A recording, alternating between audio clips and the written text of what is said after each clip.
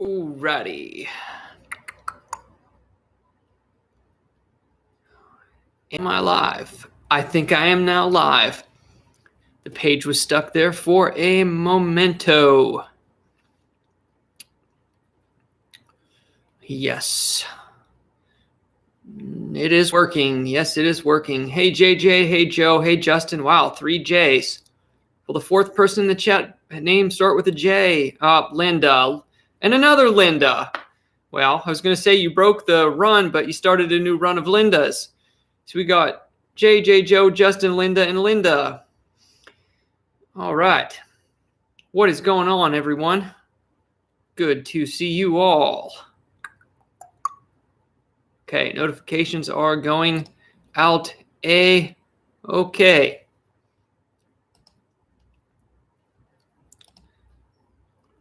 Tonight we are going to have to raise some money for Sanjeet. No, I'm just kidding. Okay. All right. We're just going to hang out for a minute. Anyone watching back, as usual, just going to be hanging out in the chat here for a first little while until we get the ball rolling.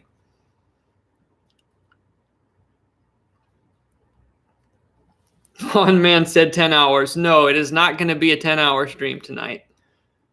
Damien, I am okay. I'll go for it's physical pain at the moment, something unexpected. I'll tell everybody here in a second. But nah, I'm all right, just sore. Coming on here to stay occupied. Just the weather's messing with my brain here too.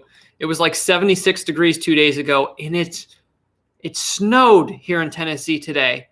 April 1st, it snowed. My tree over here is giving off white petals, and I'm like, I thought for a second, I'm like, no, those are just petals from the tree. And I'm like, no, it was snow. All right.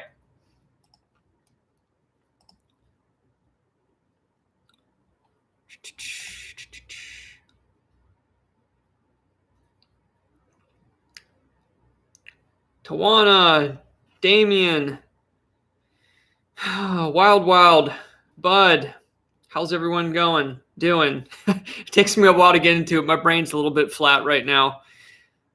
As we go, I'll get less tongue-tied. And then hours later, if we're still here, then I'll start getting tongue-tied again. Detroit Muscle 98, thank you for the 99-cent super chat. We're going to do dunks tonight. Ugh.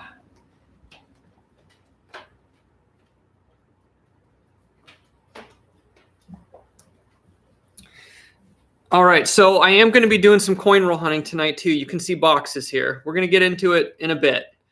But here's a dunk for Detroit Muscle 98. Let's go. Start with a nice little warm-up dunk. Nothing crazy. Oh, yeah. Easy does it. Linda said I had to turn my heat back up. Yeah, sitting here in this, this sunroom that's in addition by the windows. It's a bit colder. I may have to pull out the slippers. Yeah. JJ, I'm not falling for that one. All right. So basically, for the title, like, how long ago was it? I don't know. My days are running together. Like 2 days ago, one of my dental implants dislodged. I don't know if it's the entire implant, like the post, or if it's an issue with the crown. But it's caused it to pop up. So every time I bite down, it pushes it into my gums. And that happening for the last 48 hours, it has gotten extremely sore. So basically, I have to keep my mouth open. So a live stream helps because it makes me talk. It's one of those weird sensations. Like, you know how, like if you have like a pain in a tooth or something, I don't know if anybody else is like this. I am. Like if you have teeth work on or something feels off, it hurts, but you want to bite down on it because it feels foreign. It's almost like there's almost no other way to describe it than like an addicting sort of pain, like where you want to, it's weird. I have no idea how to explain it. But anyway, my instinct is I want to keep biting down on it. And because of Good Friday in the weekend, I can't get into the dentist, which I have to drive 2 hours to from where I originally got my implants in. back to Knoxville. And I can't go until Monday for them to even look at it. So I guess for the next few days, I will be eating softer foods. But yeah, I mean, it's just my implant. I don't know if it's the crown or the implant itself, but any pressure on that tooth digs the crown down into my gums, and it is super, super sore right now. Horse 2 with the 149 super sticker, that is. With the, oh yeah, beach. I can feel it right now. I can feel the heat. Yeah, I could sit under that umbrella for a while. Linda said, do you have whole cloves? Not right now. But I'm okay. It's actually not bad enough that I don't even want to take ibuprofen. I may have to if it starts getting bad stuff, like worse, as far as like when I'm eating or stuff. But since it's a fake tooth, it's not like the tooth is in pain, like it's going to be throbbing. The only throbbing is a little bit in the gums just because it keeps poking it. But this actually isn't as bad as like actual legit tooth pain, like through the nerves of the tooth. If it was that, I wouldn't be streaming now. I would be on ibuprofen and like, yeah. I do know that clove will numb the gums, but I don't have any right now. I could have done that, but I'll be fine.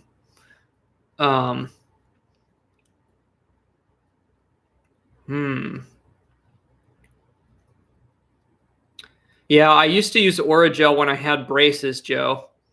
That stuff's powerful because you used to have the edges of the braces that would poke into your mouth, and they told you to put Orajel on it where it would poke into your mouth.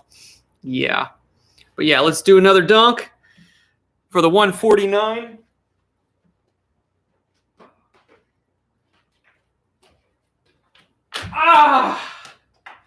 Okay. But yeah, it's that weird weather. Now all of a sudden, because it got so cold today, it's like I have more clothes on, but I'm sweaty because I have more clothes on. It's just that awful in-between weather, and I thought spring was here for good. And tomorrow's supposed to be the last cold day, and I think it's finally going to stay warmed up. All right. Okay. Usual announcements. I don't have actually. It's April 1st. It is April 1st. Happy new month to everyone out there, which means LG Today is the Day is no longer the subscriber of the month, or as I should say, will be dethroned today. The highest super chat or super sticker of the night is going to be the new subscriber of the month, and you'll get your channel name put into my little plexiglass display there from the Kmart that went out of business. And also the highest super chatter or super sticker. This I grabbed. I have some of these in my house here, so I grabbed one for tonight. It is 1/4 ounce and AVDP ounce of copper, and it is the stunning Morgan dollar design. That is a beauty. I used to resell all the different designs of these on eBay many years ago. So I've literally had these in my possession, these leftover ones since probably at least 2013, probably around in there. So the highest super chatter, highest super sticker tonight. I'm going to send that out to you. And you all know the rules. It is whenever the stream ends or whenever I announce it before I leave. So if I have an internet, if my internet goes, the highest person at the time gets it. And that was $1.49 so far. Detroit Muscle 98 with a $24.99 super chat. Dunk and stick your tongue out. Okay, we can do the MJ, and that is currently the highest super chat. Thank you very much. I wasn't expecting that. Pleasant surprise.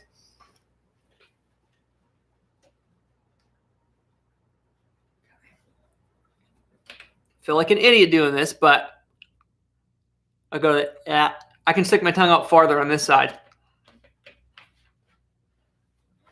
Ah! All right. There you go. much. It's licking my face a little bit there. I'm a little bit wet.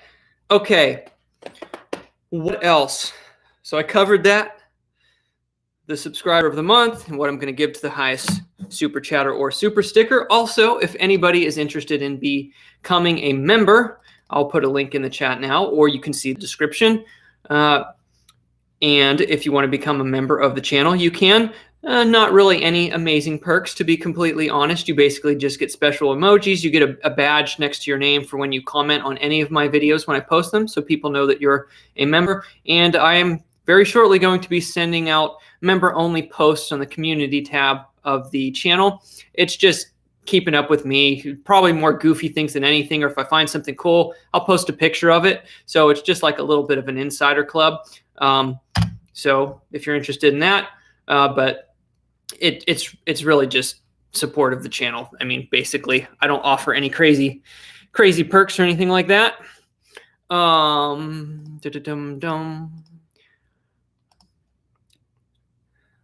Horse 2 with the, and I was going to say with the super chat, but joined as a member. Thank you very much. Thank you very much. I will give you a dunk for that as well. I appreciate you becoming a member of the channel. And let's go ahead and give you a dunk. Oh, come on. Gotta put that down. Start over again. Ah! Okay. All right.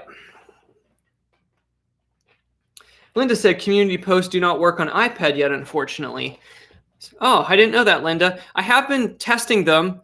I did send out a few community posts to the whole channel. I haven't done any exclusive ones yet for members. It's basically, you know, just going to be probably more so me being goofy. But then if I find something cool and just take a shot with my phone, it'll be maybe like a prelude. If I find some cool stuff out detecting, I'll give people like a, just like for members, it'll be like you get basically a, what's my brain's searching for the term, a sneak peek. That's what I wanted to call it.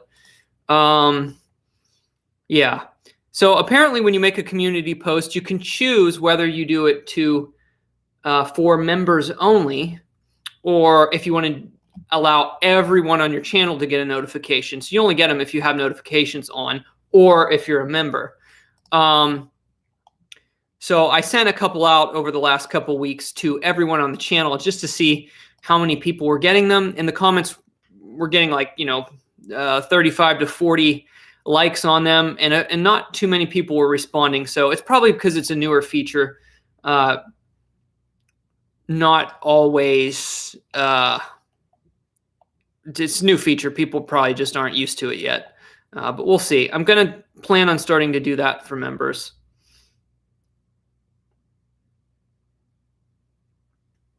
Oh, I always say 2. Okay. So it's a horse emoji. I gotcha. Okay. I gotcha.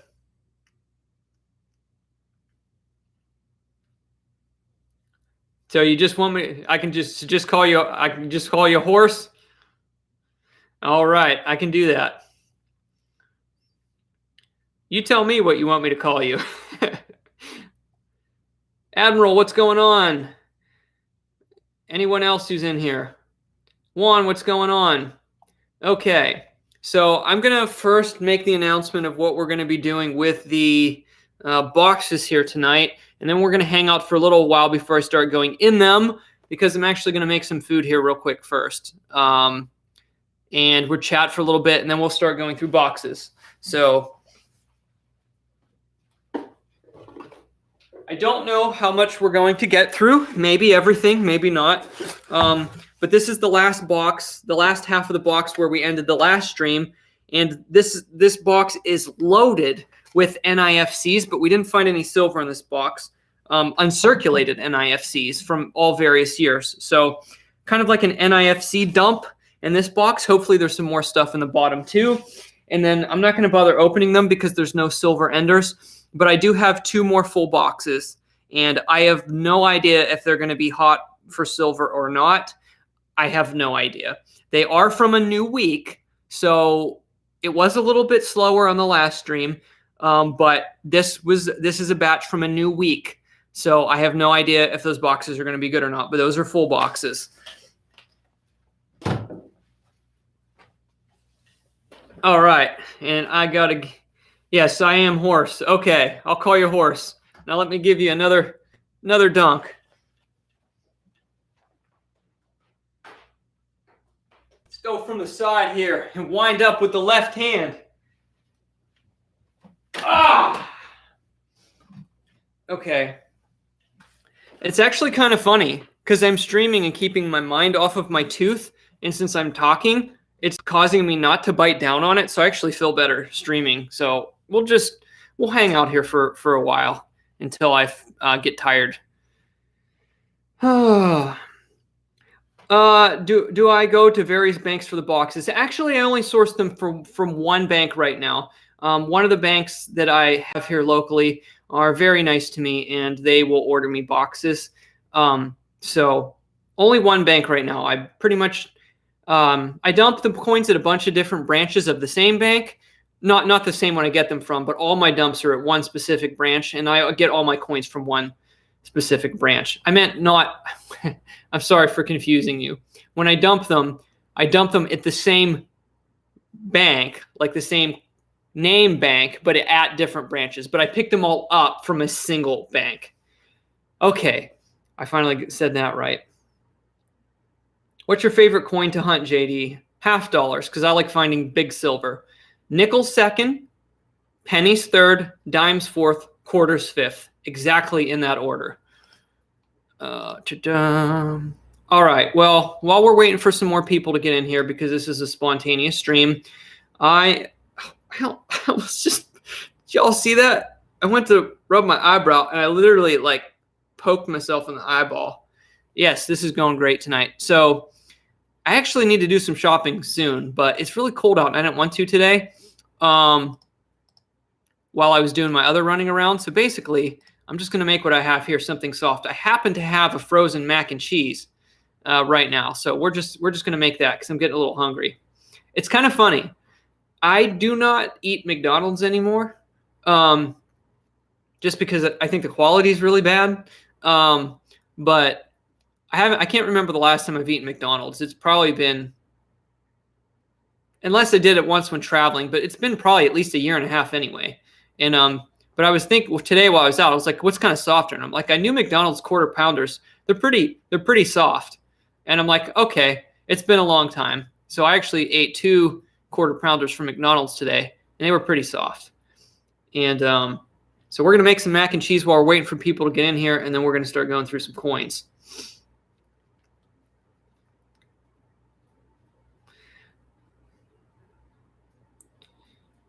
There you go, Horse. Yeah, there's all sorts of methods. But like I said, this isn't like it only creates more pain when I bite down on it because it's not like being caused by the tooth itself because it's, obviously artificial. I can push it. You can probably see this right here.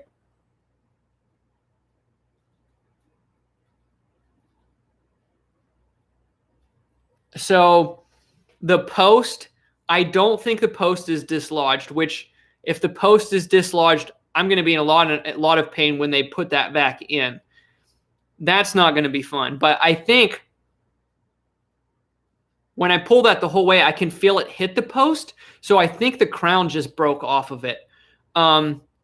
So for anybody who doesn't know, I have 3 titanium implants. My whole entire mouth over the years has almost been completely reconstructed. I've had bonding done to my teeth. A lot of issues caused from braces. I had bonding after the braces were done. I had a root canal in this tooth before it was removed and caused a lot of, that's a long story, but it may have caused permanent nerve damage in my ear and other areas. Those 2 teeth in the back are titanium implants. I can use my pinpointer from my metal detector and it'll beep if I put it right here. Implant here. I had my wisdom teeth removed on this side. My wisdom teeth came in on this side sideways and close to my other tooth. It's really good for That packs a lot of punch, though. That's good for eating now. I'm glad that came in since I got, and then I'm missing both of my molars back on this side. I've had a lot of teeth removed. I didn't have them replace those. That's why I had to put an implant on this side. And yeah, it's been a lot over the years. But long story short, a lot of people that are on the channel for a while, I actually did a long video about it before. But just when I was young, diet and hygiene, dental hygiene was really bad. And between that and shoddy dentists and just being a kid and not knowing any better, I had to deal with a lot when I got older. All right, let's get past that topic. Let's get past that topic, and I'm going to start making some food, and we'll start going through those coins here shortly.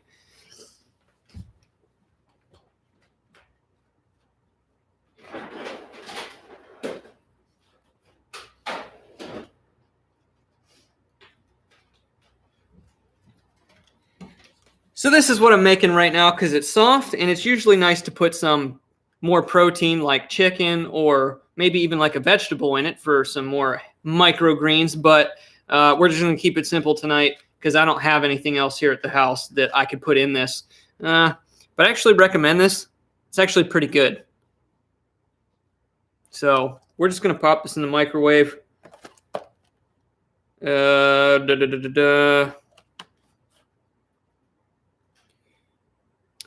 So in the microwave on high for 2 minutes, replace the film, and then heat it up for basically about an additional 30 seconds to a minute and a half-ish. Okay, we can do that.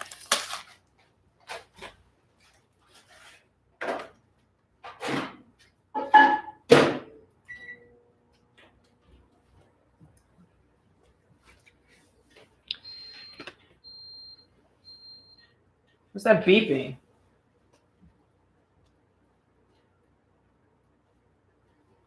What's beeping? What's beeping at me? Hey, Sandra, what's going on? Yeah, today it's cooking with, no, it's not cooking with JD. It's cooking with Chef Mike today. Oh, Steven, mac and cheese with ketchup? Oh, that's horrible. You're a bad, bad person.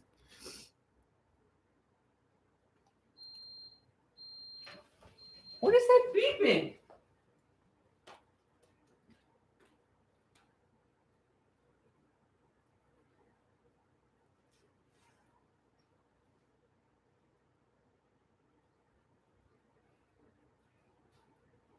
Oh.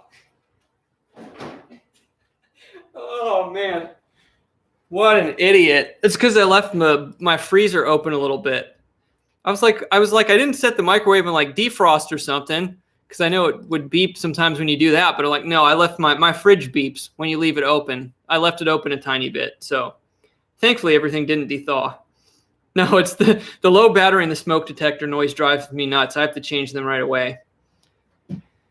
Andy, I have a lot of wheat pennies. I found several thousand of them metal detecting. I think probably about, I found at least probably around 4,000 of them metal detecting.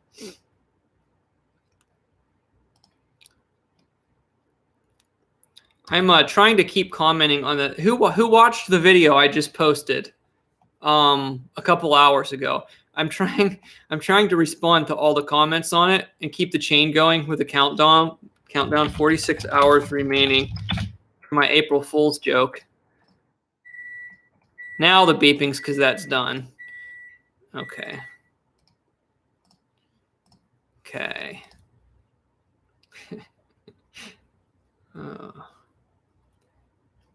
So for anybody who didn't watch it while I'm making this here, oh, hold on. I got to turn that volume on down here. I'm going to post it in the chat. It's only 26 seconds long. So if you missed this, go watch it now. It was supposed to scare everyone. Well, not like jump scare, but it is April 1st, you know. So if you haven't already, go post a comment on that video and watch it real quick. We'll see if we can get it on the YouTube short shelf. Okay, I gotta go stir my mac and cheese.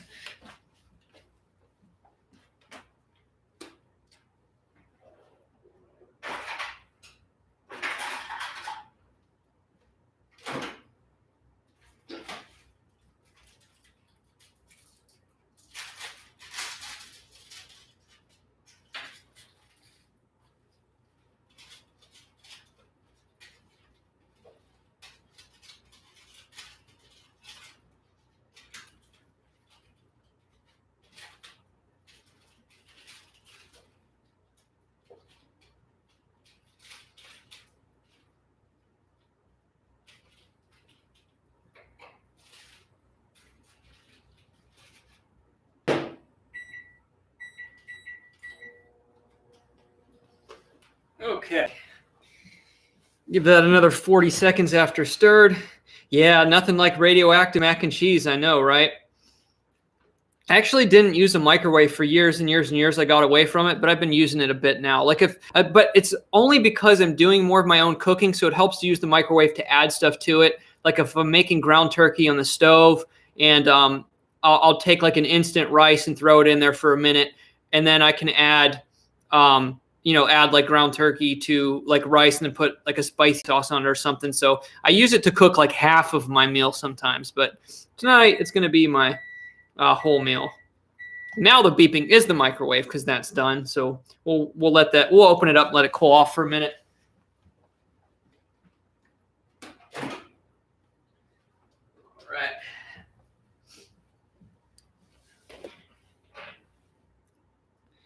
All righty.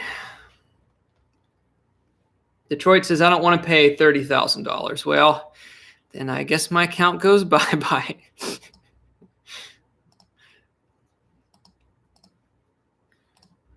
So how is everyone doing today? I hope you're all doing well.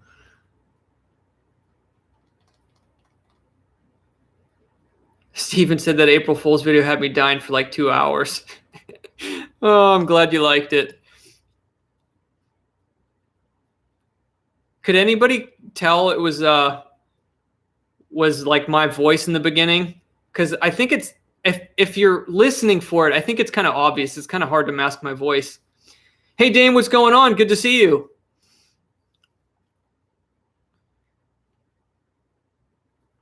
Well, that's good to hear, Joe.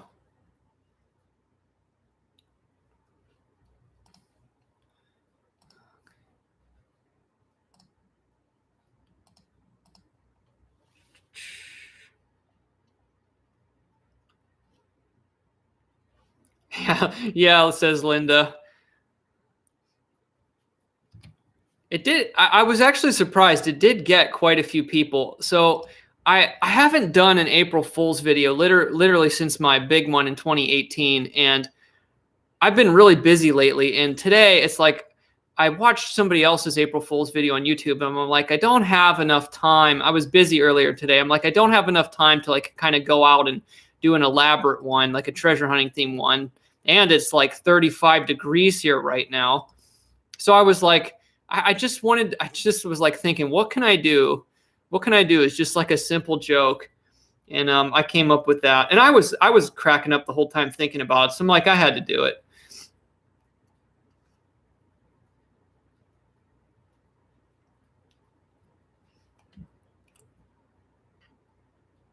Hey, Dale, what's going on? All righty.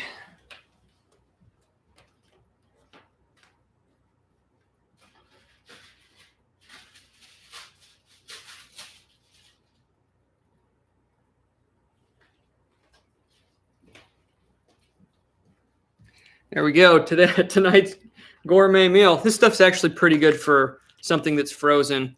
I think frozen TV dinners are vile generally, unless you get like a pretty good brand one or a healthy version of some of them that are lesser on the preservatives and better on the ingredients. But hey, what are you going to do when you got to eat soft stuff? If I get hungry later, I'm probably going to be resorting to yogurt.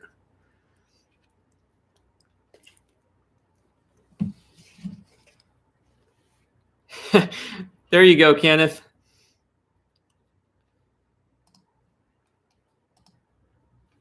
All right.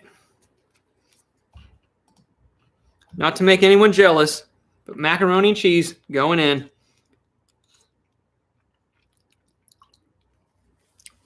Yeah, it's nice and soft. That's a little bit hot. We got to wait a few minutes here. That's actually very hot.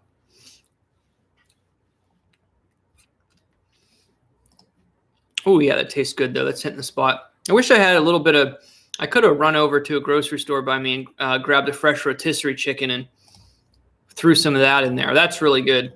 I don't know. Like I've had these boxed mac and cheeses before, and I've gotten, fresh rotisserie chicken and just take the chicken breast off and throw it in there. And you could always add some broccoli or anything else, and it's pretty good. Pretty good. It's kind of, the half healthy, half not healthy meal. But overall, if it makes you happy and you're eating nice big protein-filled meal that's with fresh chicken and vegetables. Then I think that offsets having a little bit of mac and cheese with it. What do you say? What do you say? That's my story, and I'm sticking to it. Actually, you all know if there's a member in here right now, Horse is in here, who's a member now. Yeah, that you should have access to the bowl of peas emoji, right? So if you're still here, go ahead and post the bowl of peas emoji. I'm not sure if any other members are in here right at the moment. But I like peas. There you go. There you go. So I have put peas on the stove and put peas in with this mac and cheese, and that is good stuff. And that adds some protein and nutrients as well. Gotta love the petite peas. Largemouth bass got the pea emojis too. So that's not like a stock photo. That is that is a bowl of peas that I cropped the photo, if I remember correctly. I don't think it was a stock photo. I've made them a long time ago. I got to update some of the emojis for the members. It's been ages because, I took like almost a year off the channel. I was barely doing anything. So I got to update them a little bit. We'll always keep the bowl of peas, though. That's a classic.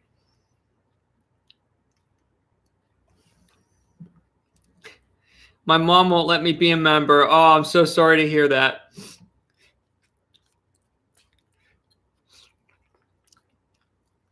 I can beg for you.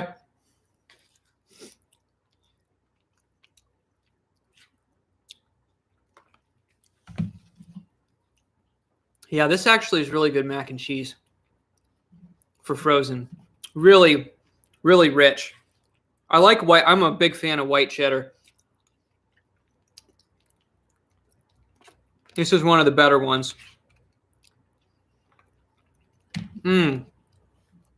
Oh, yeah, that's especially now that the temperature dropped like 40 degrees overnight. That warm, soft mac and cheese is hitting the spot.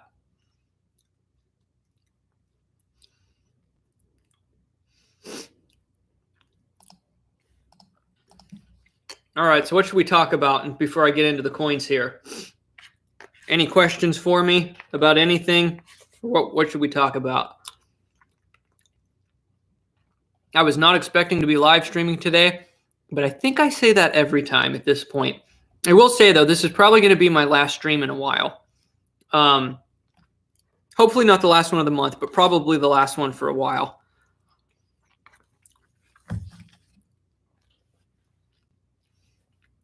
Have you had Panera's mac and cheese? That stuff is amazing. That's the only place I've gotten mac and cheese out in a long time, because most mac and cheese out just really isn't that great, to be honest. But I've tried Panera's in the past, and it is very addicting. I can't remember how I got it the last time. But yeah, I do the, Wisconsin white cheddar, I think, with chicken in it. And man, is that good. That's really good stuff.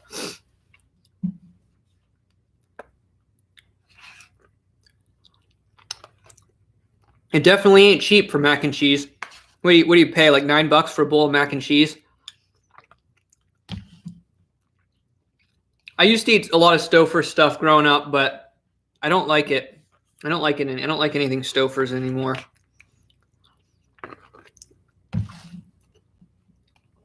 Kenneth, I bet it's cold up there. If it's 35 in here in Tennessee in April, I bet it's really cold up there in Michigan. Oh man, this is hitting the spot. I'm gonna have to do this. I'm gonna have to go buy more of these tomorrow. I don't even have to chew that. I can just swallow that. Let my stomach acids and my saliva take care of it. I am. What was I gonna say? Give me one moment here. Here's a fun fact about me. I like fruits like blackberries and stuff like that, like especially when they're in season and they taste really good and they're really sweet. But blackberry seeds are like really, really, really bad for getting stuck all through your teeth. So if they're big, plump blackberries, I smash them with my tongue and my roof of my mouth, and I swallow them. I don't actually chew them sometimes, or I might just lightly bite down on them like halfway with my back teeth, and then swallow them. So it's basically I suck the life out of them, crunch them a little bit, and then just swallow them. That way, I don't have to deal with all the seeds. Detroit, my favorite sport is by far basketball.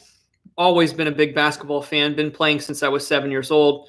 Really thankful to have a hoop set up here where I live now, so I'm able to go out and just zone out and chill sometimes just to relax out my own driveway. It's been a huge blessing over the last almost year since I've lived where I'm at now. Number 2 sport is volleyball, but I haven't played in a long time. And with some of my muscular issues, volleyball is a lot harder. But volleyball isn't really popular around where I live now. And I haven't been able to play pickup ball since the virus, which is a shame. I've kind of really been missing that, the camaraderie lately. But yep, basketball number 1, volleyball number 2, definitely. Benjamin said we need more basketball vids. Maybe I'll do some on my spare channel. I don't want to just put a bunch of them on here. I mean, I could once in a great while drop one here on the main channel. But yeah, it's time. It's time I need to do just a fun basketball video. Maybe I'll do one goofing off on my other channel sometime. And maybe I'll try to do one refined one for this, where I'll do like a top 10 trick shots or something. I'll do a bunch of crazy things. But it's been like years now since I've actually posted a trick shot video. So that's overdue. We should do that sometime.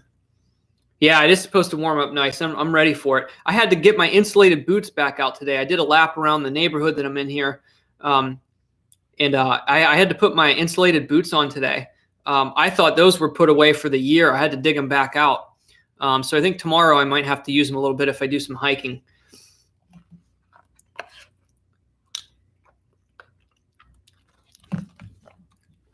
Yeah, I needed something warm today too. This is hitting the spot. I was thinking about just eating something cold and just wasn't sounding right.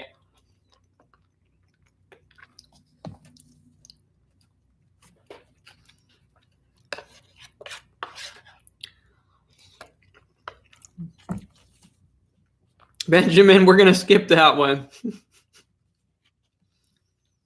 Linda said it snowed a little bit in Indiana last night too. Yeah, that's crazy. Definitely had flurries today. And it wasn't like overnight. We're talking flurries in the middle of the day in Tennessee in April. That's a rarity.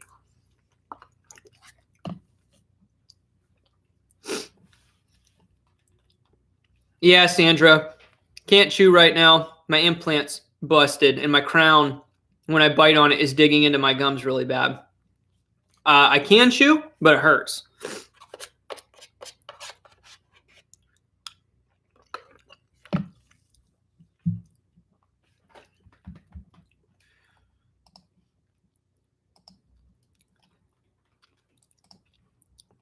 Oh, man, I hit the spot. You know what? I hit the spot so much, I'm actually going to scrape the cheese out of the bottom of this dish. That's how good that was right now. That hit the spot.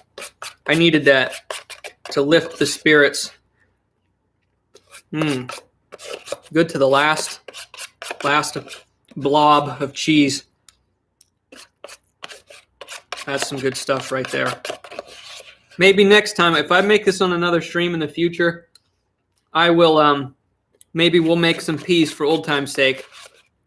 I'm going to show you what it looks like with like a quarter bag of peas, petite peas in here, the real good ones. Mix that all in with that creamy cheese, and that's some good stuff. Yeah, Linda, it's amazing what cheese can do. I've always liked cheese. I will say, I went a long time with almost completely cutting dairy out, and I try not to overdo it on the dairy, but it is a good way to get the protein intake up too. But now I'm kind of back into eating a lot of dairy. I actually got back into drinking some milk and stuff I haven't for a long time, testing to see what foods my body runs the best on. And if I keep the dairy moderate, don't overdo it, I do quite well. I'll tell you one thing. I think I told you guys in another stream. I cannot drink nut milks. They just destroy my stomach. All the nut milks. Almond milk, cashew milk, even the ones that aren't like the oat milk and those two get me, but any of the nut milks, I can't even. They mess me up. But yeah, cheese is good stuff. Yeah, mac and cheese plus peas. Man, that's right on. It's the real creamy stuff like this. You don't overdo it. You got to make sure the pea to mac and cheese ratio is just right. You got to put them in just enough to enhance it, but not overdo it. And if you get it right, it adds a really awesome pop of flavor and like crunch to it. It's awesome.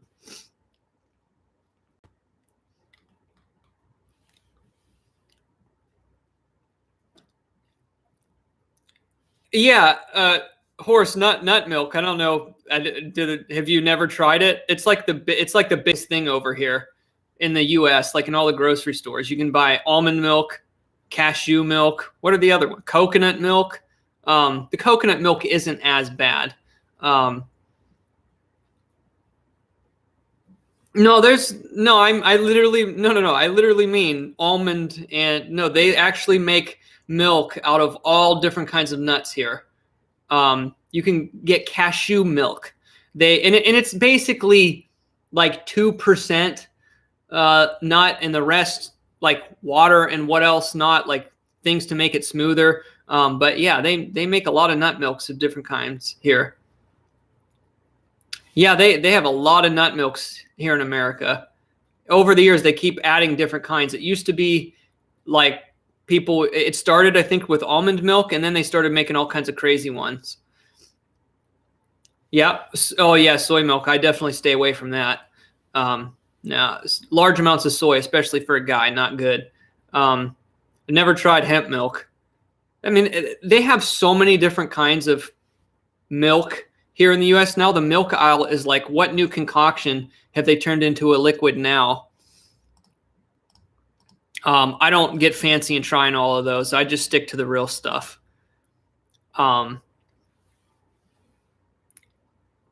Sorry you had a bad day, Detroit. Hopefully I can make it a little better for you. Ooh, goat milk. I think I tried that once, man. Isn't that stuff's potent? All right, we're gonna start getting into coins here in a second.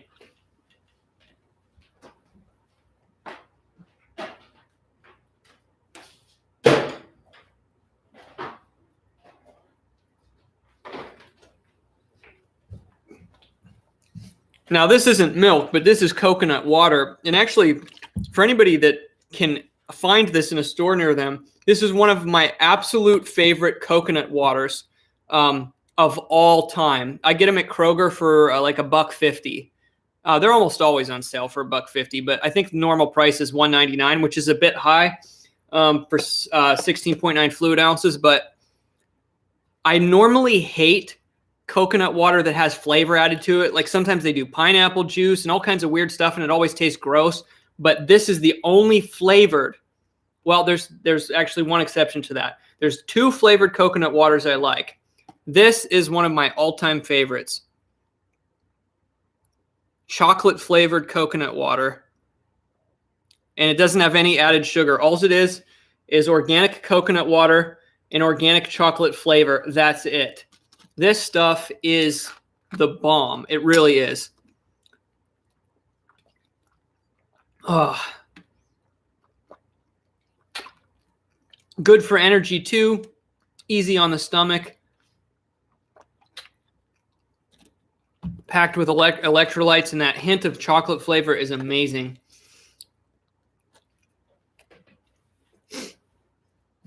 So you should buy that one if you can find it. I don't know if it's real chocolate. It says organic chocolate flavor. I don't know what they use, but I'm sure there's at least some real chocolate in it. Yeah, and actually I have it here. I'll show you guys the other one, then we'll start getting ready to go into some coins.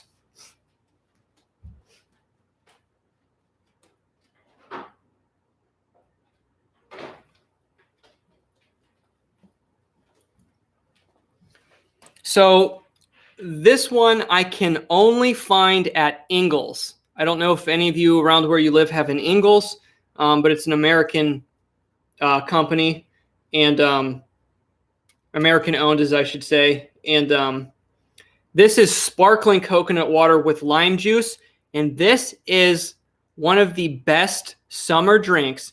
It is the most refreshing drink I think I've ever had.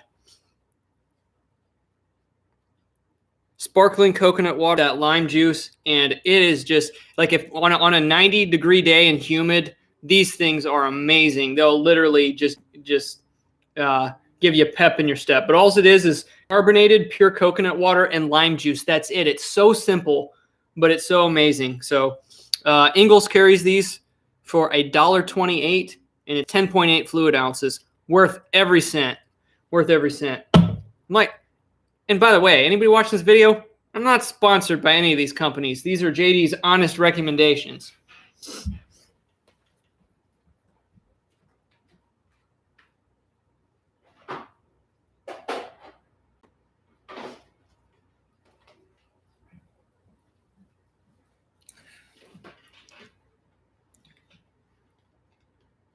Roboy tea is good too. Sorry about that, Benjamin. Oh man, I'll tell you what though. I did a video on it ages ago. Any of you who have never had the water out of a young Thai coconut, you're missing out on life. Oh, that is probably the most amazing natural liquid you could ever drink. Absolutely amazing. You know, I like to eat the flesh too. The flesh is really good too. Yes, Sandra, the one with lime juice is carbonated. That's the only one that I buy. That's apart from flavored water, that's the only carbonated beverage I buy, and it's amazing. Hey, Albert, what's going on? For a hot day, I buy the carbonated orange soda and put some, I don't know how to say that, Stolakaya for taste. I don't know what that is. But yeah, I don't drink soda. I do flavored, carbonated flavor waters like LaCroix, all those different brands, and I add a little bit of sweetener to them, stevia, a natural stevia from a decent source, and then I do those carbonated coconut waters. Apart from that, that's the only carbonated stuff I drink. I don't do soda. Oh, here we go, says Steven. You're stranded on a desert island. What 5 things do you bring with you?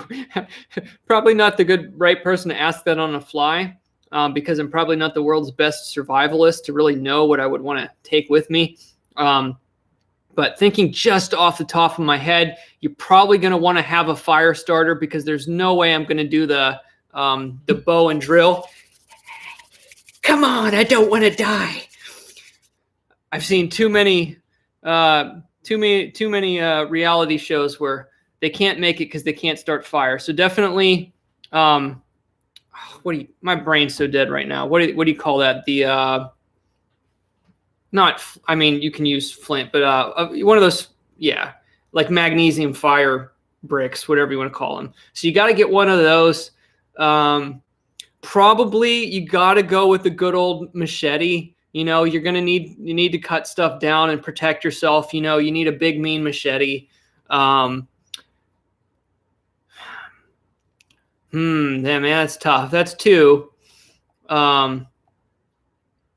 Probably, it can go a long way. Yeah, you can use, depending on where you're at, if you don't have access to coconuts, you'd want to have some kind of pot or something where you can boil water, and put stuff in and cook with. It'd take a lot of effort off. So you'd be like maybe some sort of pot, machete, fire starter.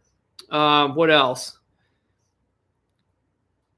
Sandra said cell phone to call a friend with a helicopter. There you go. Yeah, metal detector. There you go. Stay busy.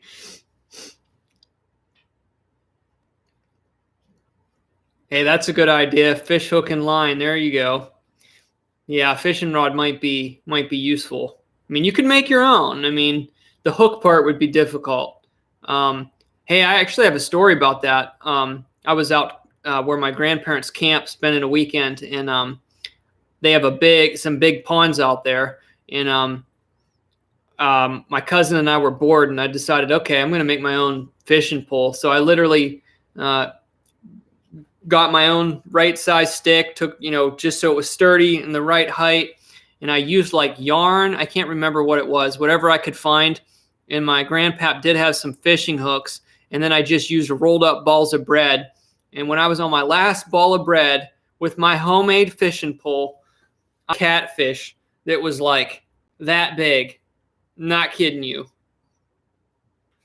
I was like maybe, I don't know, 12 years old.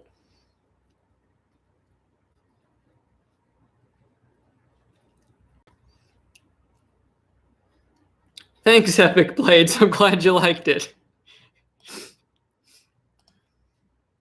Okay, let's get ready to. I'll try to keep an eye on the chat here, and let's get ready to do some coin roll hunting. I'll start getting set up here for anybody coming in. The usual, but tonight is highest super chat is going to get the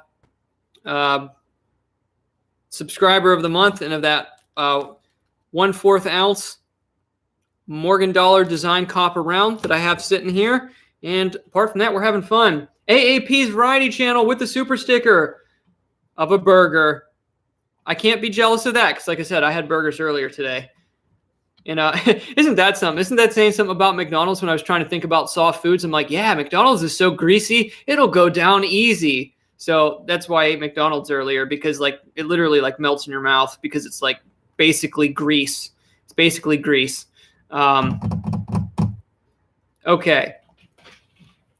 As always, got to move my printer and get everything pulled out here.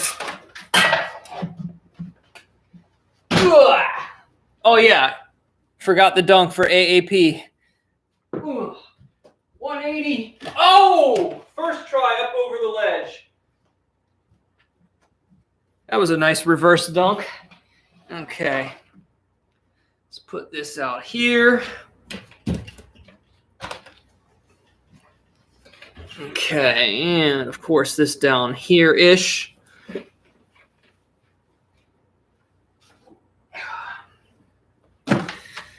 We'll start by finishing off the last box that was loaded with the NIFCs. Because, yeah, it's half done. We need to go through it. And then if I go through another box, I'll let you guys pick whether we do box 1 or box 2. But for now, we're going to finish this one. Mud Swat. I'm not a huge fan of Italian subs, like the cold cuts, like that type of thing. I'm not a big fan of the Italian style subs, but it's been a long time since I've had a sub, actually. I could go for a good one, not like a Subway one. Oh, Chinese. That was, you know what? Today I had to drive past a Chinese place that's local here that I really like because they always have really fresh broccoli. And for lunch, I can get like a big plate of chicken, fresh broccoli, and steamed white rice, with brown sauce all over the chicken and broccoli with steamed rice. And they do a really good job on it, even though who knows where the chicken comes from, because it's that very weird, soft Chinese chicken that doesn't really look like chicken, but I eat it sometimes, especially with the rice and broccoli. And I was driving past today, and I'm like, I can't chew broccoli today. So I can't get my Chinese meal, so I had to drive past it and stop at McDonald's and eat a grease bomb, because I didn't want to have to go to the store and try to figure out something to cook today.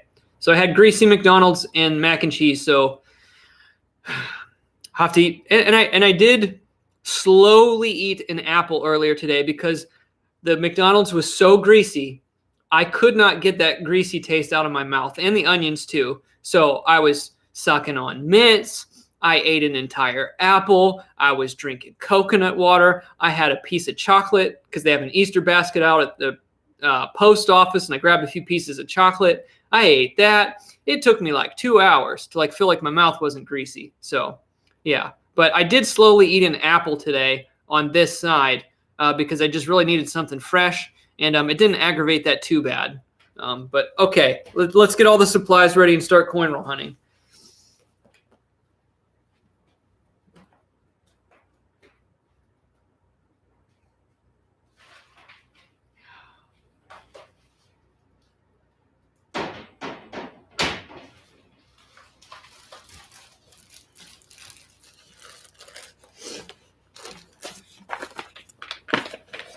Okay.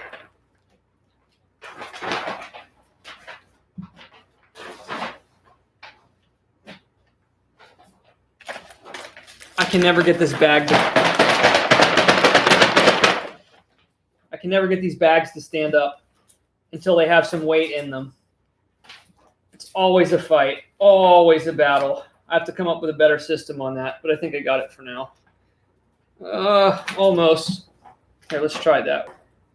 There we go. Gotta get my scissors.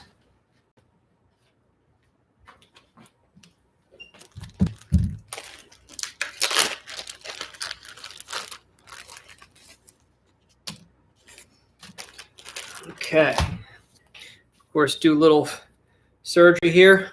I cut my coin roll hunting nail finger a few days ago, so I've got a little. Hey, remember? Was anyone here in the last stream when I poked one of those triangle notches from the coin roll wrapper up under my finger? That was literally sore until a couple days ago. When you cut the underneath your fingernail with that paper, it literally hurts for like a week. So hopefully, since my nail's short, I don't get myself again tonight, because that's always worse when your nail's shorter. It's like, you know, these coin roll hunting injuries. I mean, this hobby should be you should have to sign a waiver, because it's so dangerous. Oh my goodness.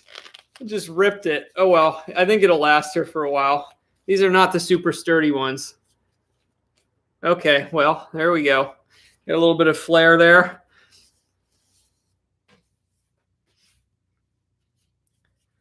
Sandra said, I cut under the nail with a butter box. What's a butter box? At first, I thought you meant a box cutter. That doesn't sound good. These things are not easy to get on my hands. It just doesn't want to go. Oh, Benny, I'm right with you on that. There's a Sam's Club about 15 minutes from me, and their rotisserie chickens are monster. I actually get Sam's Club chickens when I'm up there at least twice a month. Man, those things are beefy. Well, I mean, it's not beef, but they're beefy. Man, the Sam's Club's chickens are the best. They really are. Hopefully they don't, just pump them full of hormones to get that big, but I'll eat them anyway because they're really good. But yeah, now that you mentioned that, Benny, Sam's Club's rotisserie chickens are the bomb. So just good to show you some of you here. I think that's an NIFC ender. The top half of this box we ended the last stream with, and it was from a different source. But there was no silver, but there was a lot of uncirculated NIFCs. But just because there wasn't silver in the top doesn't mean there's not any in the bottom. Real quick, Horace, Sam's Club is basically Walmart. I'm sure you know what Walmart is. It's like a specialty club that's owned by Walmart, and you have to have a membership to be able to shop there. It's like a wholesale thing, kind of like a Costco. Yeah, but they sell a lot of they sell like wholesale quantity foods in bulk, and you can get fresh stuff there too. And they make rotisserie chickens, and they are awesome. So here's a recap on the best finds from the last stream. I'm not going to show. I have a big stack of blazing uncirculated 1972Ds. We got this amazing. This was an ender. Let's see. Hold on. Let's get this to focus. It is a rainbow toned 40% silver. That is an absolute beauty. You can kind of see some of the rainbow toning. Got a 2009S proof, which is amazing, but unfortunately has a big, like almost like a J-hook kind of scratch on it, which is a shame. It's very deep, the scratch, but it's a 2009S proof. I did look at this carefully. I said I was going to look at it carefully after the last stream, but I got a proof coin that looks like somebody put in a fire or experimented with it. I looked at that really closely. There is indeed an S mint mark on this coin. And I checked it closely because you can see it still has some of that proof-like finish here on the bottom of the reverse, but it has bubbles on the inside. So I don't know why somebody put a collectible proof coin in a fire. Unless maybe somebody's house burnt down and they had valuables in it. I don't know. But that's one of the most damaged proof coins I ever found. And then I set one of the uncirculated 1972Ds aside that has a really big die crack. If you look from the O in dollar up until the bundle of arrows that the eagle's holding there, there's a huge die crack, and this coin was struck on an old die. The die deterioration is really bad. You can see the fuzzy lettering up here that's really faded, and that's on a beautiful uncirculated 72D. So that was a really cool uncirculated error coin, and this was a surprise in the last box. I literally have not found one of these for probably since I was streaming, I think in 2018, doing a lot of coin roll hunting. We found a 1983 no FG in the last stream. So it was quality over quantity in the last stream. It took me 2.5 boxes to find all that. So hopefully it's a little bit more hot tonight. But we're gonna go through them regardless. Why am I in pain? One of my implants cracked and it's digging into my gums. So basically I'm eating soft foods and trying not to bite down. So doing the stream keeps me occupied and keeps my mouth open because I got a big mouth. But actually, since I stopped biting down on it, I actually feel a lot better since I started the stream because I was like playing around with it and it was driving me nuts. But hopefully get that fixed on Monday. Okay, so let's start going into the coins. Yeah, no gummy bears tonight. Plugs, definitely not tonight. And definitely when I get them, no more than 9. No, I don't have any clove oil on me. I'm sure my mom has some. Wow, I think this box is going to be true to the top half because I think we're already hitting the uncirculated NIFCs. Roll number 1, starting right away. 2007P uncirculated. Second coin in from the bottom looks like another one. Look at that. 2009D NIFC. First roll the bottom half of the box. So hopefully there's some silver mixed in here, but there was definitely a collection dump of uncirculated NIFCs in this box. So hopefully something really good pops out of here.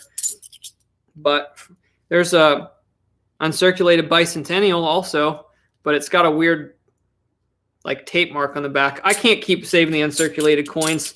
I have way too many of them, unless it's something abnormally special. Oh man, I already dropped the coin on the first roll. That's not a good sign.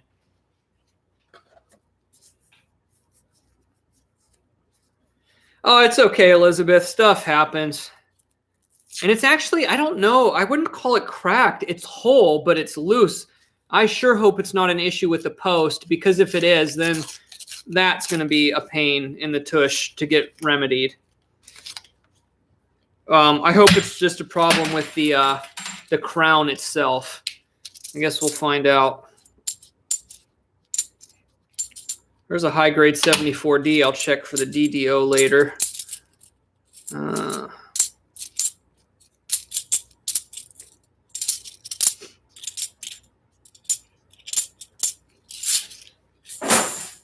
So who in the chat is going to pledge a 99-cent super chat or super sticker every time I find silver tonight?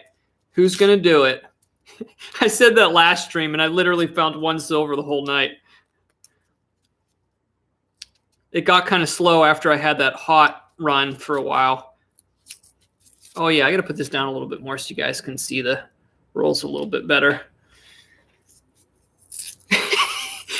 Okay, you actually got me to laugh. Amputate from the neck up. Oh, that was actually pretty funny. Okay, we have at least one more. Wow. Same as last time. There was quite a few of these uncirculated 2018 Ds, NIFC, and there might be one more here. There it is. NIFC, uncirculated, 2002 P. Unbelievable. Looks like there's going to be even more on the bottom half of this box than the top. Oh, dropped another coin. This is going to be a long night. There's a corroded one.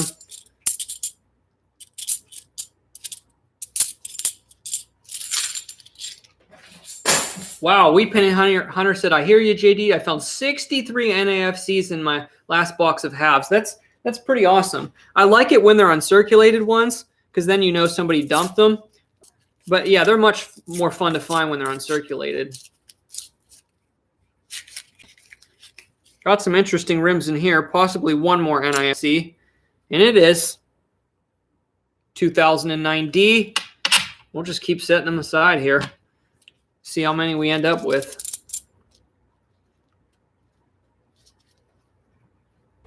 Let me look up in the chat, Dennis. I missed a few things there for a bit.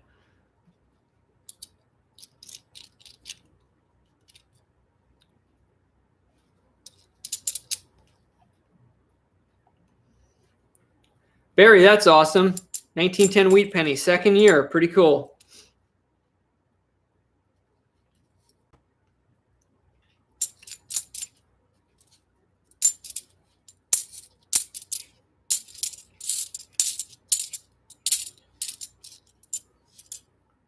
I'm seeing a bunch of 1983s that have a little bit of that weak strike on them, so I'm going to keep an eye out for more of those 83 no FGs. Hey, that sounds good, Benny. Hey, I got to randomly, because we're on the topic of dentistry. Okay, so you tell me if this is true about your daughter. I know this is not true with everybody, but there seems to, and I think there's more NIFCs in this roll here too. I know that was an uncirculated 2000, but it seems that dental assistants are very, very, they'll really keep after you. Like they're more concerned about your mouth than you are about your own sometimes. So I know some people look at that as a kind of annoying thing, but in all honesty, somebody to be concerned about your mouth is a pretty nice gesture. But I don't know. There was always kind of a funny stereotype of the dental assistants like nagging at you.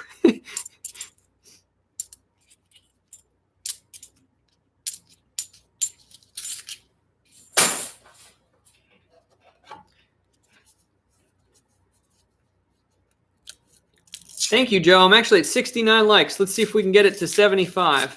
Actually, for the amount of people in here, got a lot of likes right away. And I just ended up the ender that has a NIFC on it. And it's got a couple scratches, but from the same dates as before, there's a lot of 2002s, 9s, 18s. That's funny, AAP. Nobody else has commented on that video in a while. I guess it made its way through the notifications. Oh, yes, her mom was a dental assistant too. I see. So it runs in the family. Yep. So I bet your mouth is in tip-top shape.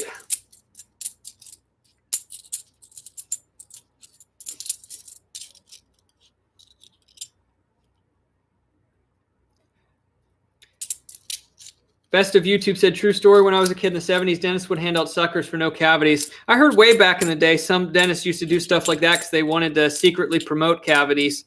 But randomly, now that you mention that, I was randomly thinking about something that's really funny. Years ago, for a while, I was a member at a Planet Fitness because it was pretty close to where I lived for a while. And so I used to be over there all the time. And it was always like, because, like, you don't want to pass up free stuff, right? Who wants to pass up free stuff? But yet you're in the gym for a reason, right? You want to be healthy. So at Planet Fitness, they always have, they have purple Tootsie Rolls to go with the colors of Planet Fitness. And they always have them in a big thing. You can always take purple Tootsie Rolls. It's like, man, I shouldn't be eating these Tootsie Rolls. Why do they have Tootsie Rolls in a gym? But then Planet Fitness says, we're Planet Fitness. We're not a gym. So I guess they're not a gym. And then they always had like a community, like on Monday nights once a month, they'd have pizza night. So you could go in as a member and eat as much pizza as you wanted at Planet Fitness. We're not talking healthy pizzas. We're talking junky pizzas. So why is it Planet Fitness giving out free pizza and all you can eat Tootsie Rolls?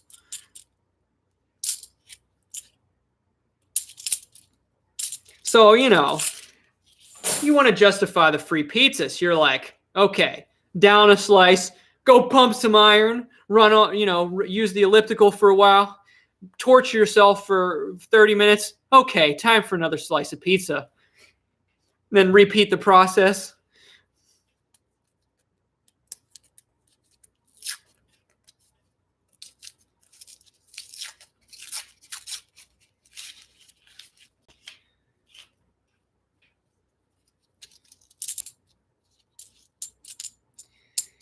Oh, I want to hurry up and get through the last half of this box. I don't think there's going to be anything too eventful in it with the way it's going and knowing that there wasn't any silver in the zip top. True story. I actually went to the grand opening of that Planet Fitness where I used to live in Knoxville. And they had, I can't remember exactly what his name was, but they had one of the winners of The Biggest Loser there for the grand opening to give a speech and some stuff. And I actually won the grand prize that they gave away at the grand opening. I actually won, I won an iPad, a brand new iPad at the time that had a $300 value. Another uncirculated NIFC. I couldn't believe, because I never win stuff like that. And they pulled my name out of the thing, and I was like, no way. True story. So I didn't only get Tootsie Rolls and pizza. I got an iPad.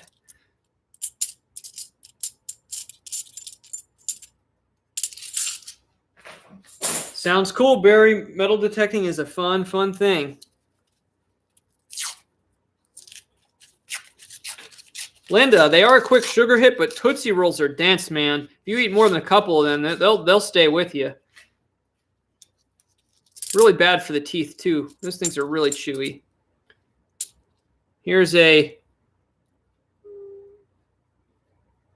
really nasty $50 that was like in water for a long time. What it looks like. It's clean on the bottom, though. And on the edges, it's corroded, but not on the reverse. That's pretty crazy.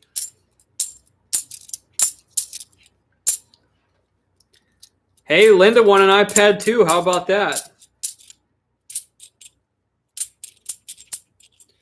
Oh, I missed this one by Edge. I don't know how because it's really shiny. Now we got an uncirculated 2005D NIFC, and that one actually looks really nice.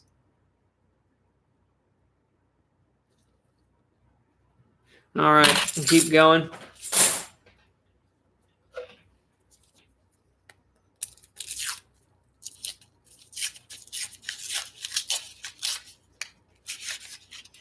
This was the other one where I think the ender's an NIFC, and it is.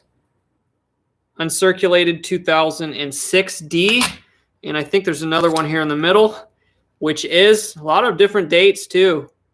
Uncirculated 2003D.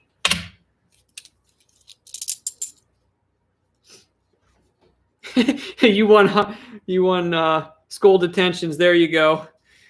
That's probably not the best prize in the world.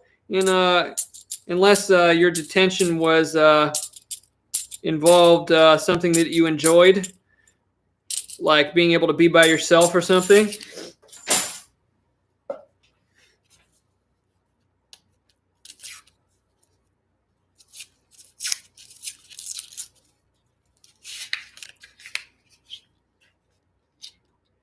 Man, these NIFCs just keep popping out.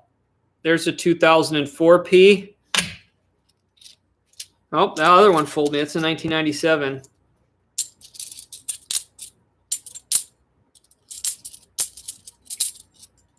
Oh, I gotta remind myself I started biting down on that again and playing with it. Gotta stop doing that.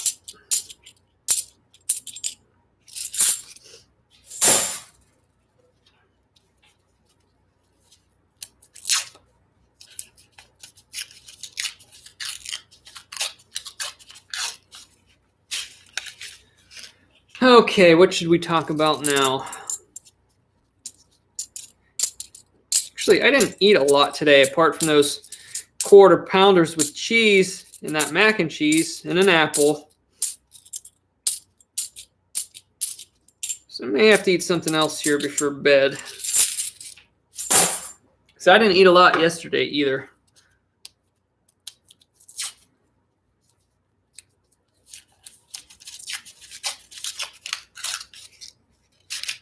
Okay, looks like we may have another NIFC in the middle here. We do, and I dropped another coin. 2007P.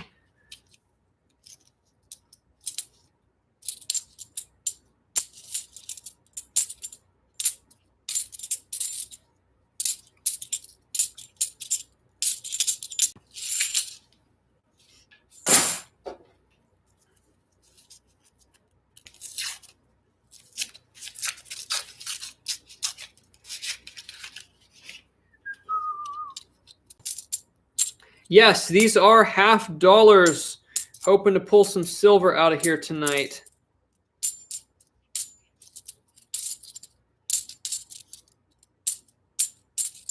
I was on a hot streak from my bank for a while, finding a lot of silver, and it slowed down a bit. I bought a Technetics Omega 8500 as a beginner. I have never used that one myself, but I've actually heard decent things about some of those older Technetics models. Do I post on any of the metal detecting forums? I used to a lot way back in the day, but I haven't in probably over 2 years now. But I used to a lot. But no, I'm not involved in the forums anymore.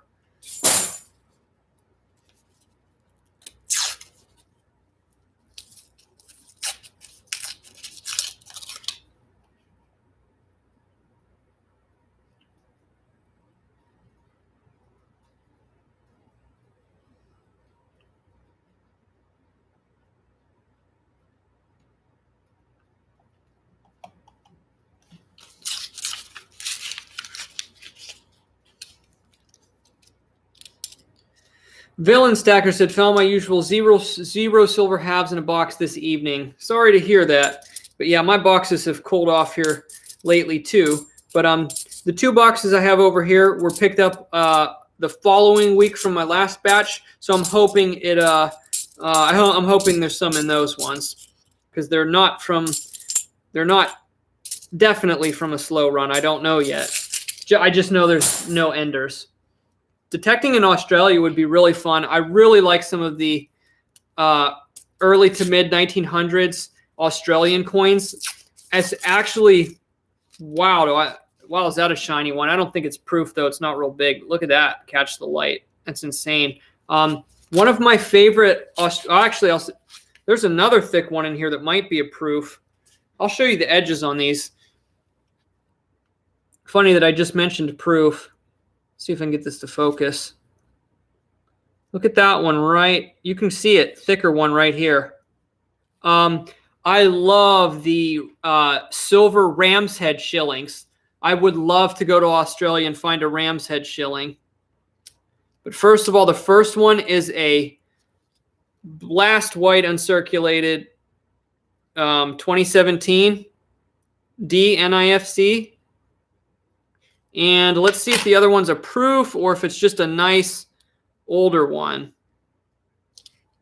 Actually, it's a 19. That's very, very thick. It's literally just a 1995 with a beefy rim. So maybe that's probably one of the thickest rims I've ever seen on a 90s coin that wasn't a proof. That could have been an old from a mint set, I'm guessing.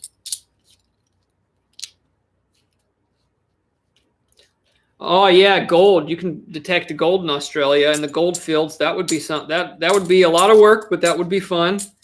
That would be fun to try sometime.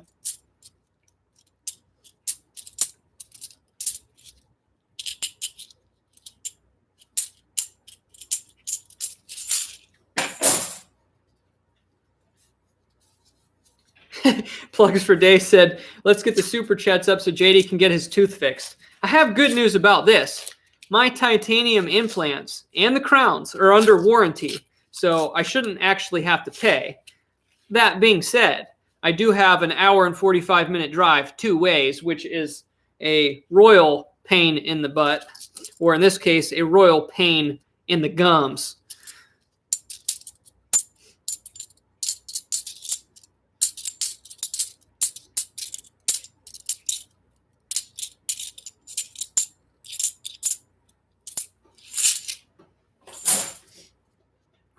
Right.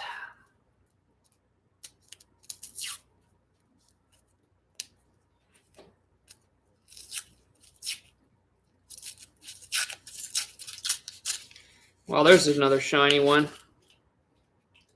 Just an uncirculated 1994. Oh, wow. The Ender is a... I didn't even look at it. It's a circulated 2005 NIFC. You've all seen them. You know, you see it's got the Ring of Death, but it is an NIFC. Didn't even notice it on the end.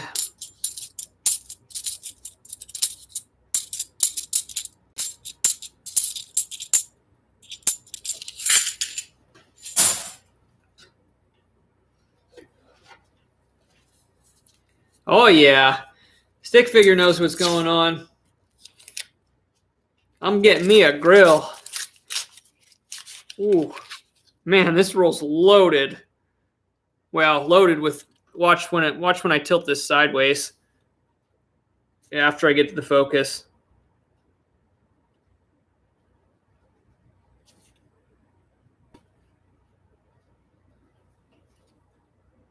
Let's try it this way. Come on, focus for us. Doesn't want to focus on the stack. There we go. Look at all those shiny ones down there at the bottom. Looks like 3 NIFCs. Man, that's a near perfect, except one hairline scratch, 2006. That's actually a super nice one. Next one, once again, that date that's popping out a lot in this batch, 2002. And the one that's on the end, unfortunately, has the roll of death, the ring of death, I should say. 2018 D.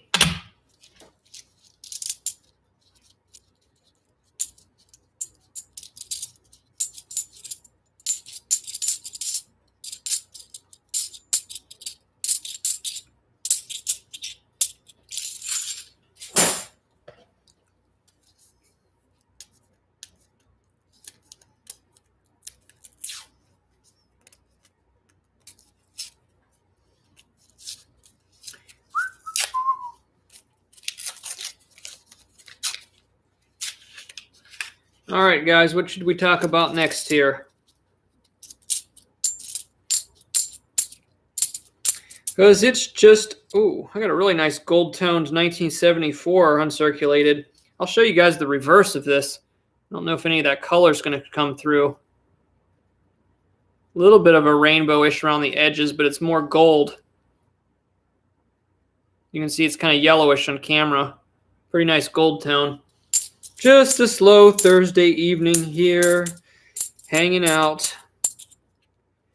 Potentially a metal detector find. Really dirty. A little bit corroded. Looks like that one's been underground.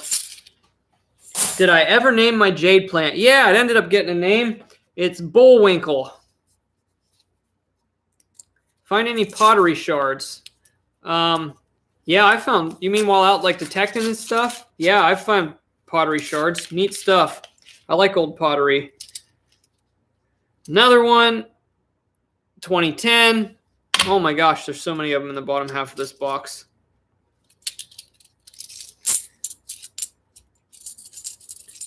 You like the name? I don't remember how I ended up on that, but I can't remember. It was down to a few things that started with B. And Bullwinkle just kind of happened, and then it stuck. All right, I'll be happy to get through the rest of this box because there's no silver in here. Unless there's some hiding in these last 2 rolls. Do I ship to Canada? Do I ship what to Canada? You mean like if for the highest super chat prize or whatever? Yeah, I'll send them anywhere in the world. Anywhere in the world. It does not matter where you live, or unless you're asking about something else.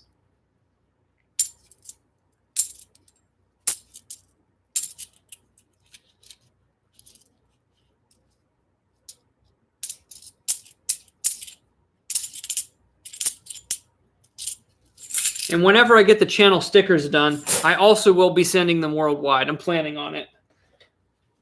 So there won't be any limitations on the stickers because they're easier to put in an envelope and you don't have to do like a customs form or pay an arm and a leg to send a pound box halfway across the world.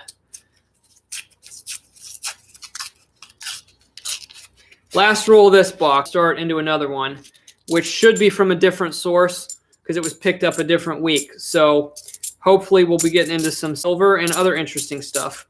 And we will be probably out of this NIFC dump. All right.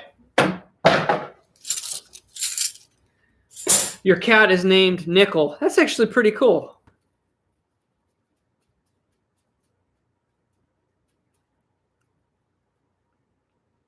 As soon as I stopped cornrow hunting, I started biting my tooth. I got to stop that. A Bengal cat. There you go.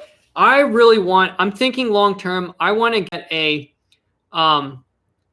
get an Oriental short hair cat. They are my favorite cats, and I think I want to try to get one from a breeder here in the US, or two.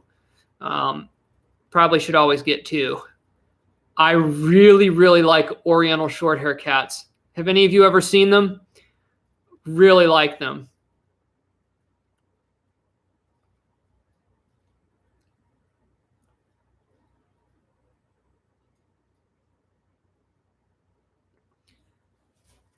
Dennis, I did see you post a comment. I'm not sure what you're asking exactly.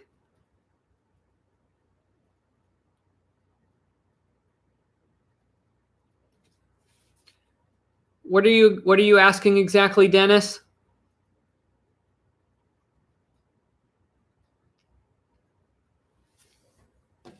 I'll hang out in the chat here for a minute. We'll start another box.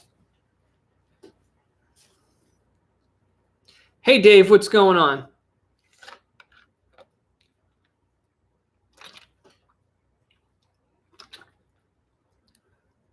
You're afraid of them hairless cats, though? Yeah, those look pretty crazy.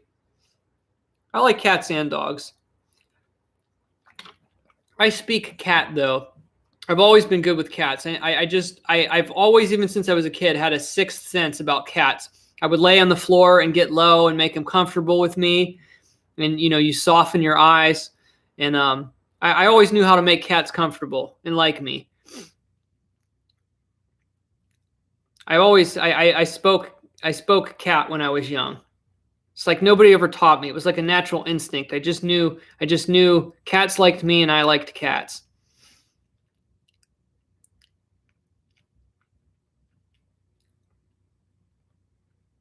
Yeah, I'll tell you what, those hairless cats, they look like, they kind of look like a, I don't know. They they remind me of, like, I don't know, they look like the head of a sphinx.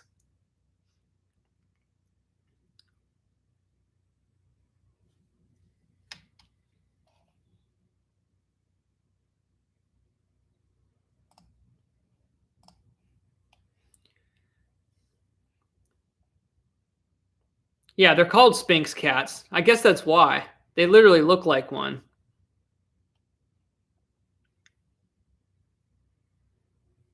Yeah, they always need a friend, and especially, you know, I live by myself and have to leave the house often. So if I got cats, I definitely have to have two of them, so they wouldn't be lonely.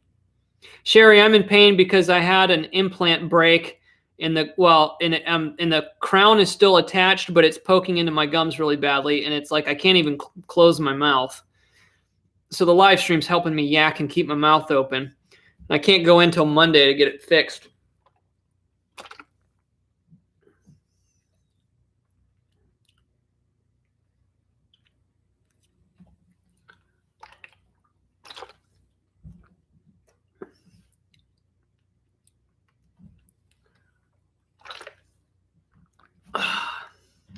All right, let's open. Okay, let's show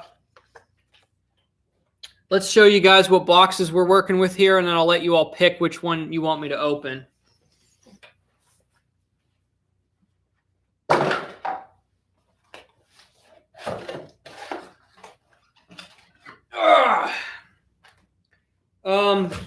Ouch. This is box one. To be completely honest, there's nothing interesting on the end there. They just all look like standard circulated $half on the top.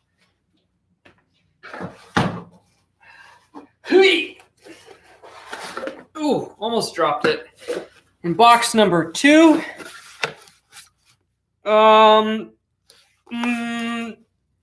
maybe slightly more interesting. Uncirculated 72Ds. There is an uncirculated, what looks to be a 70s or 80s $half there. So if I was a betting man, there's a kind of nice one here too. That's 70s or 80s. If I was a betting man, I would go with box two, but that's up to you guys.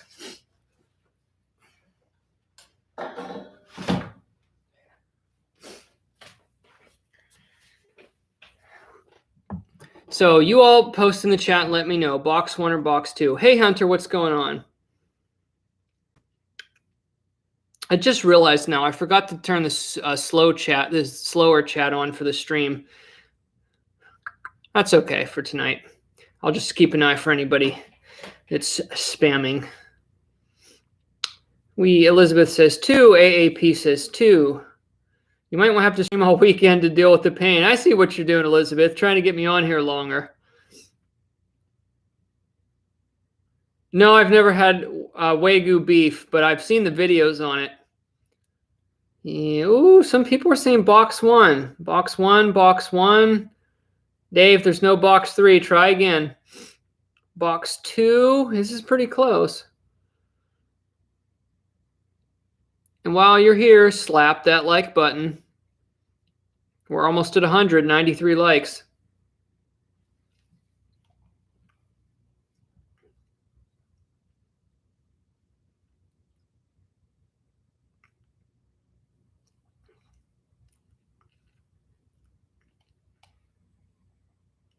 Box 3.5. Oh, I knew you were just giving me trouble, Dave. Okay, we'll go through box two. Now you're all getting goofy. Hey, Lisa, what's going on? Hey, Todd, good to see you. And thanks for becoming a member. I did see you join the channel as a member, so welcome.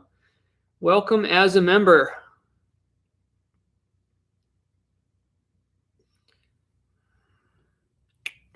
Okay, box two it is.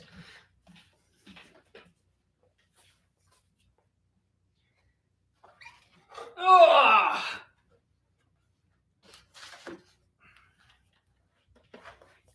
Okay, so let's see for pattern. We're going to go, we're going to start back here and snake around. All right, let's hope this gets good. I need a break to do a dunk. Somebody send a super chat. Let's even get a 99-cent one going. Let's get the adrenaline going here. Let's get some momentum. Let's get some silver and let's get some dunks. Let's get the energy up. Okay, I don't see any uncirculated NIFCs. So as I said, I'm pretty sure this is from a different source. So that's good. So we're going to have more chance of a silver in this box, certainly.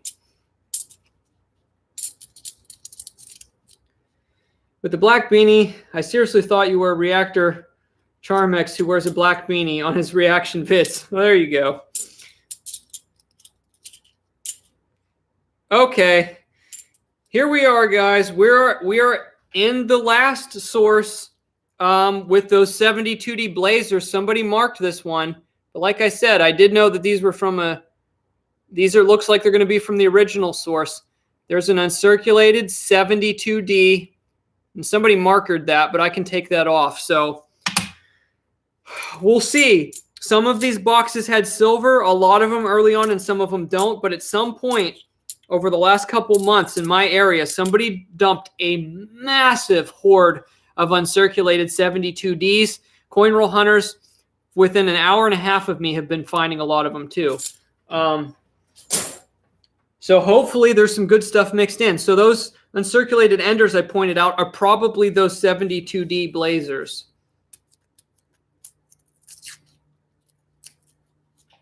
Let me go up and read this here. Hey, Dennis, if you want to ask me a specific question, I can't do anything on the channel like here and promise anything because I get a lot of people that ask for stuff. But if you want to contact me directly and it's something very specific, my email is in the description. Please send me an email there and I'll respond to it.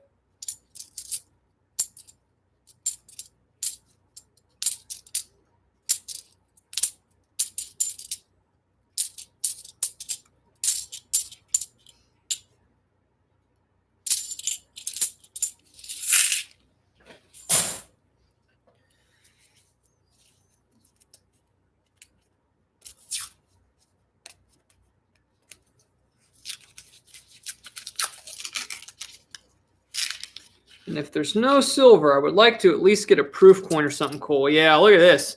Uncirculated bicentennial. There were some of these in that source too. Really nice looking. I'll set that one aside and check it later. Hopefully we got some silver this time.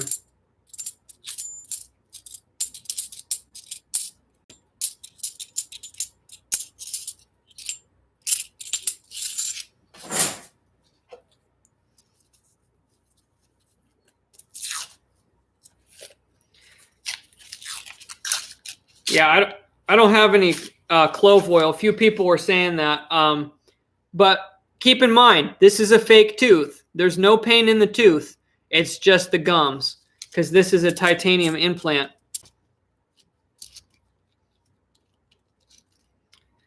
Hey, Paula, good to see you. I have a second temporary crown put in because the lab screwed up and did not make the permanent one right and it didn't fit. I have to wait until the 15th of April to try again. Oh, man, that's a bummer.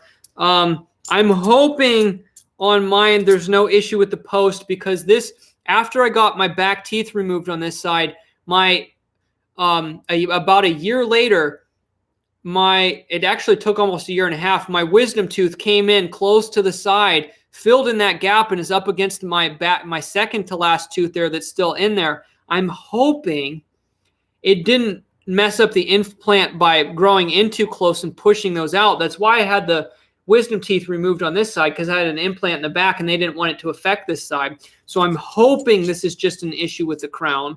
I guess we'll find out because when I can wiggle it, it's not cracked, but when I push it really hard, it feels like it is catching the post. I don't think the post is moving. If the post was moving, I think I would be in even a lot more pain than I am now. I think the pain is just from the crown digging into the gums constantly every time I bite down because since it popped out, it's lifted up higher most of the time than my other teeth. So when I bite down on it every time, it's jamming into my gums. So I'm hoping it's not an issue with the post. But actually, there was a problem with my original crowns. Both of them cracked on this side, and I had to have them remade. But I've never had an issue with one of the posts, so I'm hoping it's not that. Because if it's the post, that will not be fun. I should show you guys my X-rays. Man, those screws are big. But yeah, I've showed you guys in the stream before. I can pick them up with the pinpointer. Focus. There we go.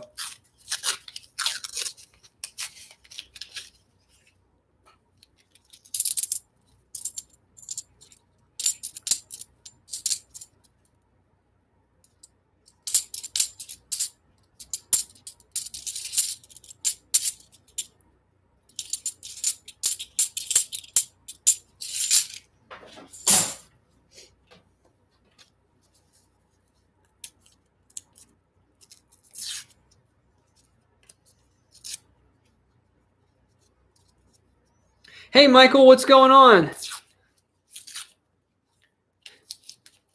Looks like I've put on a few pounds. Oh! Silver! Silver sighting! Sighting of silver! First one of the night. I told you guys this box had a better chance. Oh, don't want to talk too loud. That hurts a little bit. Oh, yeah. I see a seam. I think it's a 40%er.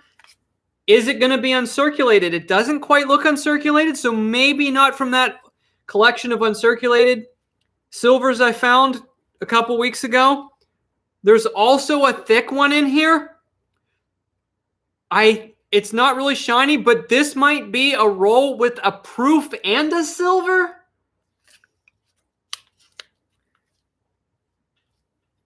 So there's the silver right there, right now in the chat. Guess the date. Should be 1965 to 1970. Keep in mind the 1970 is very rare, but I'm not going to get sidetracked. Look at this one right here. Look how thick it is. It's not super shiny, but that almost looks proof-like for how thick it is. And then up at the top, more silver.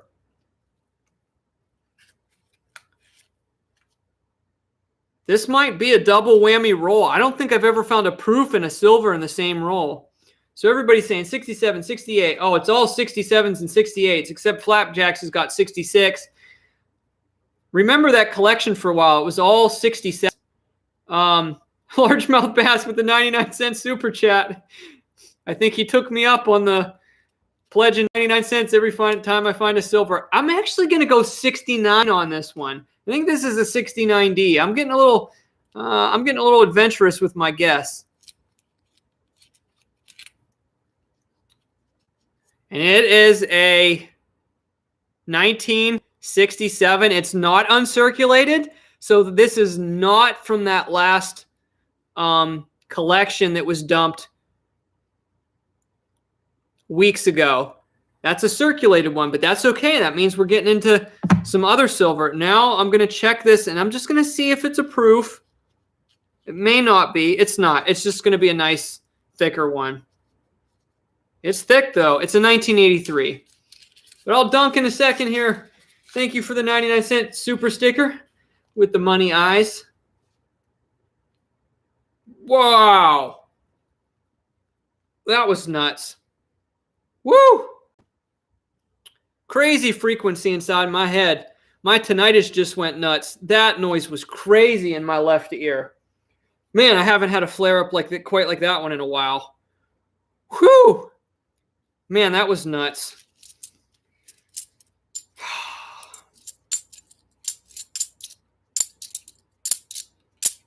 All right, I'll dunk here in a second. Got to get my hat off here for a bit, too. I'm actually getting warm.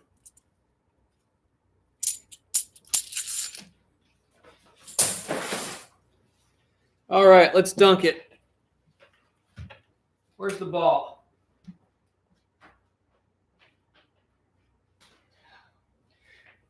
Oh, I got to put it up.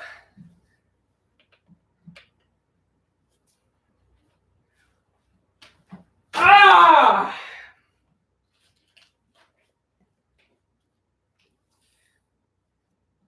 All right.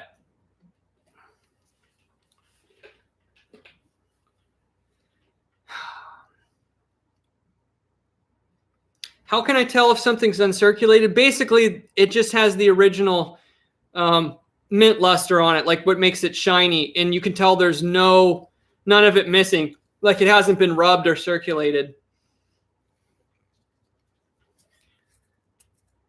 But yeah, for anyone who doesn't know, I'm much better than I was many years ago. But from where this implant is now, that tooth had a root canal, and it was very stressful on my body. And I actually went through a very traumatic event where I had nerve damage, and it caused permanent nerve damage in my left ear, and I had very slight hearing loss. So once in a great while, I'll hear crazy frequencies and like high-pitched noises in my left ear.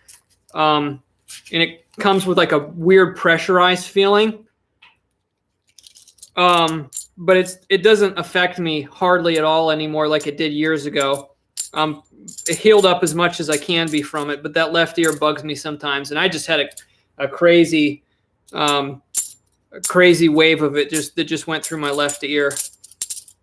Probably from all the pressure stuff that's happening with my mouth right now. Anything when there's pressure going on with something with the mouth, it affects, everything in that region. I need a hoop earring. There you go. Okay, so we're now on the roll that has the uncirculated ender. Now, I'm going to guess that this is probably going to be one of the 72Ds.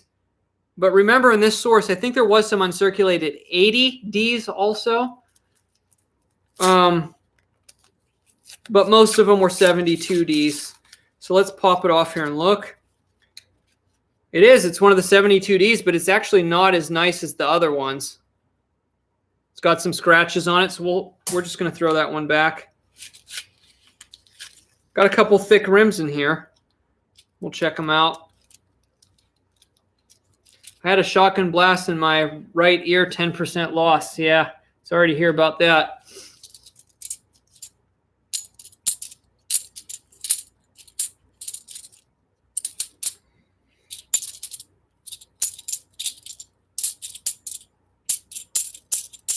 I'm going to have to get my slippers on it.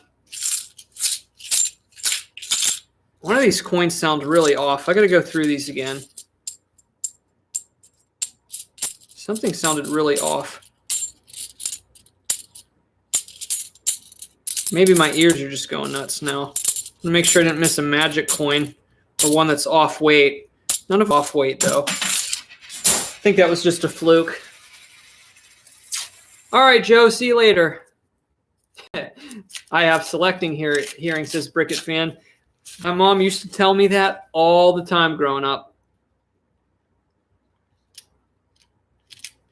There was a shiny one there, but nothing. I'm okay, Jason. Just problem with an implant and cannot put pressure on my tooth. Eating soft foods for a few days here until I could get into the dentist to fix my, well, either my crown or my titanium.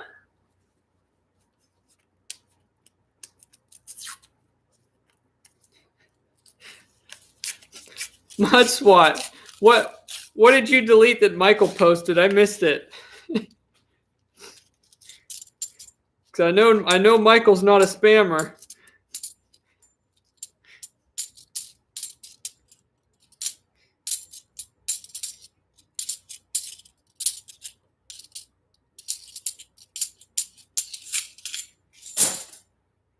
Which way were we going here? Back this way.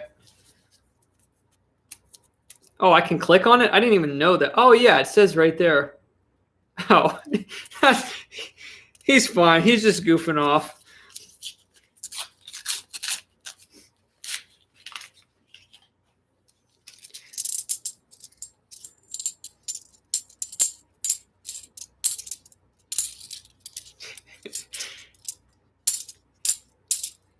Michael got moderated. Don't worry, Michael. You're not banned from the channel.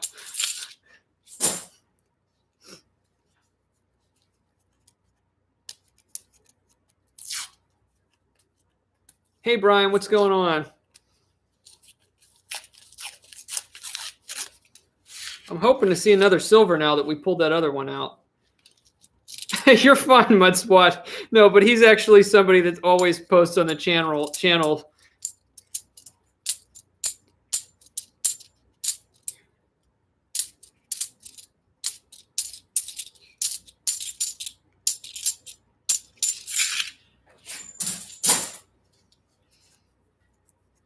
Am I into any type of cars? No, I'm really not a car person.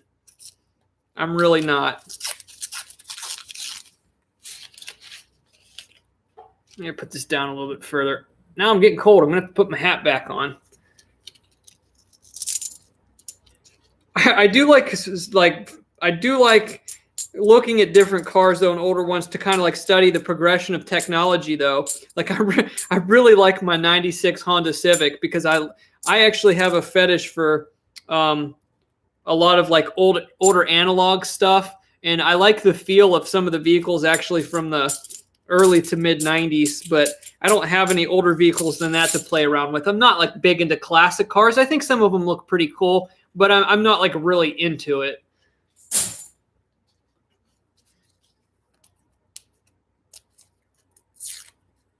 There you go, Dave.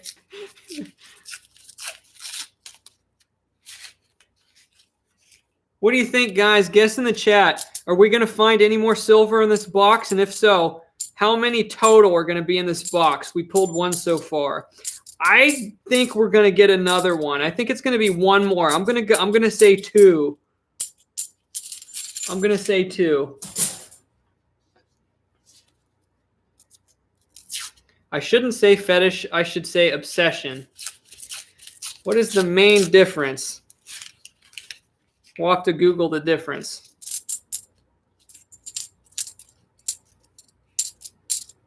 I thought it was the same, kind of the same thing. Brian says he thinks I'm going to find gold in that box. Definitely could. Definitely could find a gold-plated commemorative one. That would be nice. Ooh, Dave says 3. Lisa says 3. AAP says 3. Mudswat says 5. I like that optimism. I'm okay. Tooth problems. You can. I can't keep going over it again. A lot of people are asking. Just you can watch it back. Problems with an implant. I'm eating soft foods and I can't bite down. So the streams helping keep me occupied. My crown's loose on my titanium implant and it's digging into my gums really bad.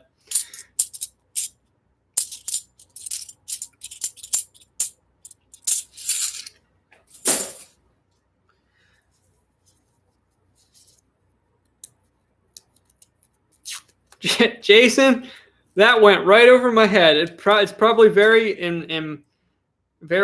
intelligent, but I am not familiar with those words.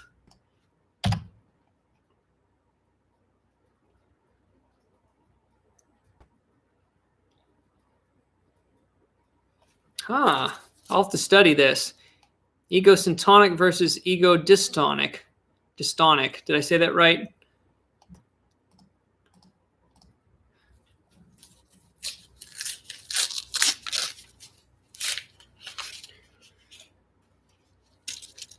Thank you, Juan. I've been getting a lot of suggestions for clove oil, but yeah, I've heard of kava kava too. My mom used to use that, I think, a long time ago. I haven't heard that in a long time. Oh yeah, didn't people used to put that in tea? Isn't that popular, kava kava tea?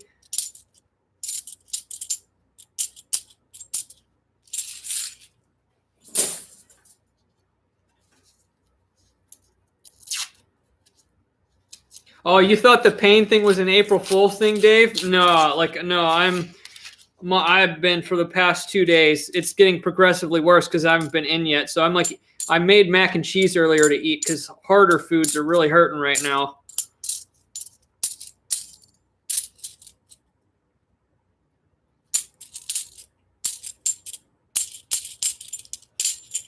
Dave, did you watch the 26-second video I did earlier today? Detroit Muscle, you are still the top super chat right now at $24.99. The highest super chat tonight is getting this 1/4 ounce round of copper, the Morgan dollar design. I have a bunch of those. I used to sell those a long time ago and had some leftovers that I never liquidated, so I figured I'd give one away tonight. No, I'm not. It's since, like I said, it's only sore gums. I don't want to take anything for it. If it got really bad, I would take some ibuprofen. But we're just gonna weather it out. If it gets really bad, I will. But we're just gonna weather it out and keep my mind occupied and not chomp down on that tooth. Because it's like one of those weird things. You want to play with it because it's an abnormality in your mouth and it wiggles back and forth. Now, I don't know if it was like one of the weirdest feelings I ever had is when I had my temporary crowns in when I first got the posts in. One of them came loose, and while I was eating, it popped up. It's literally like it's almost impossible to explain the pressurized feeling when a screwed down tooth releases off the post and pops. It was the weirdest, bizarre feeling ever, but I was able to screw it back in myself. Yeah, you know you're getting old when you screw in your teeth, but I took it, I pushed it back. I had to make sure it didn't twist on the gums because, man, at the bottom that hurts. But I pushed it back down in and twisted my own tooth back in, and that was crazy. That was crazy. I'm just thankful I didn't swallow that because those things are jagged in a weird shape. If you swallow one of them and it gets stuck somewhere, I mean, you could be going in for surgery. I mean, that stuff is no joke. Oh, man. I thought I missed a silver for a second. Look at the weird toning on the back of that. It's like a goldish color. I thought I missed a 40% silver. I had a little mini heart attack there.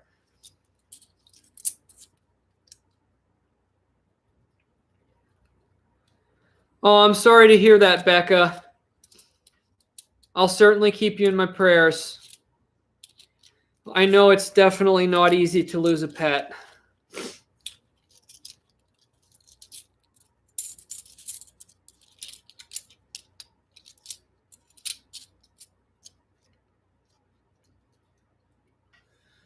Jason said egosyntonic means you enjoy the behavior. Egodystonic means it's very disturbing. You want to stop the behavior but can't. That's very interesting. So I would have to categorize the two when I'm talking about something. Is it something that I enjoy the behavior and you really don't want to stop, or it's disturbing and you want to stop but can't? I'm learning something here tonight. Yes, Autumn, my crown is loose. I can wiggle it. I don't think the post is loose, but something happened and I can wiggle it. And now when since it's raised up from my other teeth now, since it's loose, anytime I bite down even a little bit, that one's raised up and then it pushes it down into my gums. So I'm going first on Monday to check if it's an issue with the post. I have to go to the person who put the actual implants in. And if they inspect it and say it's not the post, then I have to go to my dentist. Post dentist. Ha, ha, ha. Okay, I know. Horrible pun. And then they have to fix the crown. So on Monday, they're going to figure out if it's the post or the crown. Now, I don't think it's the post, but like I said, I noticed this wisdom tooth over the last 2 years came in and is on the side of one of my back teeth. Even though I had one removed, it filled in that gap. I'm hoping it didn't shift that much on this side to cause any issues with that. But I did have issues with my original crowns. They came in too big and they were filed down quite a bit, so they were compromised and they cracked early on. So I'm hoping it's just a crown issue and that they're going to remake a new one in the office.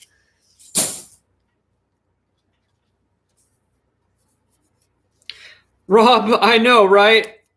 It's a problem with my implant. I should be good to go, but of course, when you have man-made parts in your mouth, just like any man-made parts, they can go bad. Kelly, I don't think it's swollen right now because I'm trying to get out of the habit of biting on it. I mentioned earlier in the stream, I don't know if anybody, there's more different people here now. Does anybody know what I'm talking about when you have that weird mouth pain and you feel something weird in your mouth? Not only do you have the natural intrigue to want to play with it, but there's a weird thing about mouth soreness that even though it hurts,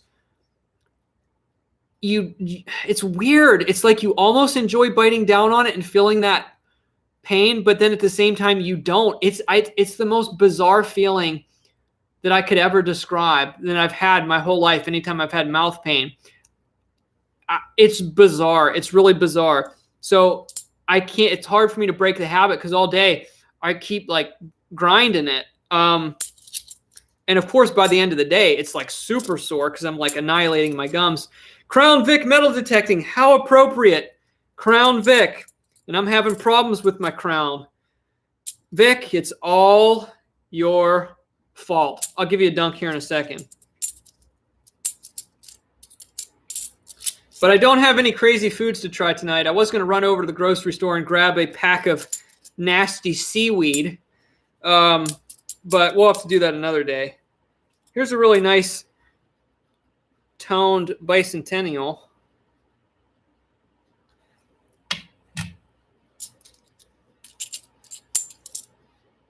Really nice 83. Yeah, there probably is a little bit of swelling. It's just not really bad. It is sore around the sides. There's probably minor swelling. I did look in the mirror. It's probably light swelling. I shouldn't have said none. There is a little bit. Actually, I was hoping I was going to get in to the dentist, but it's, an extended weekend with Easter coming up. So I was busy, and the first day it happened, I didn't even call. And that was pretty stupid. And then it just got more sore as the days progressed. I should have called immediately, and then I could have possibly got in today. So that was my stupidity, not calling right away. Oh, yeah, I forgot to do the dunk. Let me look through this roll here first.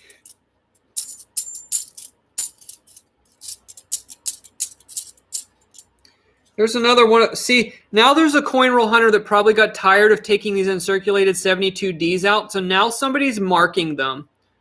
That's really annoying. These beautiful 72Ds, and somebody's marking them. Time for a dunk. Got to put the hoop down first.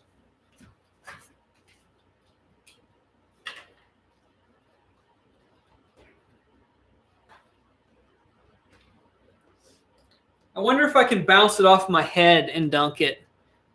See if I can get the right trajectory.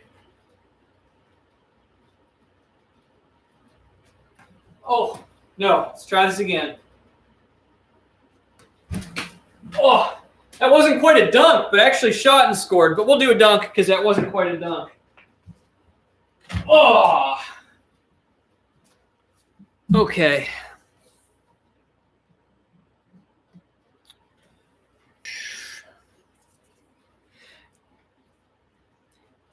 I know, Autumn. I'm trying not to bite down on it, and I know that's a problem too. Because if the abutment's broke, because I did hear sometimes that when I bite down into it, there was a little bit of grinding, like it was rubbing up against the post. I know it's not good, but I hope I didn't damage the post. It was really hard to fight that weird feeling and not play with it. So hopefully I didn't make it worse. So I'm probably going to have to do just really soft stuff until Monday. Probably go to smoothies and yogurt and whatnot, protein stuff. Yeah, Kelly, it's going to be hard for me not to subconsciously do it. I don't think I grind in my sleep, but while I'm falling asleep, I probably might. No, Jason, I think jumping and dunking is fine because, like I said, it's a fake tooth, so there's no pressure like in the nerves of the tooth itself because I don't have the tooth. Oh, Brian, cottage cheese is nasty. That's one thing I can't eat.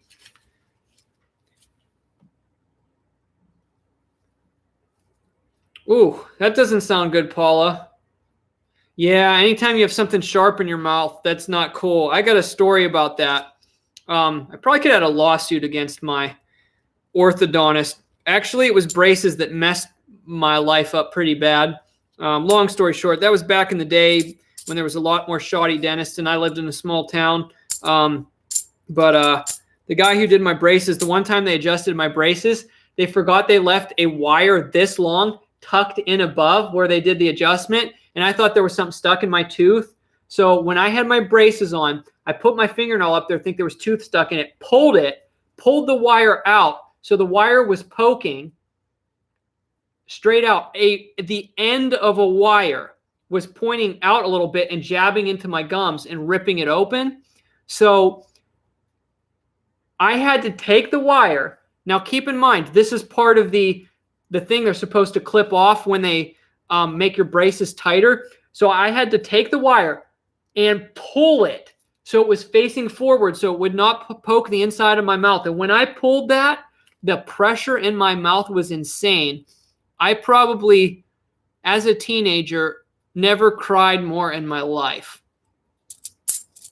That is a true story. They left like a half-inch long wire running along my braces on the top, tucked under. They did not clip it off when I got an adjustment.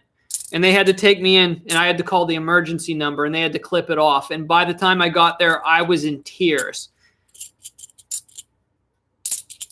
True story. And this all turned into ulcers because the wire tore up the inside of my mouth.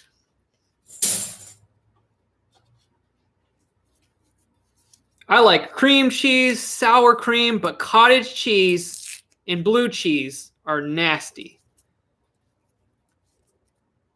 Out of all the places I've lived, which one is my favorite place? My favorite, okay, I have to ask specifically, do you mean like the house or the location?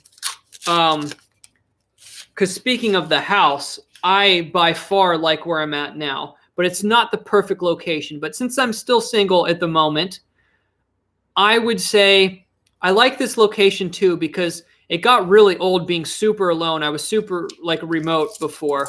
There's one of those uncirculated 1980Ds I was talking about. So let's just say at this phase in my life, I definitely like where I'm at now the most. But the condo that I lived in Knoxville, the loft style condo, that was pretty cool, but it didn't fit my lifestyle really well. It's not having ample storage and like my own free space, and stuff like that. But I've lived in a lot of cool places in a lot of different areas, from in the city to rural to different unique types of properties. But I really like where I'm at now. Vaughn, man, I've actually been liquidating some properties, but I'm right now I own 4, and I'm in the process of selling my last property in Pennsylvania. All right, we're into the bottom half of the box now. Oh yeah, Knoxville's a great town. Knoxville's very safe. It's one of the best mid-sized city. Well, it's for a mid-sized city. I actually think it's one of the best cities in the South. Knoxville is very friendly, and there's only a few areas. Like any town has areas. Knoxville's the same. There's a few areas to stay away from, but overall, Knoxville is a very friendly, and a very nice mid-sized city. I would recommend it. It is one of my, considering, any type of city, it's probably, in my opinion, as good as you're going to get, really.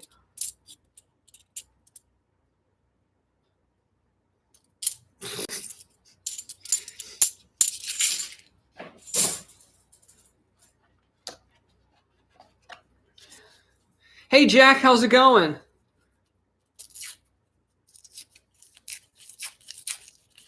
Swig it. We'll let that one slide. Just keep it PG in here, please. Here we go. This one has a really thick rim. This might be from a mint set. Here's a 2002 NIFC. Look how thick that rim is, though, for an NIFC. That might be from a mint set. I'll set that aside. That's pretty cool.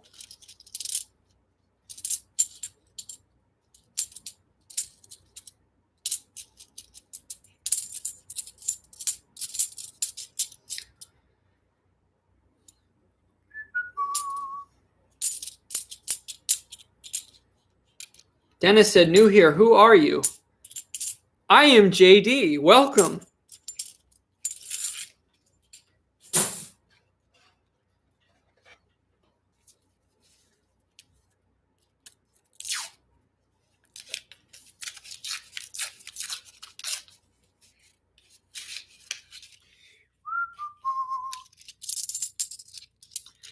Better question. Have you had a girlfriend or a wife? I have not had a girlfriend, and no, I've never been married. And no, for anybody watching, because I know this always comes up, no, I have not had a boyfriend either.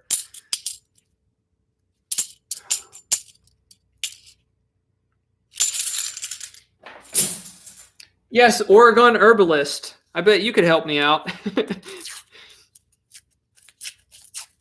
Yeah, I had a problem with an implant. Have you ever found a 1964 half for 40% metal detecting? No, those are my white whales. I've never been able to find a silver Kennedy metal detecting, even though I've found multiple, many Walking Liberty half dollars and some Ben Franklins and Barber halves. But I just cannot find a silver Kennedy in the ground. What does JD stand for? JD stands for my actual name, which is Jonathan DeMauro.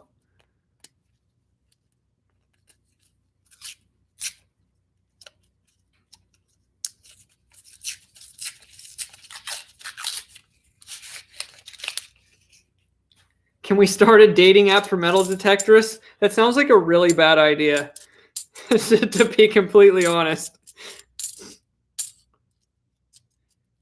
Thank you, Alexandria825, for the $15 super chat. Hello, dear. Nice finds, I am sure. Blessings. Thank you very much. I'll give you a slam dunk here in a moment. What are you going to name it, Koya Moon? Coins and Kisses?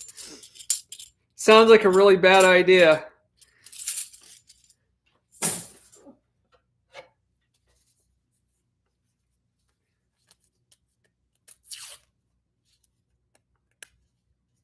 Okay, that sounds good, Detroit Muscle. Tell you what, send me just send me an email so I have an email from you.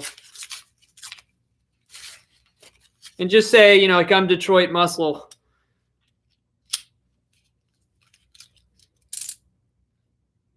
No, Lisa, mac and cheese with ketchup doesn't sound good to me. I'm not digging it. Dennis said, is this a money channel? Yeah, we do a lot with money on this channel.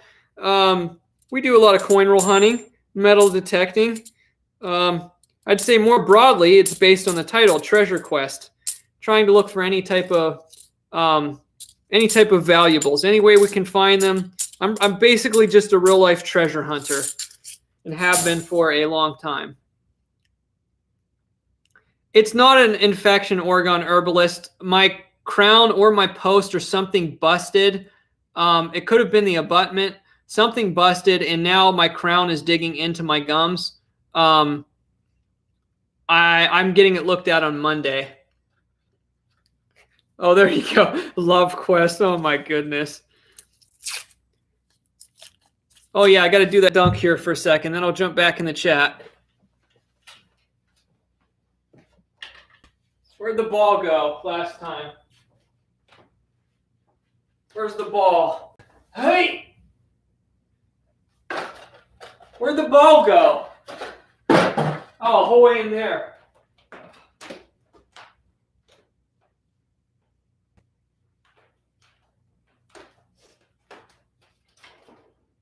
Oh, wait.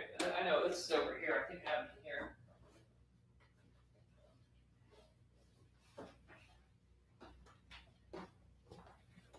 I'm going to dunk it. And then next super chat of any amount. I haven't done this on the new hoop. I forgot about it. I'm going to do a juggle dunk. Next super chat. Windmill. Ah! I don't think that went down. Ah, there we go.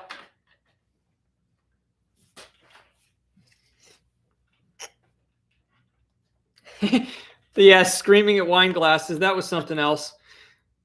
I'll have to try that again someday. I hate failing at something. I really do.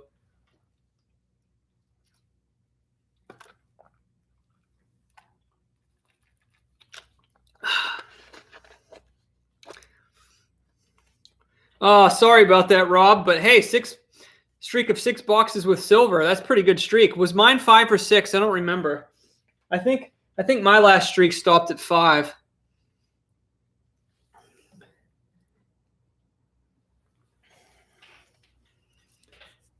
Thank you, Becca.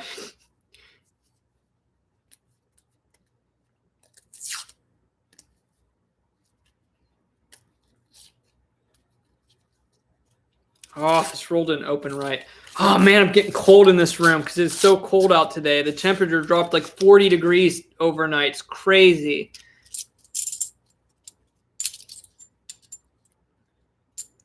What is the most valuable non-coin item you've unearthed? That's a little tricky because I have some one-of-a-kind items like tokens and stuff that I really don't know the exact value. I didn't get it posted in a video yet, but I actually found a button, a Civil War period button that's worth about $300 in dug condition. It's very rare. Let's just say, well, I don't want to give too much away, but I have also found a Confederate brass spur that still had the dowel on the end of it, the iron dowel. I think that's closer to being worth around $200-ish. If I remember correctly, maybe. I found some pretty cool Civil War relics that had some value. Those are probably the most valuable non-coin items I found. They're usually Civil War related.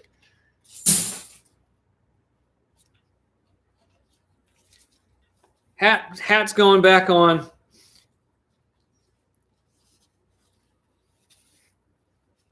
I still have the hat you sent, Paula, naturally. It's just in my other room. I had this one on outside. Maybe I'll go grab yours for later. How about rings, Linda? Oh, yeah, I've found some nice rings. But none that are like super valuable with like big diamonds in them. But I have actually found probably over 100 silver rings. I have a lot of them. I have a lot of silver rings.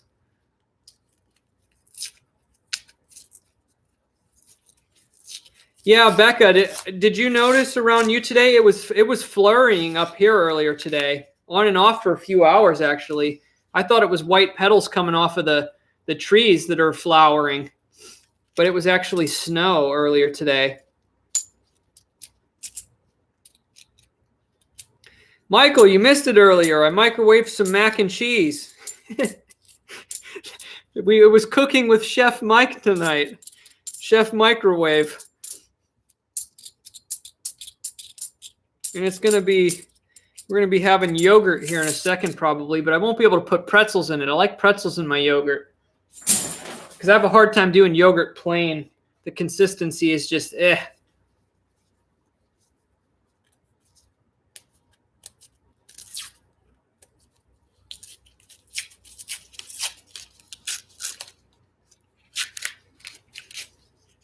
Hey, Randall.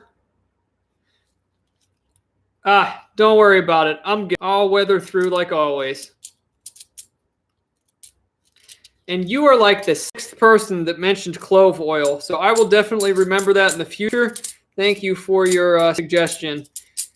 Everybody seems to have the same results with clove oil. I got to put this back down. I wasn't paying attention.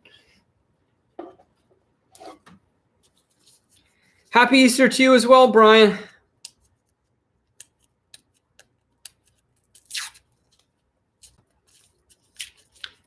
Hey, Jenny, what's going on?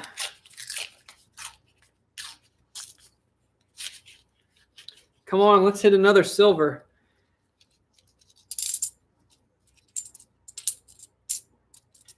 Oh, my feet are getting cold. I'm going to have to bust out the slippers here shortly. I can feel the temperature dropping.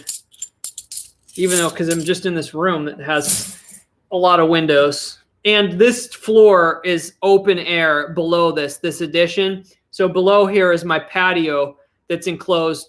Well, not enclosed fully, but where it's like a, where there's like the back screen door from the basement and a hot tub that I've never used. It was here when I bought the place. So this floor isn't like insulated. So it gets pretty cold.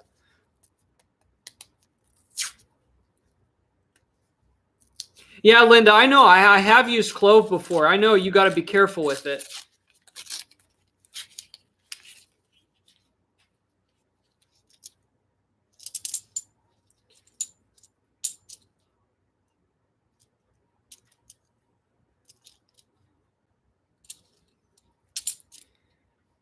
Tell me what you're doing with unrolling coins. I don't get it. Okay, so I get boxes from my bank. They special order them for me because I have a business account. I order $500 boxes of half-dollar coins, and I go through them, and I look for old silver coins, error coins, and special collector's coins, which technically shouldn't be in these boxes and circulating, but people dump collections in circulation not knowing what they have.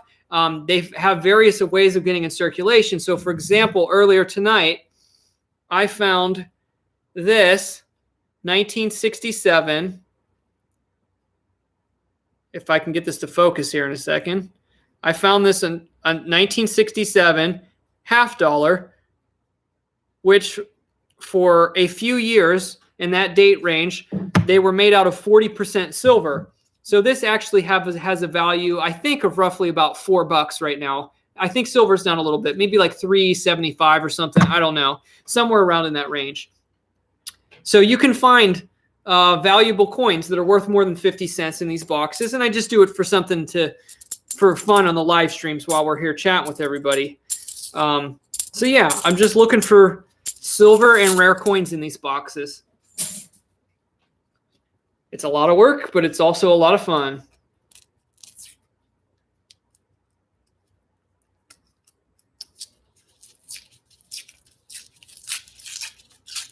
Autumn, Jesus was not put in the tomb today.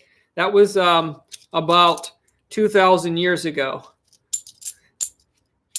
I know, I'm just teasing you. But you literally said today. Benny, I do not re-roll them. I thankfully have a bank that I can put them in heavy plastic bags, and they put a deposit slip in it, and they send it off to the main branch to be counted and deposited into my account. So I don't have to re-roll them. I just toss them in the bag and take them back. Vaughn, man, I don't really do much for holidays. I kind of treat all days the same myself. I don't really do anything out of the ordinary.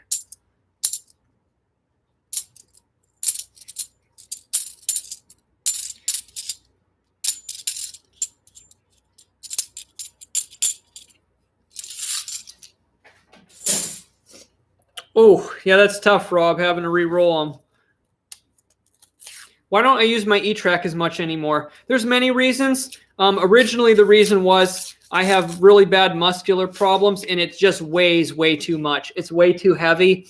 And also, the slow processor is a really, really, really bad for relic hunting in iron-rich areas, like the type of digging I do. And also, it's also very powerful for here in Tennessee, where the signals are usually deep, like the soft, rich soil up north. So it's kind of like overkill. It weighs a lot, and it has a slow processor. So it no longer achieves the type of result I want for the type of metal detecting I do. It's not the best detector for what I do. Now, when I lived back up north, and I was strictly a coin shooter in areas where targets were deep and stuff like that, it was a lot better of a detector. But for the type of hunting I do now, it's just not the right machine for what I do.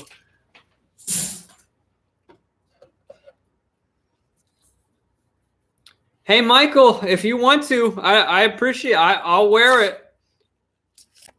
If you want to send one in my P.O. box, I'll give you a shout on the stream.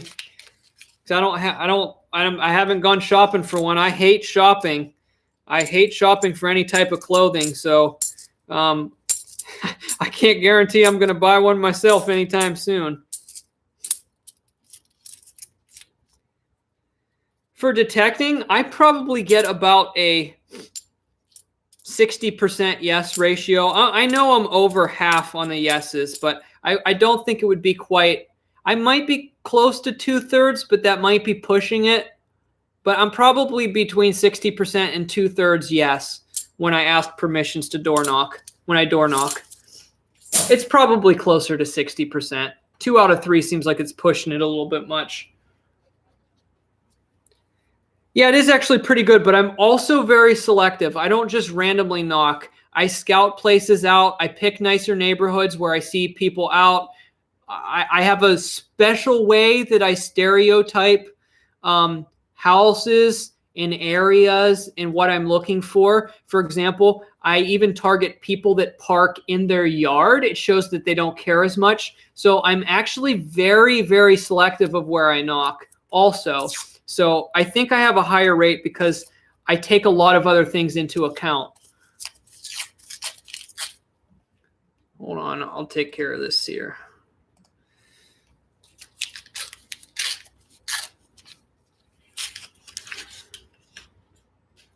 Yeah, dogs attacking can happen. Ooh, we've got a really nice uncirculated 71D here. You can see, though, it's slowing down. I only pulled out like 2 of those uncirculated 72Ds, so I think those are thinning out. But it was nice to see that 1 silver mixed in this box. Here's pretty cool. I just got a little bit of an offset 71D. It looks really fat on the bottom, and I almost think it feels heavier, so I'm going to weigh it. Lamb Gaming, just problem with a dental implant, but I'll be fine.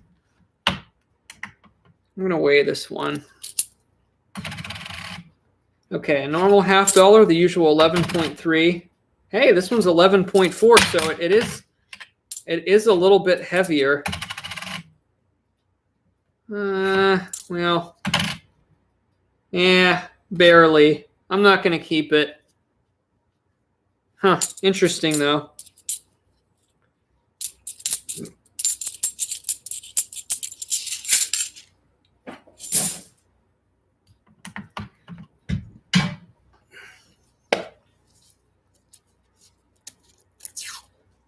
Swig, I just timed you out for 30 seconds.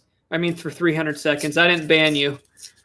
Just try not to post too much at one time. I forgot to, it was my fault. I forgot to turn on slow chat today. So there can only be, somebody can only post a comment like every 25 seconds. I forgot to. And I don't think, I noticed this box though, we didn't get any scratchy scratch coins. So my boxes have been bouncing around with the different sources where they're coming from.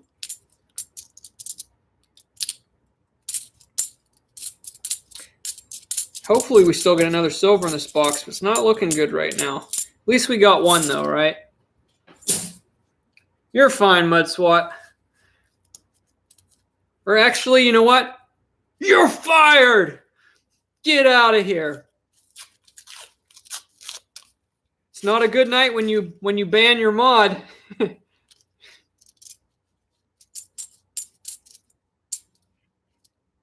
I just got done saying there's no scratchy scratch coins in this box, and literally my next roll, a coin from the scratchy scratch horde on that side and that side. Okay, what were the odds of that happening? It was literally in the next roll.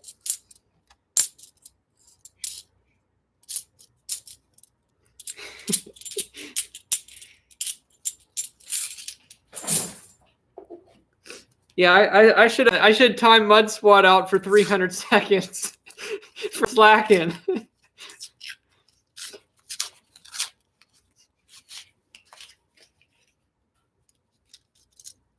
What other hobbies do you have other than metal detecting? Oh man, I got another one of them weird toners. It's actually a cleaned 1985. Look at that silver look. Man, that one teased me for a second there. Somebody cleaned that one. The clad cleaner strikes again. Hobbies outside of metal detecting. Definitely basketball. Hiking. Definitely hiking in the woods. That's a big hobby of mine. I like hiking in the woods. In the summer, I do a lot more like jogging and stuff like that in the woods. It's either hiking, running, or jogging in the woods, but moving my body in the woods. Being in the woods, let's put it that way. And then if you're in the woods metal detecting, or in the woods fill in the blank, whatever activities I want to do in the woods, I'm in a strange phase of collecting antique electrical covers, like light switch plates and outlet covers. I could show you. I mean, most of them are on my walls, so I can't really like bring them over here. But I love the antique ones. Some of the ones that have been imported into this country from Japan back in the 60s.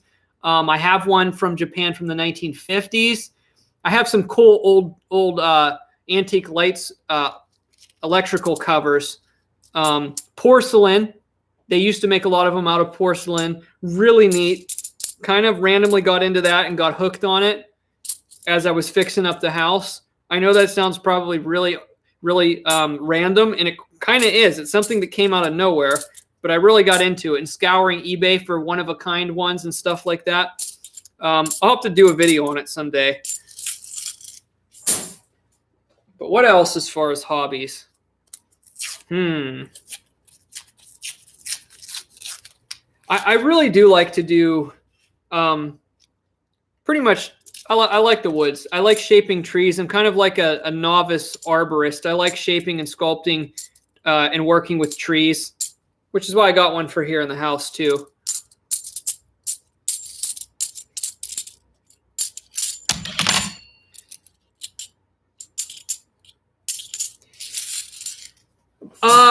I used to do a ton of biking when I was growing up. I prefer hiking more than biking these days. And actually, I have pretty bad issues with my hips. I probably sound like an old man because on this live stream, we were talking about mouth pain and tooth pain and all sorts of problems. And now I'm like, hey, I got them old hips. Just one of them things you got to go through. But anyway, I've got really problems with my hips. And there's something about biking, the oscillation of biking. I tried doing it a bunch last year. Man, it throws my hips into a tizzy. So I don't know if it was from metal detecting for years, but not going to a chiropractor or what. But on my old x-rays from years ago, my pelvis was like that. I kid you not.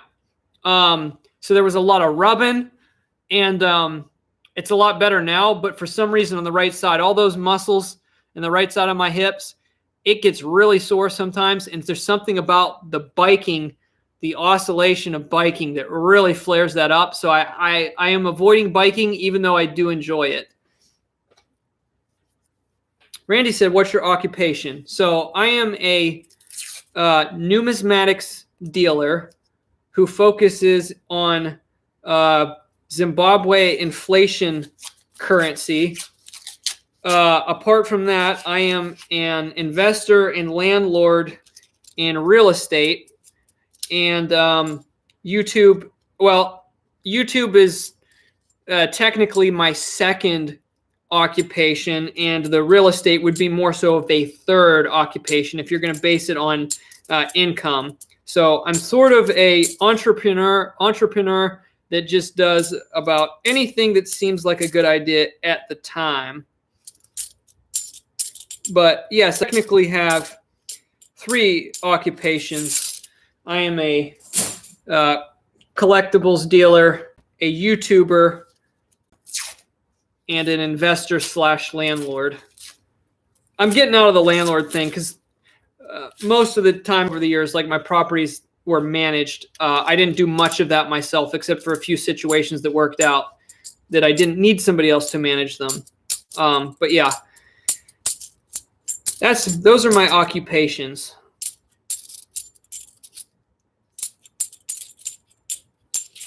All right, that's it. The end of that box was pretty dry.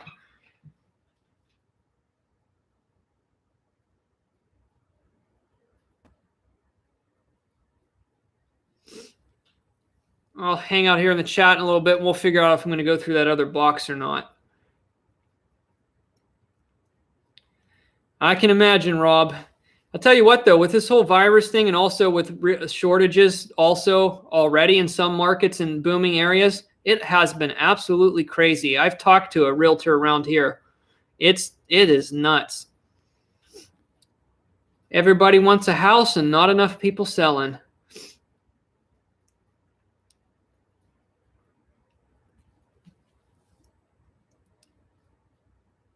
What do you know about an Escali? I'm not sure what you mean, Paula. I don't know what that is if you typed it right. Oh, an Escali scale found at one Goodwill and it works. I don't actually know what that is. Plugs, I got 1 1967 silver in that box, so we didn't get skunked. That's nice. 1 silver.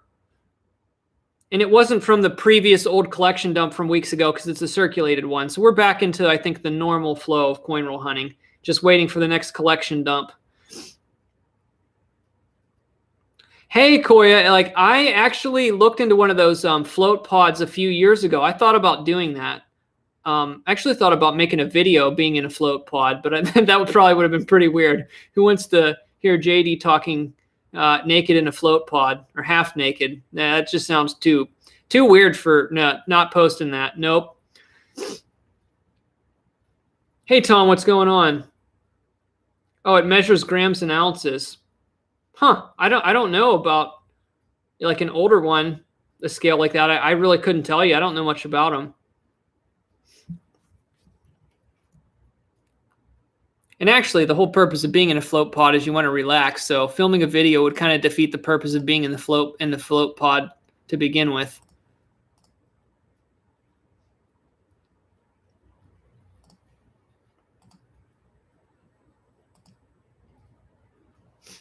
Let's see how many subscribers I lost from my April Fool's video today. Oh, I got hit pretty good. Let's see. Oh, man. Hopefully I don't go back down below 230,000. So I lost about 35 to 40 subscribers from my April Fool's video today.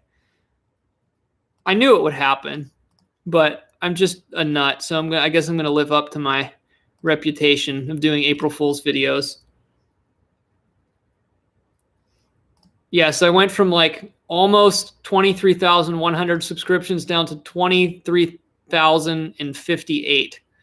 So but then it's hard to tell because you actually lose more than the gap because I also gain subscribers throughout the day, like 30 a day right now ish.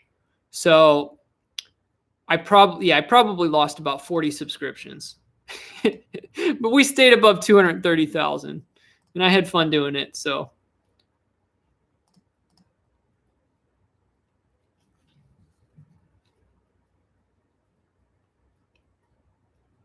Yeah, I think I would like the float pod thing. I did. There is one city next to me that does actually have a wellness type clinic that does have one. So I may have to try it sometime. Well, Becca, so I guess some people may not have a sense of humor, but I think, I don't know. I think a lot of it's not that just people don't. I think some of them don't. It's not that they don't just have a sense of humor. It's just YouTube is very theme driven, and like a lot of people that just want hardcore treasure hunting content, they just don't like random goofy videos mixed in between. It makes some people mad, which is actually makes me laugh that they get mad over something like that. So then it gets even worse. So that's why I can't try to keep shut.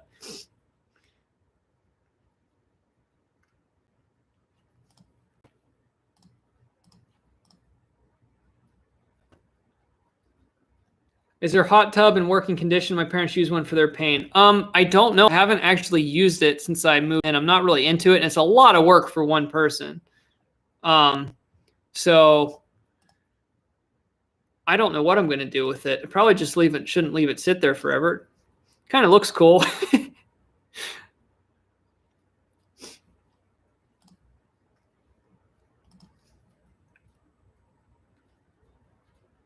Yeah, I wish I could have some snacks. I need to crunch something. We'll take a break. Oh, look at these white gloves. Look how bad. That is so nasty. Those were white gloves. That's coin roll hunting for you. Oh, look at that. It's like gray sludge. Oh, that is nasty.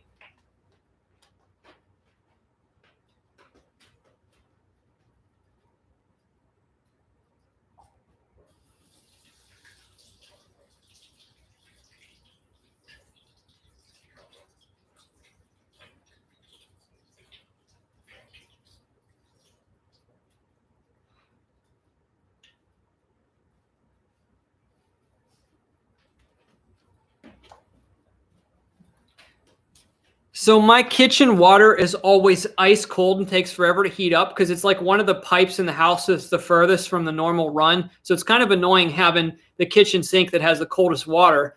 So now like my hands are like frozen. Come on, focus. There we go.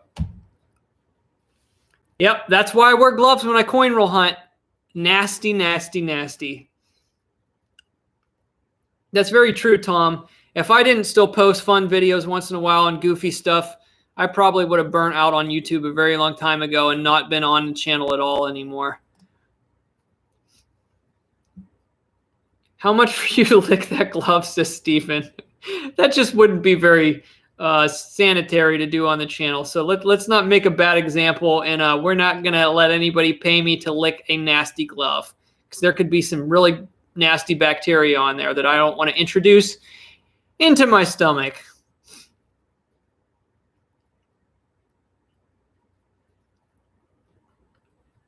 The gas pump is the worst. Yeah, I always try to remember to wash my hands after touching the gas pump. Yeah, 100 likes to lick. Nope, we're already at 127, but if you're just coming in, hit the like button. Brian, I'm good. I'm not in a lot of pain right now because I'm actually talking pretty fast and haven't been biting on my tooth, but one of my implants busted, and it's been jabbing into my gums and making me really, really, really, really sore.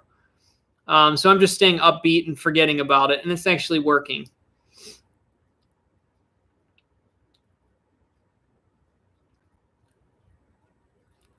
What about when you ate street candy? Oh, come on, don't start talking about candy now, guys. Now, the waterworks is going to start in my mouth. You're going to get my saliva going, and I can't eat anything that's hard. If you can do a cartwheel, I'll donate $20.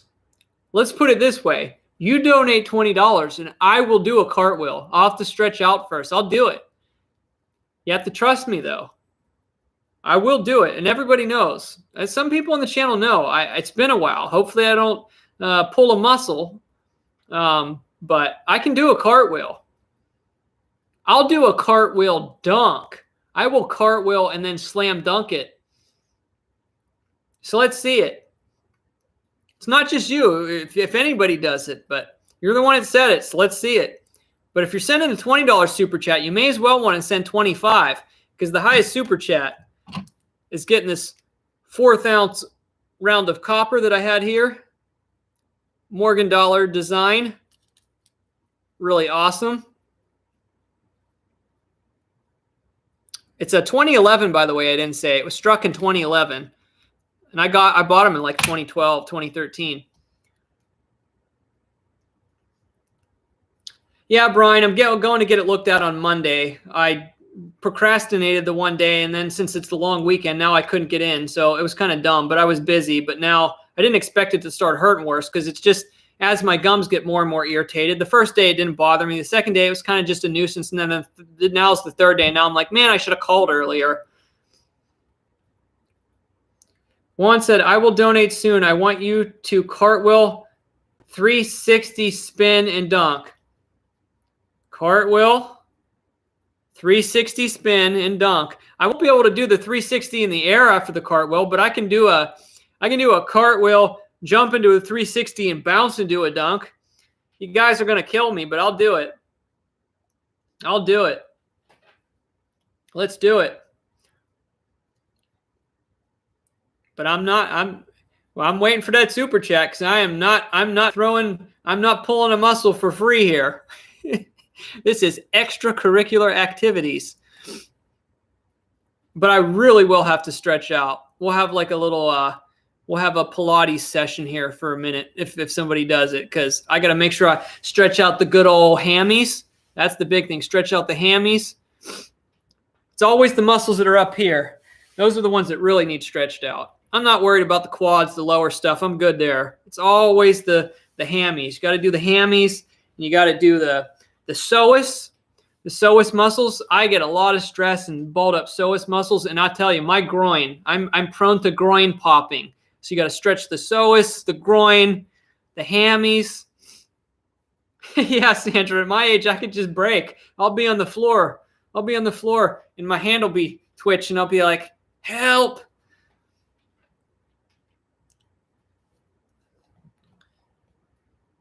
JD's gymnastic hour. Who's going to do it? Benjamin said, if you do the cartwheel first, I'll donate 40. Trust me, I will donate. Should I trust you? Okay. Let's do this, Benjamin Adams. Donate 99 cents first so I know you're serious. Then I'll do it, and you can do the rest on the back half. You can't fool me.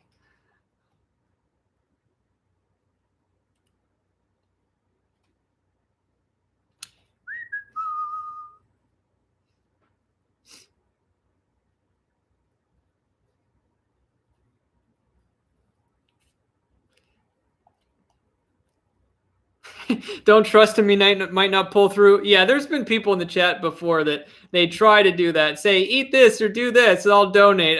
When somebody asks in advance, you know they're playing. They playing. But I still said on the next super chat of any amount, I'll do the juggle dunk. So if anybody wants to do any amount, I'll still do the juggle dunk.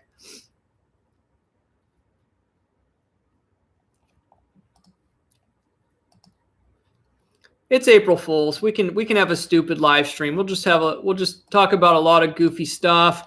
Run the risk of accidentally insulting people. We'll just have a lot of fun today. If you speak in French, I'll donate $1 million. Don't know no French. And I feel so stupid trying to imitate anything French. I'm going to keep my dignity here tonight. What's left of it. He said donate. He didn't say super chats. See, you're picking up. Yeah, and he didn't say if it was. Nah, he's playing. Yeah, if somebody does donate the 20 for a cartwheel dunk, though, I'll need some people over here to literally be pulling my legs, Vaughn, man. I need to stretch out. I'm going to need people over here pulling my legs. I need a trainer.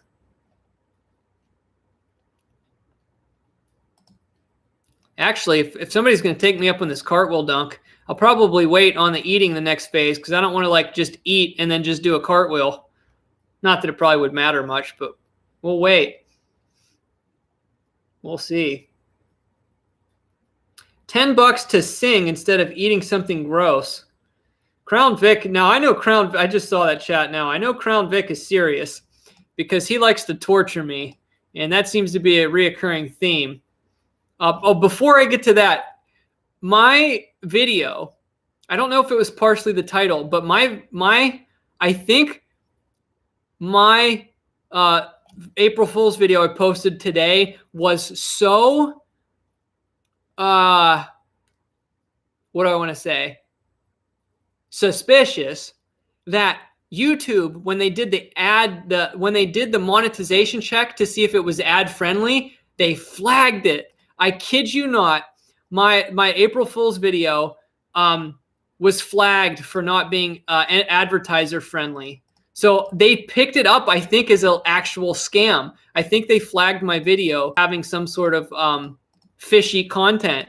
It says right here, I have to request review if I want to put ads on the video.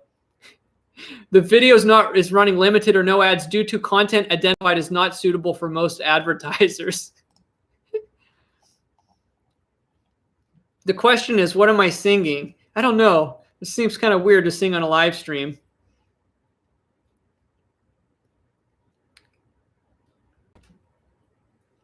I could start stretching now just in case. Nah, we'll wait. Hey, plugs, that's awesome. Awesome.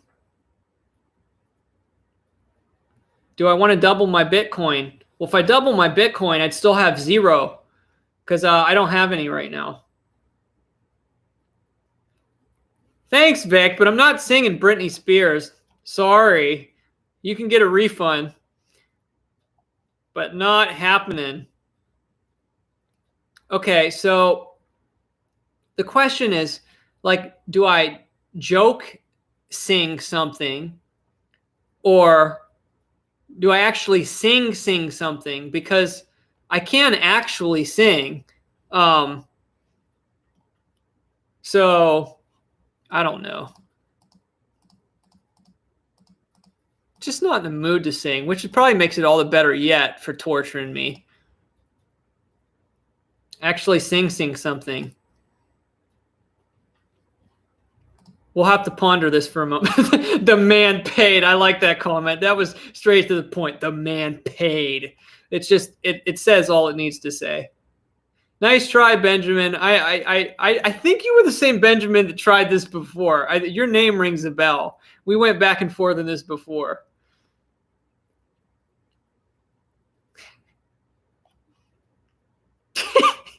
Antonio Lopez with the super sticker pointing up. I think I know where this is going. We'll figure something out. But I just hold on for a minute here because I have to go to the bathroom and I need my slippers. I've got ice cube feet right now. So I'll be back in a minute. Oh, tight hips.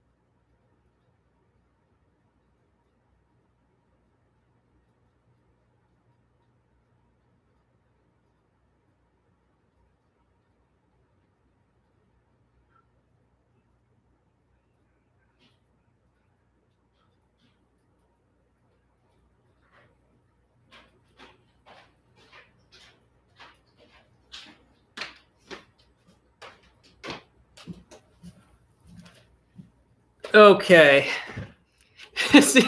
I saw that, Sandra. He's practicing. Okay. We'll figure something out here.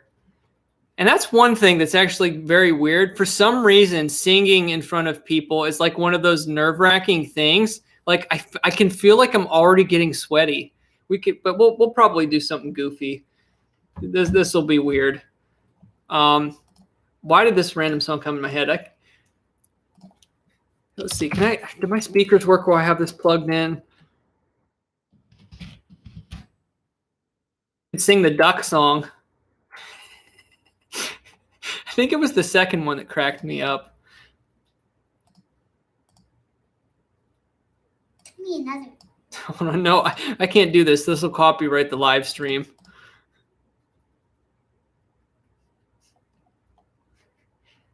Hold on, we'll figure something out here. Song from the 90s. I don't know any of that. I do know that last one, but no, none of that stuff. We'll figure something out.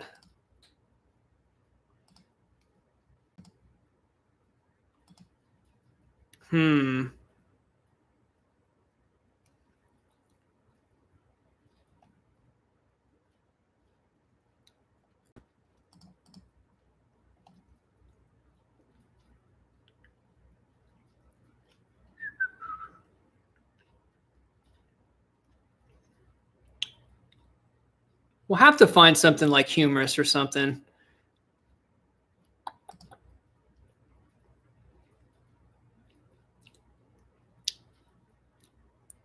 I'm sure nobody probably, well, I'm not nobody, but I'm sure when you were asking me to sing a song, you probably don't want me to sing like a Christian song, because I actually do write music. I have almost completed. I've written 5 songs now over the last year, less than a year.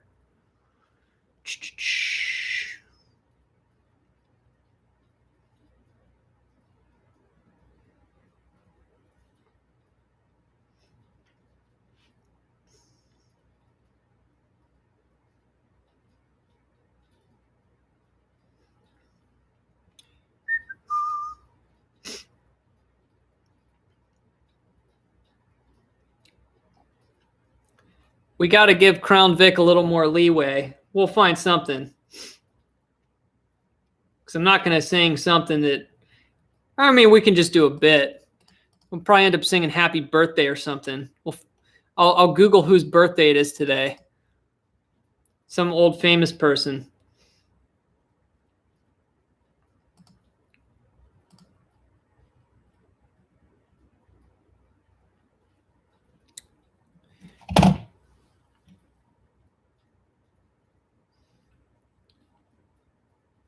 Hey, nice, Paula.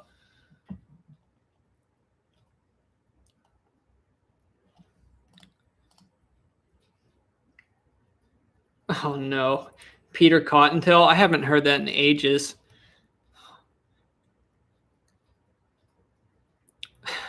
It's hard to forget, though. I literally haven't heard that in years. Here comes Peter Cottontail, up and down the bunny trail. I do not remember the rest. There's half of one. I'd have to find the rest of the lyrics. I don't remember the whole thing.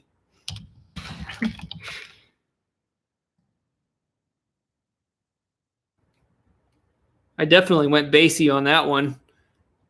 Don't want to do it high pitched. Oh no, I don't want to play this on YouTube. I'll get copyrighted or something. Oh yeah, okay, I've seen it now. Hoppity hippity hop. Hold on. I don't remember the chorus. Now I'm thinking of Frosty the Snowman. I'm gonna get the two mixed up.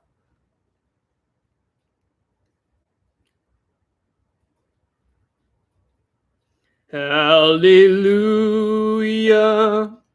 Hallelujah.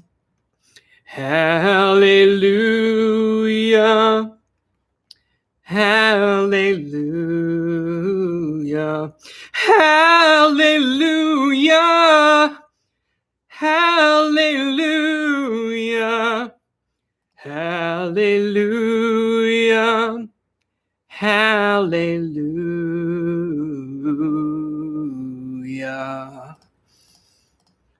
There's some ad-libbing.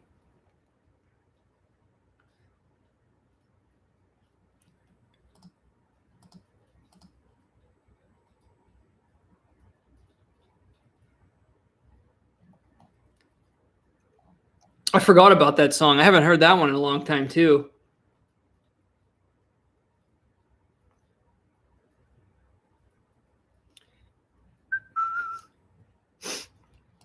Oh, man. Now I have Peter Cottontail and Frosty the Snowman stuck in my head.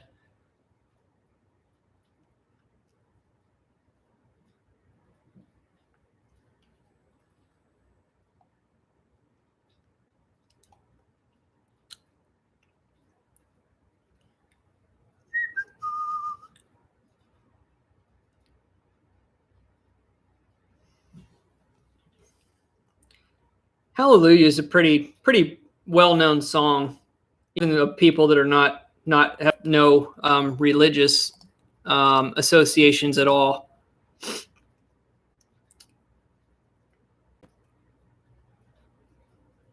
Oh my gosh, Crown Vic, you're killing me.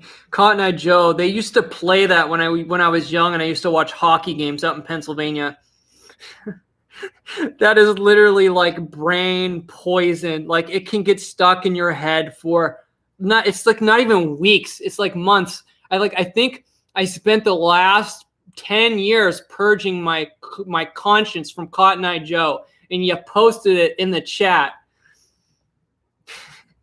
Like, I think I would damage I think I would damage my I don't even know what to call it. I think I would deeply pain myself by singing that. I think I would sear my own self-confidence by singing that.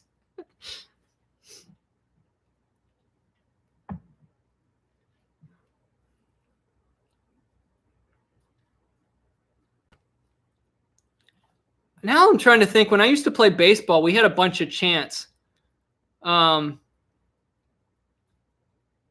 We used to have a bunch of chants. I remember there was one chant I started, because I was never like started my own, but I remember we were in a tournament. And 3 games in one day. It was a tournament because we won the first game. We had to play 2 more, so we had to play 3 games in one day. We were all beat, but I think it was in one of our games, and we were in the backfield by an old railroad track, and there was a train going by, and one of the guys on our team that could really smack the ball, he's a big guy, and I started the chant, and we were all going. We wanted him to hit a home run, and we're all going, hit the train, hit the train, hit the train. So that's the story of the only baseball chant I ever started.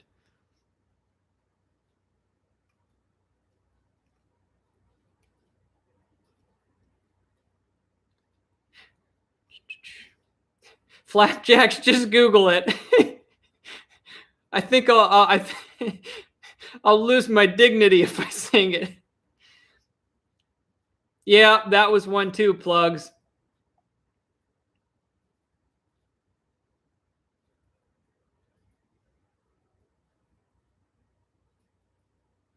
Yeah, it's been a long time.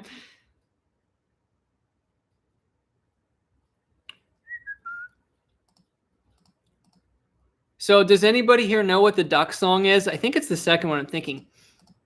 Waddle, waddle, da da da da. I can't remember the whole thing.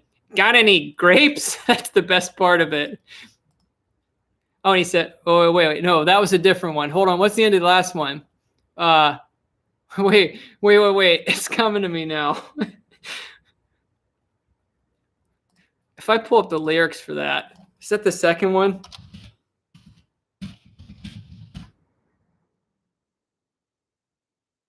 Oh, yeah, that was the first one. That's really long.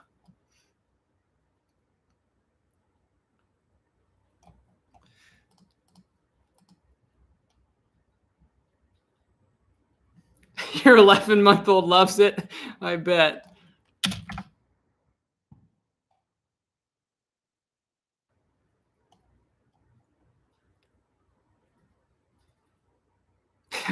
That's the one.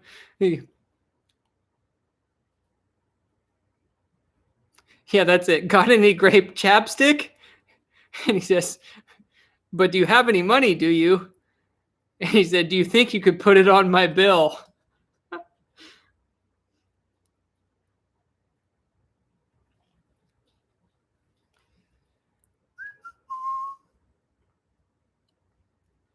Oh, man, the Mr. Rogers theme song? I don't even remember it. I haven't heard that in ages. Just something, will you be my friend? I don't remember the tune. Oh, will you be my neighbor? I don't remember it. Old Man River. I've heard of. Yeah, man, that's been ages too. Y'all bringing back memories now.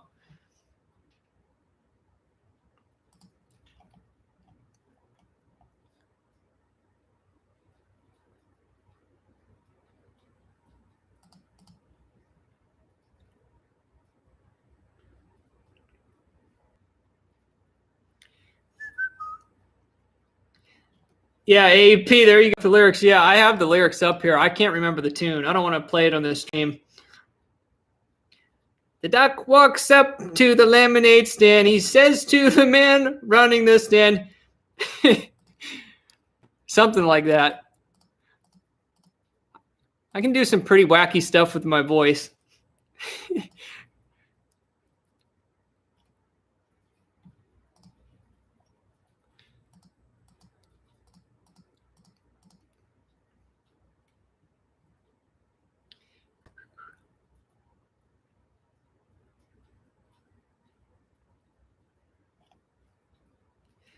Welcome back, Linda.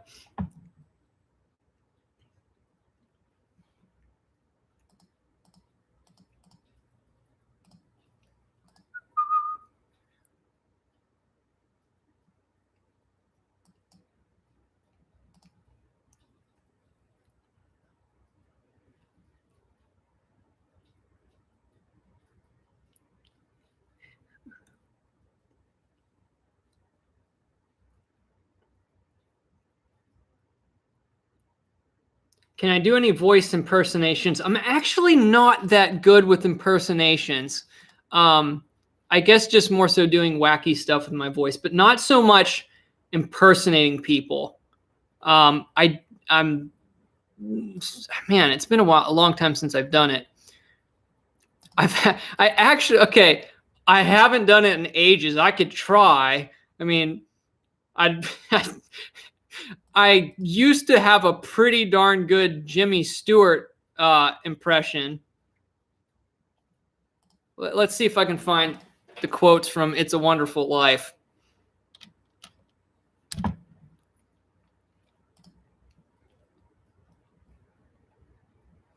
Yes, I could do probably one of my best impersonations was probably Jimmy Stewart.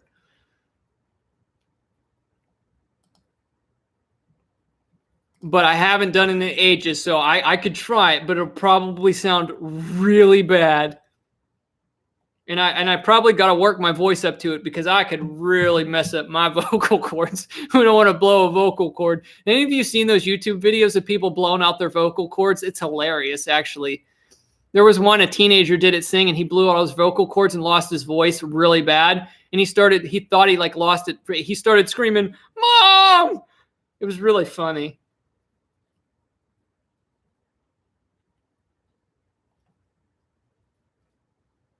Let me see if I can find this here.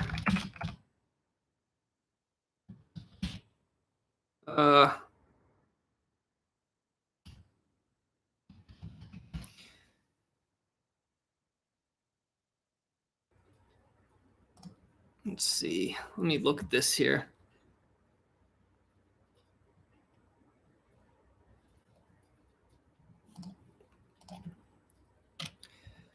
Here we go. Jimmy Stewart quotes, "It's a Wonderful Life."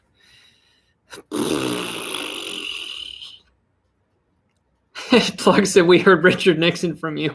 I don't know. I guess it's hard to tell what you sound like yourself.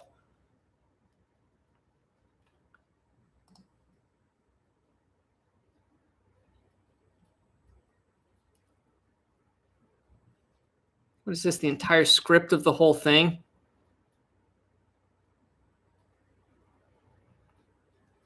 Oh yeah, where's the? I know the one. Man, I used to be able to do the one really good. But it's more the really emphatic ones. What's the one I used to do all the time? Merry Christmas, Mr. Potter! Like that. That wasn't bad for the first one. It was missing a little bit of depth. Oh my goodness. I'm going to blow out my voice.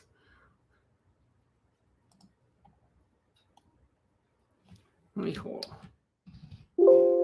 You can rate that on a scale of 1 to 10. Rate it in the comments. Is it a 1, a 10, or somewhere in between?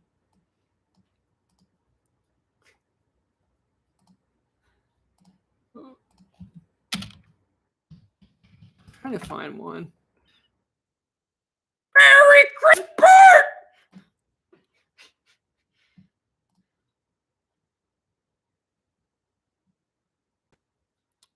It's probably like 3.5 from Autumn.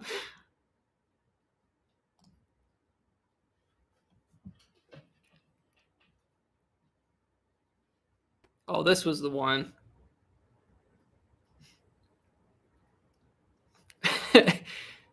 This was the one. I'm shaking the dust off this crummy little town off my feet, and I'm gonna see the world. Italy, Greece, Parthenon, the Colosseum. Then I'm coming back here to go to college and see what they know. And then I'm gonna build things. I'm gonna build airfields. I'm gonna build skyscrapers 100 stories high. I'm gonna build bridges a mile long.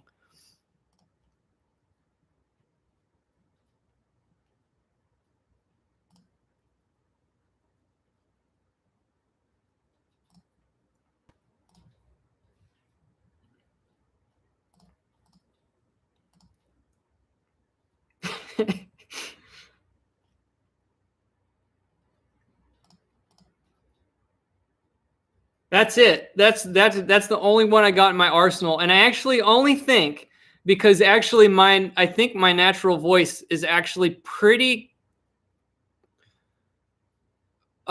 just something about the tone of my voice is actually pretty close to his.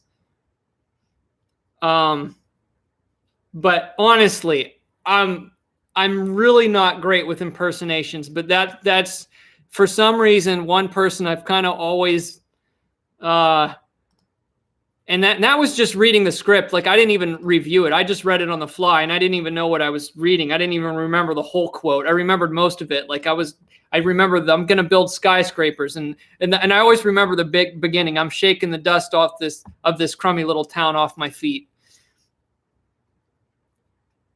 Yeah, I don't think I could do Christopher Walken, and I haven't heard his voice in ages. I'm probably not as good as the subdued voices.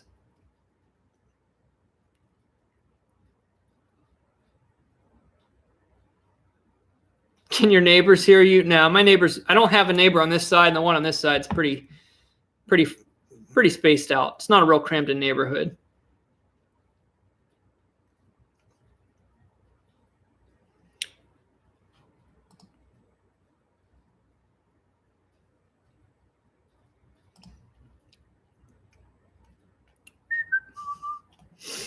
Okay, I'm going to look in the chat here for a minute. I'm getting cold. Man, it's getting cold in this room. I need to do some warm-up dunks. We'll do a dunk here real quick. There's a couple super chats. We'll see if I can get the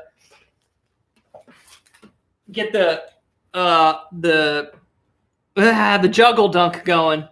Let's see. Oh, maybe someday I can juggle and throw the basketball over my head and make a hoop by looking at the screen. Can't on this one because it's too hard to shoot on this. It's so small. But we can do this. Oh, it's a little difficult because this is lighter, so it throws you off.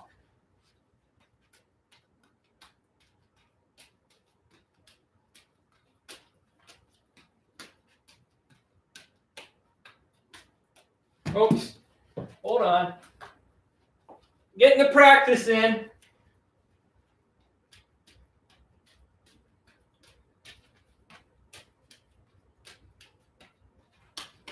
Ah, ah!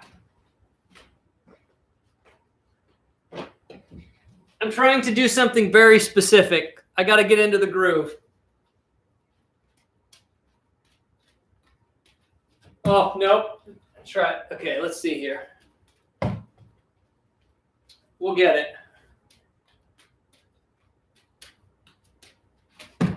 Ah! All right.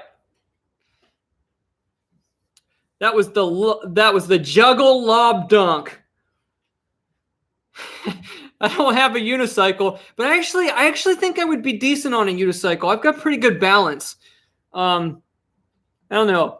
Maybe we'll start a super chat fund toward the unicycle. I actually used to have a juggling routine that I made up when I was young. I got into it for a while. You can go under the legs. I could do a 360 and then keep going. Here, I'll try something here for you guys real quick. Let's see. Let me get the other one here.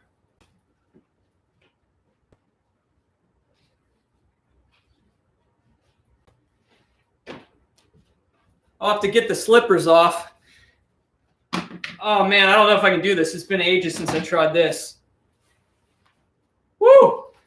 I don't know. To throw it pretty high. Got a height in this room. Oh, come on, let's go.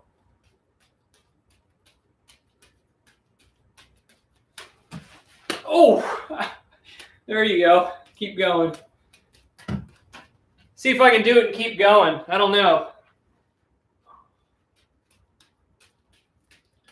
Oh, oh man. Oh, no. Almost. See if I can do it and keep going. Ah, terrible. Oh, man. Oh, kind of. I have to get the next one right. So like when I catch it, I got to do it in the right hand. Let me see. I'll figure it out.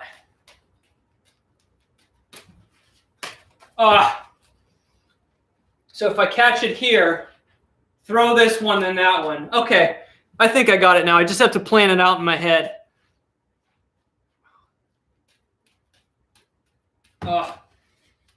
Okay, let's see.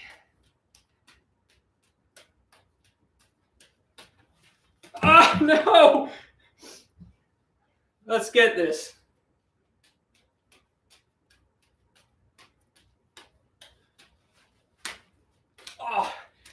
Oh, there we go. Woo! Oh, all right. Man, getting the heart rate up.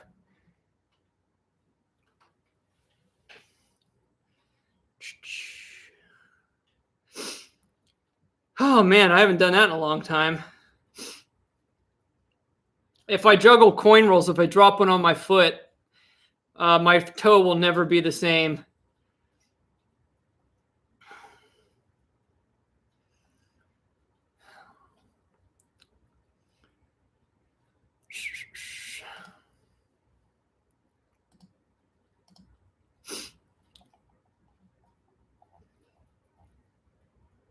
Whew, increased blood pressure. You can feel that going to the bottom of my tooth where it's sore.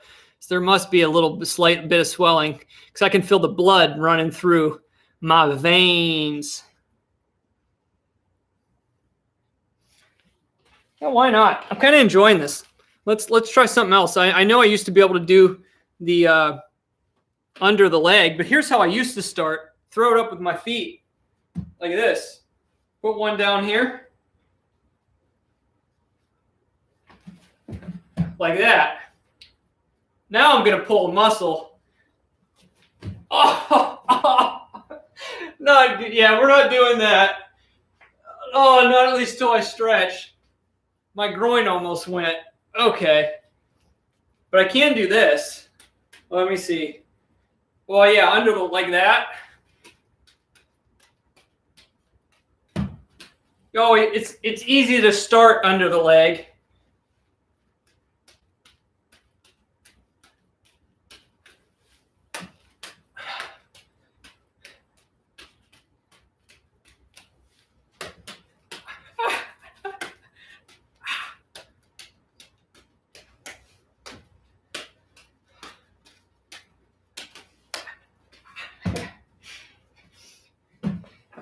Get the idea. Ugh.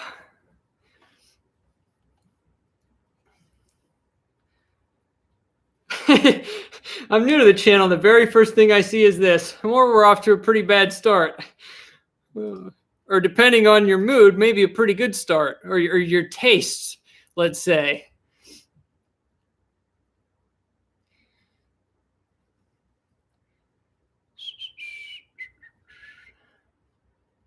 I can't do a headstand.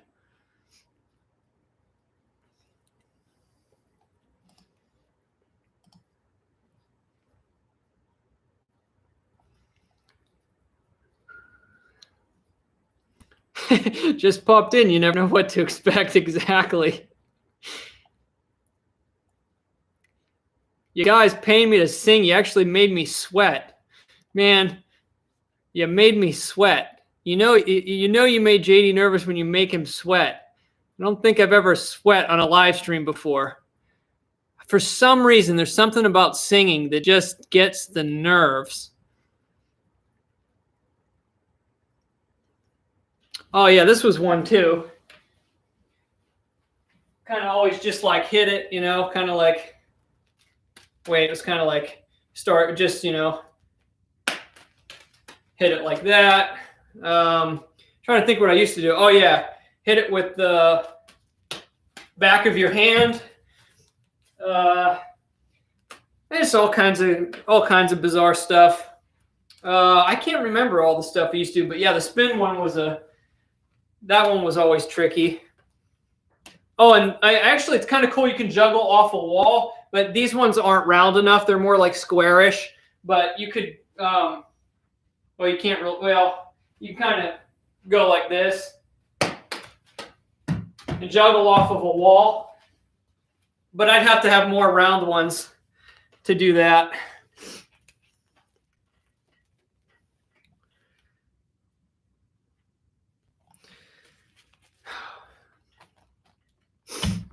All right, we're going to take a break. I don't know if we're going to get through the rest of the coins tonight. What do you guys think? It's 11:45. I probably shouldn't stay here too much longer because I got some stuff to do tomorrow.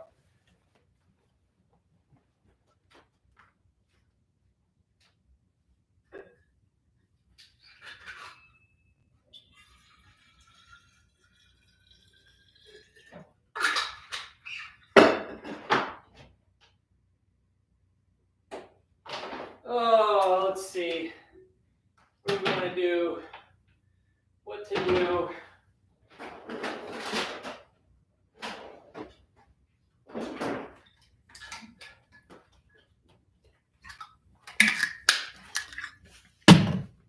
I think we're just going to have to go with avocado toast again tonight because that's actually pretty soft. That's going to be pretty soft. And that'll give me some energy because I need to eat something here before bed. So we're going to have to make some avocado toast. Let's go.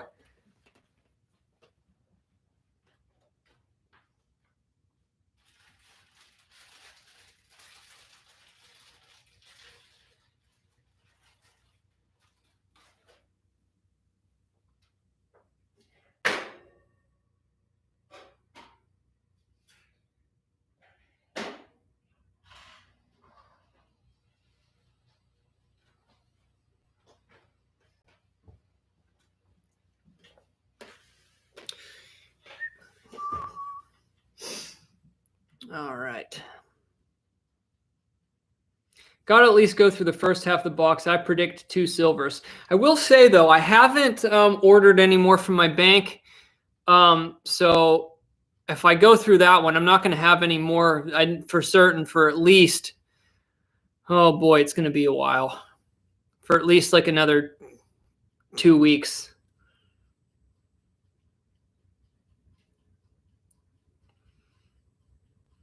Fun fact, you've never touched a thing in your life because atoms don't touch. Alrighty. Did all my super chats add up to the highest amount for the copper?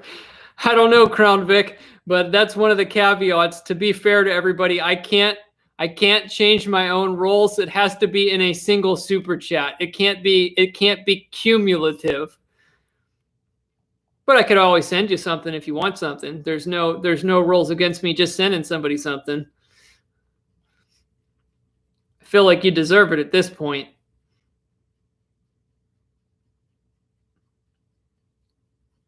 Ooh, Wagyu burgers tonight. You're making me jealous. Oh, Sandra, are you joking with me? Because I've talked about this before. I can't eat plain bananas.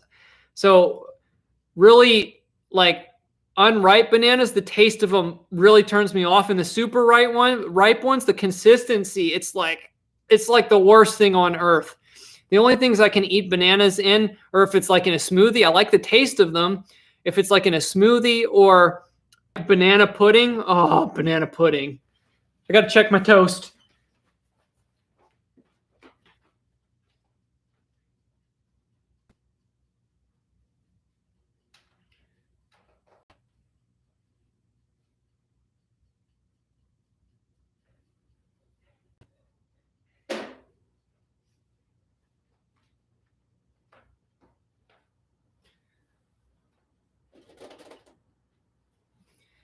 I'm surveying here for the future.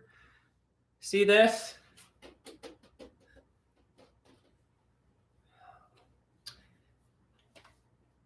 I don't think I could do a full cartwheel dunk in here because I might kick something. I could actually kick that.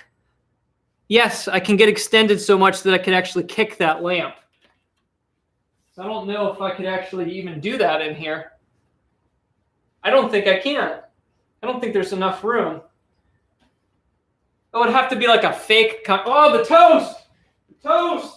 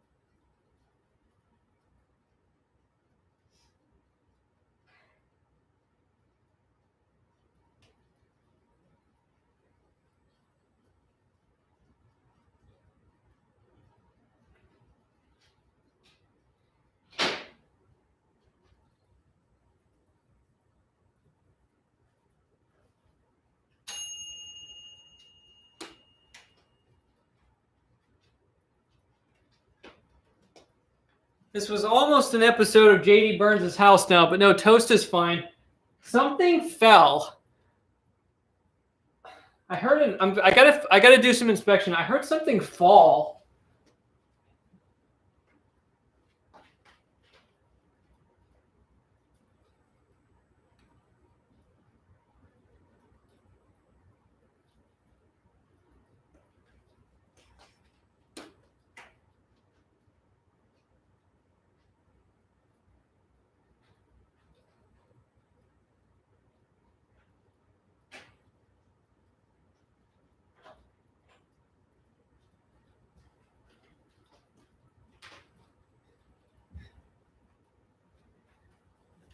Did you all hear something? I hope there's nobody in my basement. I heard something.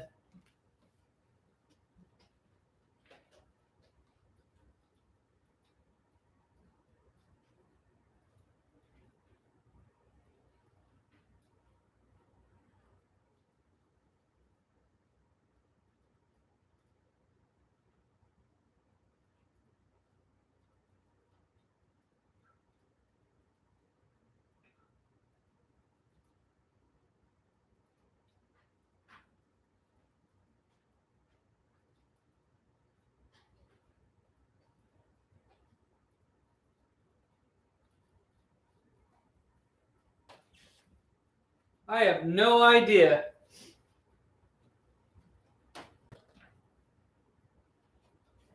Oh well. That's going to be a mystery. I'll be back in a minute, finish my toast, but I don't know what that noise was.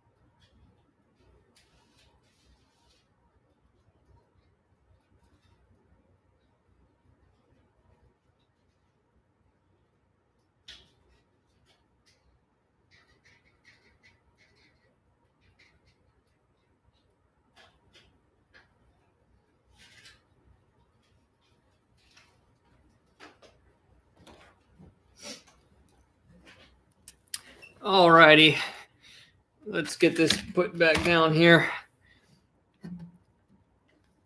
This is about as hard as the food I can get on my soft food diet. Avocado toast. Nice and crispy though. Very nice. Some more ASMR.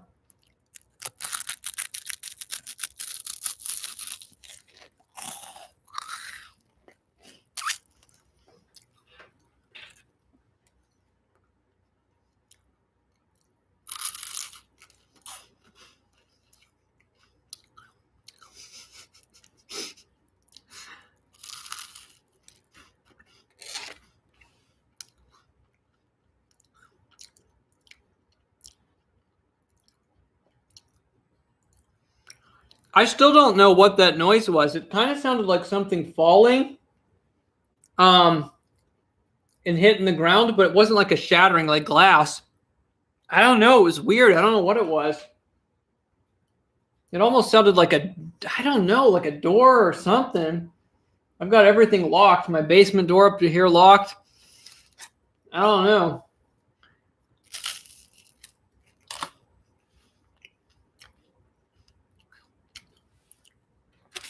A pretty loud noise, though. I don't know.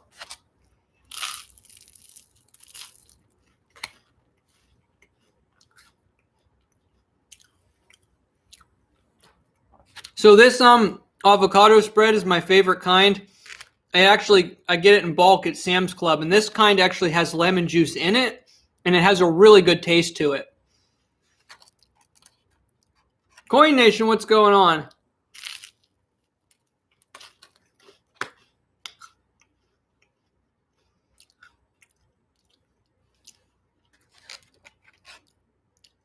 Plugs, it's not an April Fool's. I heard something. That's not a joke. I don't know what that was. Kind of had me concerned for a second.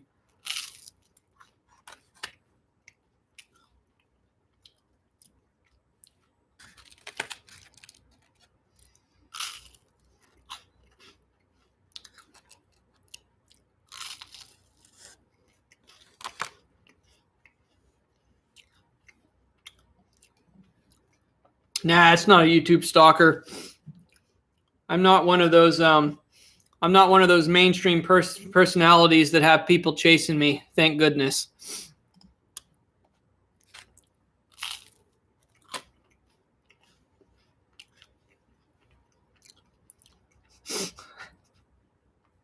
Owl Master said, I have a feeling he's only streaming because he wants to be entertained while he eats. Part of it is to keep my mind off my tooth problem, too. This stream is just keeping me occupied tonight. Becca said it's very windy out here. Yeah, I don't know what that was. Could have been something outside. Oh, you know what? I know something it might have been, but no, that probably would have made a different noise. Well, I'll probably figure it out.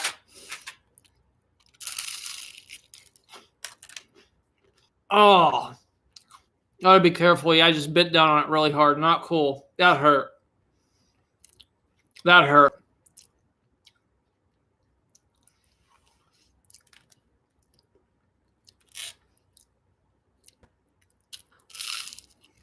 Well, I've been doing good coordination. How are you?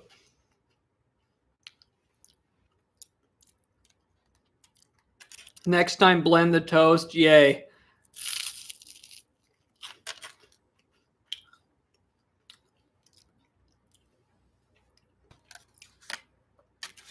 Wait, is there something to this joke that's more than I'm missing? The rake fell over?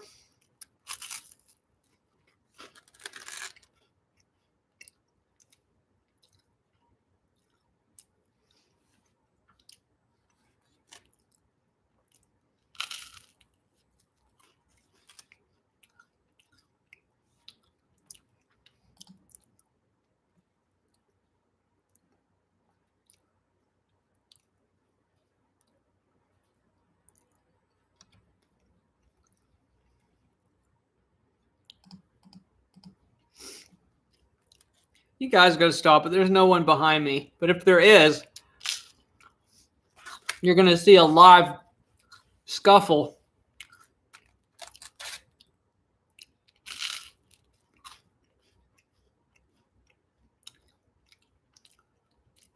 And a possum crawled into my dryer.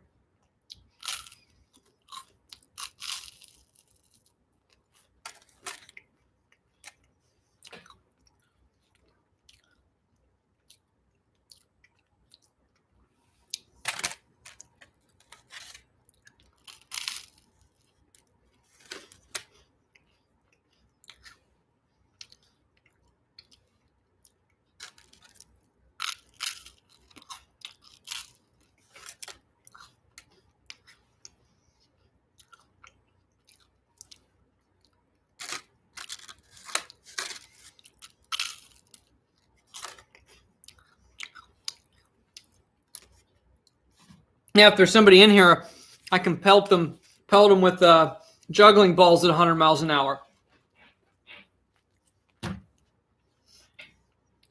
Coin rolls, man, that would hurt.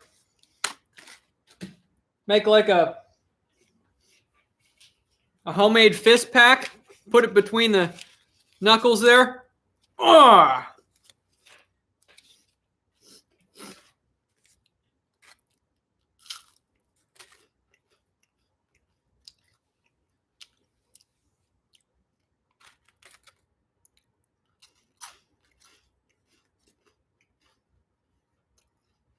Oh, the last bite bit a little hard on that one. That hurt.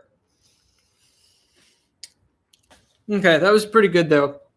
That's about as solid as something I could eat.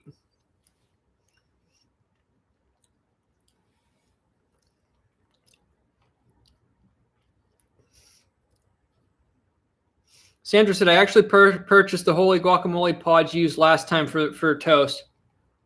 Yeah, that's the one I think that has a little bit more of a garlicky taste to it. It's pretty good too, but for some reason when I started using these ones, I kind of got hooked on these ones and not the other ones now. But they're both good.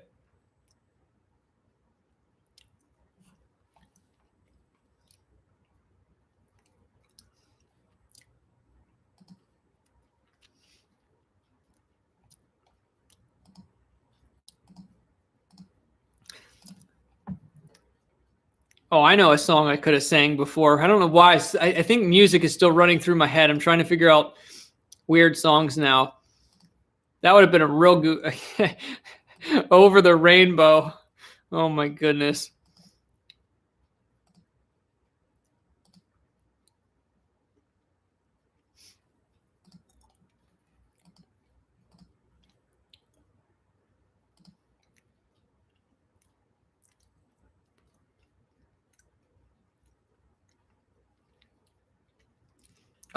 They're different products. Actually, the Holy Guacamole one that Sandra's mentioning is the one that has more of a lemony taste to it. The more generic one I get actually comes from Walmart. I don't know what they call it.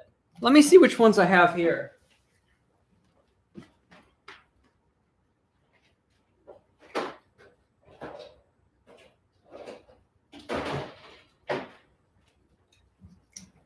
Oh yeah, I was wrong. So Sandra did have the ones that I'm having tonight. These are the ones that have more of a lemon taste to them. Hass avocados, distilled vinegar, contains 2% or less of water, jalapeno peppers, salt, dehydrated onion, granulated garlic. Actually, why do I think it tastes more lemony? There's no lemon in it. Oh, distilled vinegar? Maybe that's it. Let's just put it this way. The generic ones I get from Walmart taste more garlicky than this one. We'll just put it that way.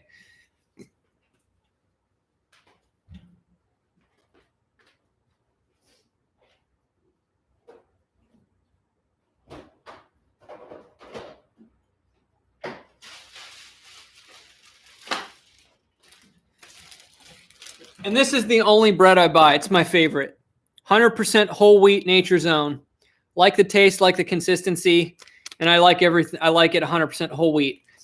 I don't buy any of that crazy toast that's got bird seed all over the edges of it. You don't put seeds on toast.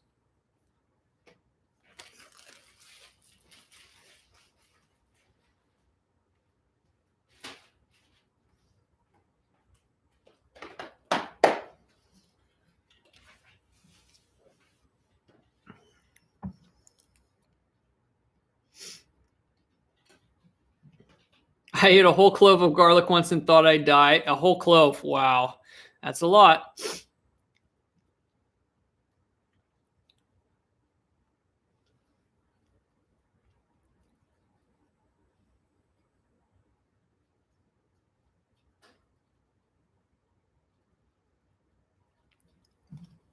That's the only bread I buy right there. 100% whole 100% whole wheat, nature's own. I like the taste, like the texture, like everything about it. No need to get fancy. I stick to what works on that. My mom buys all gluten-free bread, and it's hideous. It doesn't even crunch. And they add a lot of sugar to it, probably to make up for the fact that it tastes like crap, in my opinion. The gluten-free breads are just horrendous.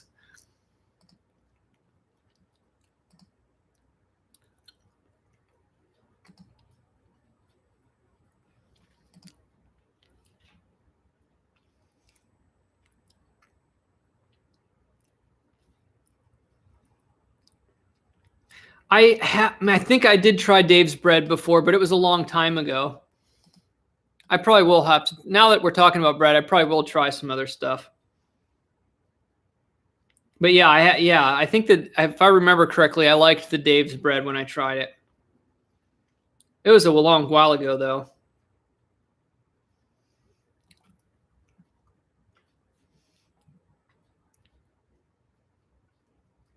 No, so some people like it, some don't. I'd have to try it.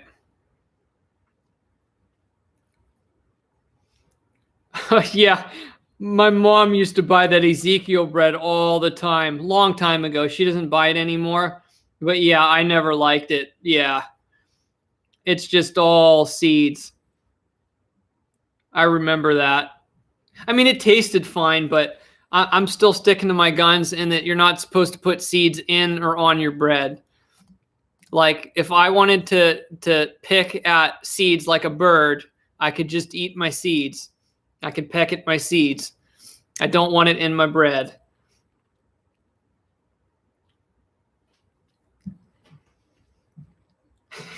Or Ezekiel bread's like eating a wooden fence. That's so funny. Yeah, it is pretty dry, actually. You're right. Oh, especially because, you buy it frozen and it's already, the consistency's already challenged.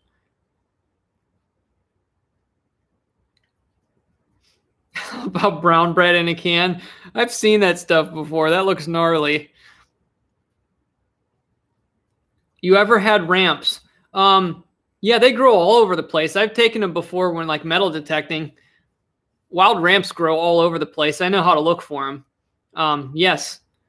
I'll throw some wild ramps in my mac and cheese or something. They're pretty potent though. I only put a little bit in.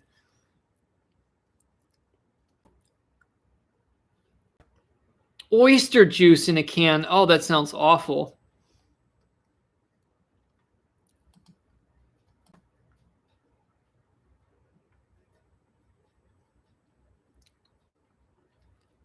That sounds nasty. I don't trust any seafood products in a can either. That just sounds terrible, like something you would only want to eat fresh.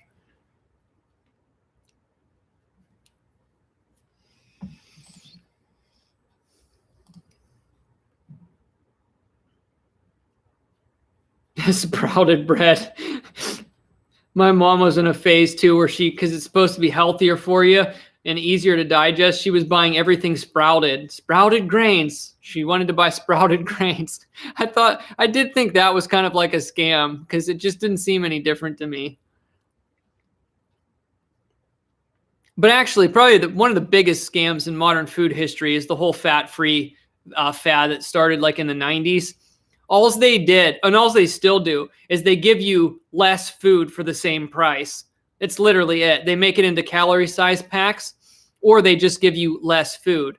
It's low fat or low calorie because it's just less food. Or they just stuff it full of synthetic sugars. And that's the other side of it. It's like you see these calorie rationed packs. It's like, yeah, because you need to eat 5 packs for it to actually be a snack. But yet it's like they even raise the price sometimes. It's like fat-free literally means less nutrients in most circumstances. So they basically give you less food and less nutrients for the same or more money. It is so ridiculous. Like if you eat fat-free foods early, or low-calorie foods, but you need to still hit a certain caloric intake, you'll just spend a ton more money because you need to eat more throughout the day to make up for your lack of calories.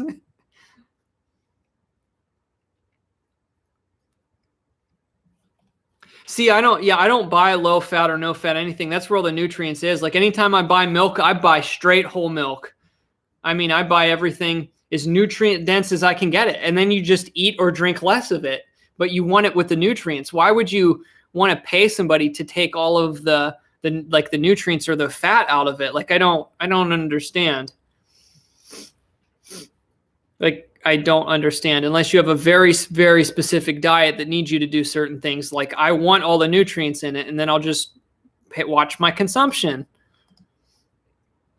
It's like anybody can, like get milk and, add water to it or something, make it last longer.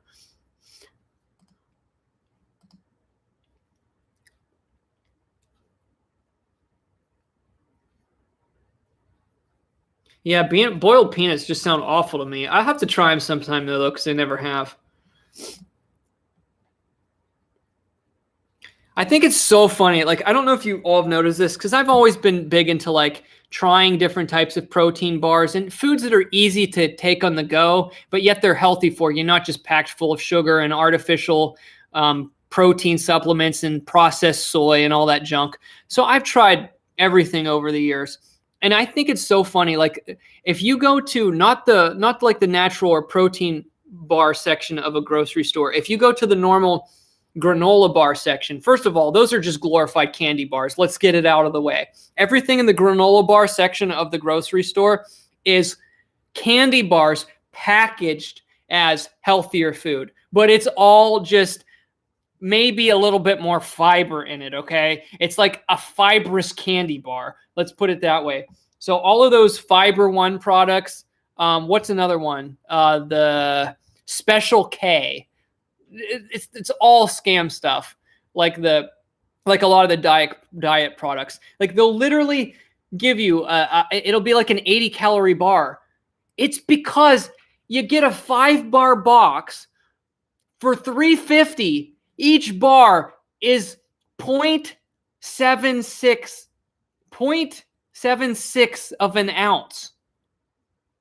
So the whole box is like not even 4 ounces of product, and they individually wrap them and inflate air on the end. So you get a box egg, and each of the bars are in a bag that's like this. The bar itself is like that, and it weighs like a feather. It's not even an ounce.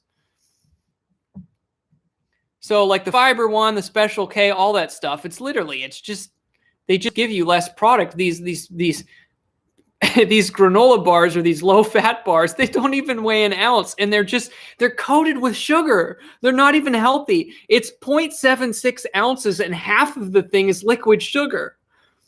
Okay, rant over.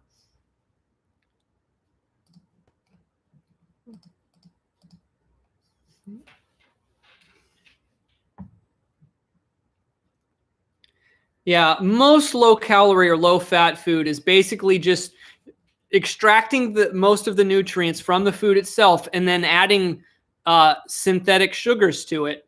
It's not healthy. Now some low fat products are fine, like lower fat cuts of meat, lower fat, certain low fat things are not bad. Now you want to make sure you have healthy fats in your diet. But it's more the low calorie is more of a scam than the low fat. The low fat has purposes, and some people want to do that for certain reasons. If you're a bodybuilder or you need to cut your fat for other reasons, like I understand low fat, but low calorie is almost always a buzzword for, caught me a sucker.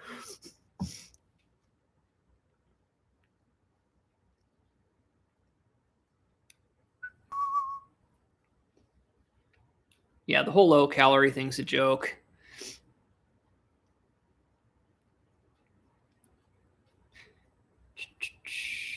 Because see, that's one of the things that too, I actually don't eat a lot of red meat.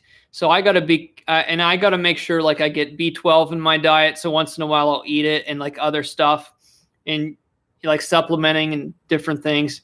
You got to be careful too. Like for example, like I try to make sure I have healthy fats in my diet because my diet doesn't usually have a lot of fats in it. That's why I started doing the avocado toast. I mean, avocados are pretty much straight fat. And like when I make ground turkey, I get the 93% lean instead of the 97 because not only does it add some fat into it, but actually then you don't have to add any cooking oils because it kind of like the fat creates its own liquid, and it's a lot easier to cook with. Yeah, and that's the thing, Paula. A lot of the sugar-free products, they actually give you less food and then they charge you more because it's like a specialty product.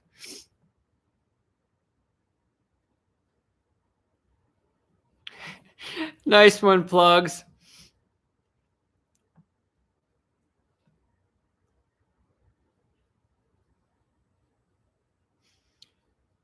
Oh, I can't eat turkey bacon. Turkey bacon, I ate that for a little bit when I was a teenager. Man, that runs right through me like Taco Bell.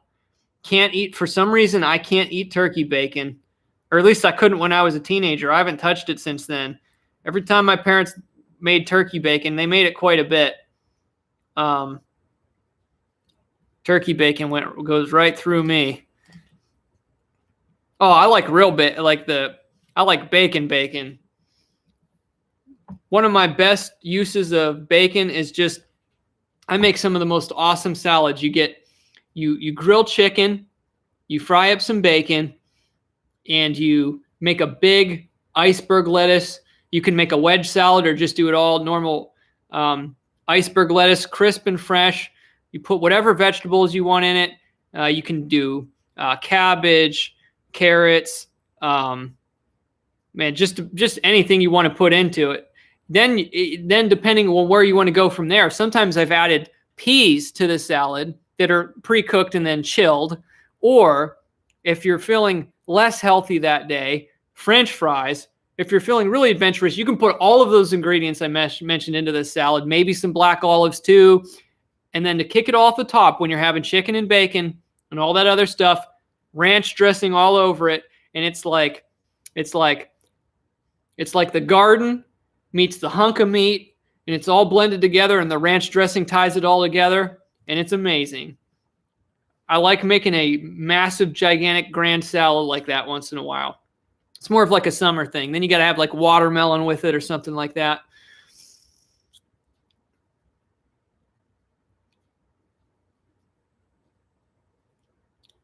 I used to make loaded nachos. I would use ground beef. I would do ground beef, black olives, and of course shredded cheese all over it, and then lettuce whatever else you want to put on there, tomato, anything you can really think of that would be a good topping. Put it all in the nachos, but I don't do that much anymore because I did notice I do not eat hardly any corn products anymore, like corn chips or anything like that. For a lot of people, they can be very hard on your system. And I noticed when I cut out mostly two things, I didn't cut fried foods out completely, but almost. I cut corn products out of my diet, like mostly corn. I mean, a lot of stuff has corn in it, but I mean like predominantly corn product, like corn chips and that kind of stuff. I cut mostly corn products and fried foods out of my diet, and I feel a lot better. Feel a lot better.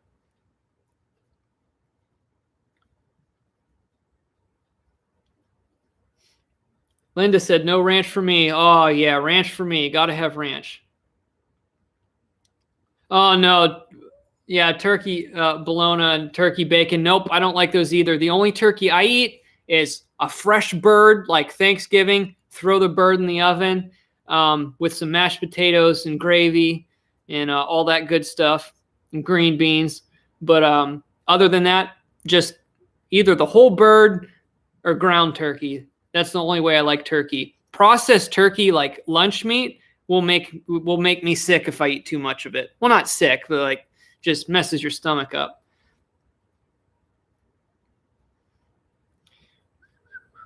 TMI, Autumn.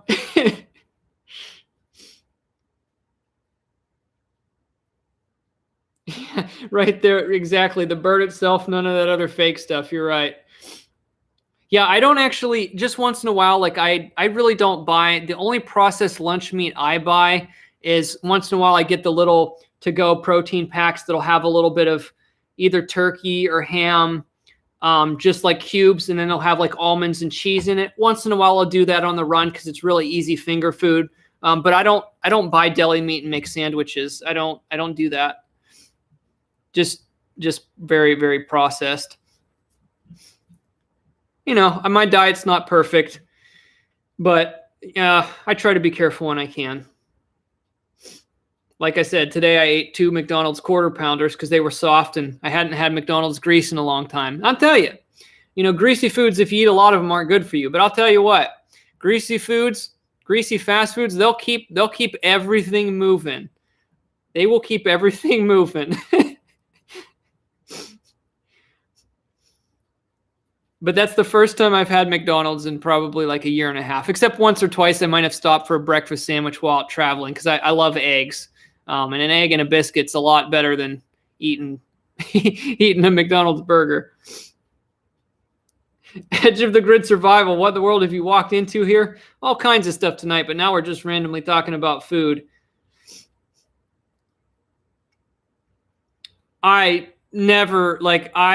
If I could take a vow that I would never do anything ever again in my life, on the top of my list would be eat Taco Bell, because they literally almost killed me. I got tainted beef, and that was bad.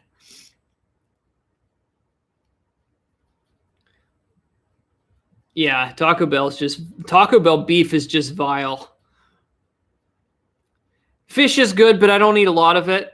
You got to be careful with fish these days. I don't eat tuna anymore. There's a long story for that. I actually had tuna the same day I had food poisoning, so my body has like a natural resistance to it anymore. Like I used to put tuna on toast, put celery in it, and then melt like cheese on top of it sometimes, something like that. I'd make like a tuna salad more so. But you ever seen the videos recently where under a microscope, you can find plastic in tuna from being in the ocean, like bits of plastic? That turns me off too. And tuna is just one of those foods that can get tainted real easily. So I think I'm just better off not playing with that fire. So I'm not really into tuna, but I just like basic foods. What were we talking about before? Breaded haddock is amazing. If you get really good haddock and cod, that type of stuff. I'm not big into salmon. Man, salmon can stay with you for a day. That turns me off. Burger King's egg and cheese croissant is a guilty pleasure for me. Actually, for me too. Their bacon, egg, and cheese croissant, they're so soft. I get double egg on them. I'll order two and get double egg because I'm all about the egg. Pack on the protein, the slightly better protein, you know. Yeah, their bacon, egg, and cheese are actually pretty good. When I'm traveling for breakfast, if I have to eat fast food, I've done the Burger King croissants a lot. I don't like tilapia. I do not like tilapia. And you have to be careful with tilapia. There's a lot of low quality tilapia out there that tastes like muddy water, basically. Yeah, not into tilapia. I just don't like it generally either, even the better stuff.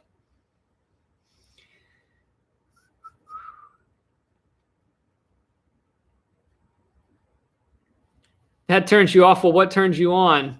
Well, for the fish, yeah, it's definitely breaded haddock, and I do like cod with lemon juice once in a while. Just a nice piece of cod with lemon juice.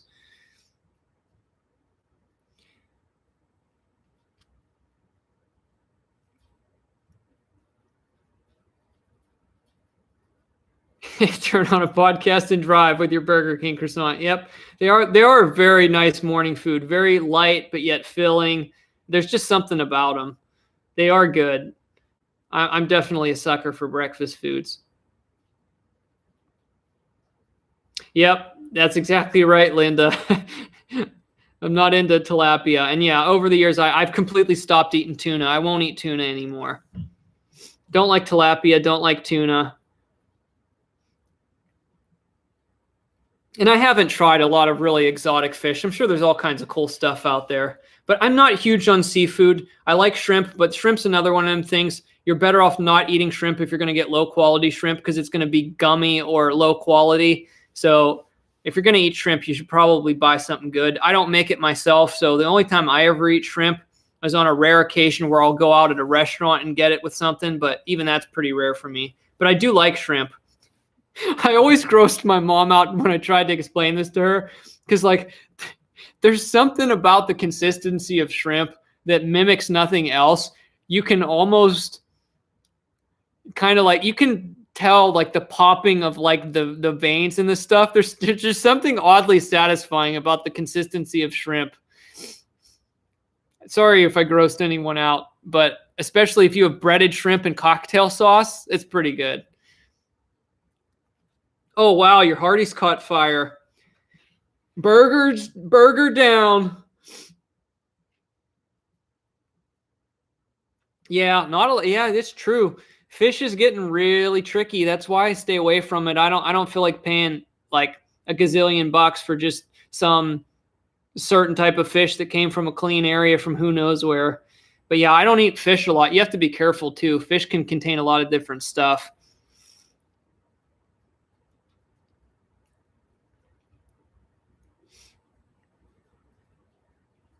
Yeah, there's something about biting the tail off a shrimp that just, I don't know. It's got a really oddly satisfying pop to it. I think it's the like the veins pulling apart from it.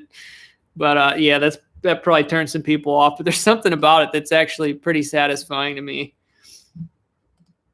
I do like shrimp once in a while. But no, I don't do raw stuff. I don't do sushi. I don't do oysters. I don't do anything like that. Cook the seafood. Cook the seafood. Caveman instincts. Yeah, right. When it comes to steaks, I'm kind of like a between medium and medium well. I almost said medium rare, but no, I can do medium depending on the cut of steak, the type of steak, but I don't do medium rare or rare. Depending on the type of steak, I can do medium, but never more raw than that. I can do usually. The problem you have at restaurants is if you ask for medium well, it's overcooked. But if you ask for medium, they don't cook it enough.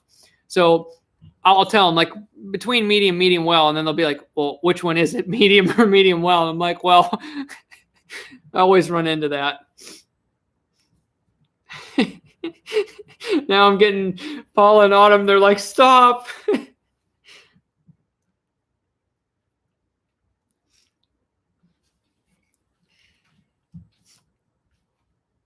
Good things that I can't eat right now. I've been really hungry for banana pudding. I haven't had it in a long time. That was one of my favorite desserts when I was growing up. With the wafers, the pudding. It has to be a little bit of banana because I don't like a lot of banana. It has to be fresh. They can't be like soggy. Like banana pudding.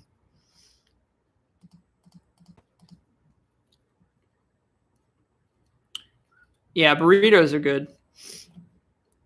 Yeah, I like burritos. They got to have rice on them.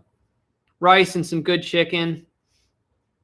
Sour cream. If you're having burritos, you got to load up the sour cream. Just have a bowl on the side and dunk it as you go. Put shredded lettuce and tomato. Yeah.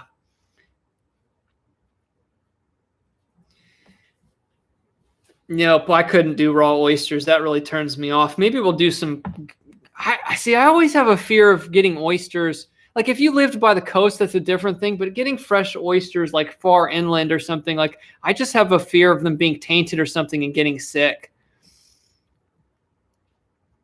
I don't know. I don't think I could do that.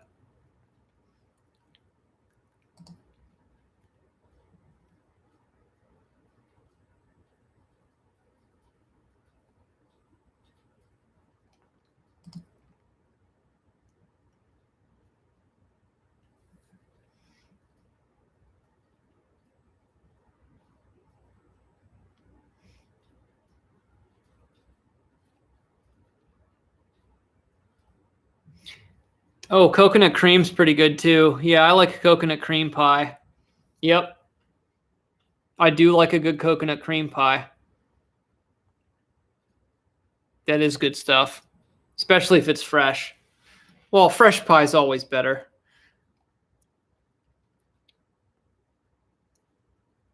Yep, Autumn knows what's up with the banana pudding. Paula, what do you like? Because it sounds like we're talking about a lot of stuff that's turning you off, but what do you like? I used to make growing up, we made like what was called dirt, which was basically like Oreos with the cream cheese and the whipped topping all mixed together. Now I never did the real version where it was supposed you put gummy worms in it. It was supposed to be like there were literally worms in the dirt. Like that's the traditional recipe, but slimy gummy worms are just really nasty, really, really nasty. But I like the dirt itself. Haven't had that in a long time.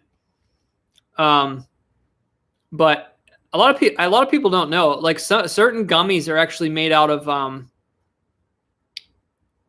what is it? I can't remember now. Gummies are made out of pork. I don't know if people didn't know that. Like out of yeah, like a lot of some gummies are made out of pork. Yeah, collagen, something like that. Yeah, but it derived its pork products. Right, the pork gelatin, right. Oh, peanut butter pie that a local Amish family makes that is absolutely unreal. Oh my goodness, that sounds amazing. A peanut butter pie. Oh my goodness. I might have to pay you to ship me one, and I'll send you something here. There's actually a local restaurant here. There's only a few in the area called Cootie Brown's. They make really good fresh food and have a pretty unique menu, and it's like a local chain. But they actually ship their key lime pie all over the country. It's like it's become nationally known. They're just for their key lime pie, and they ship it all over the country.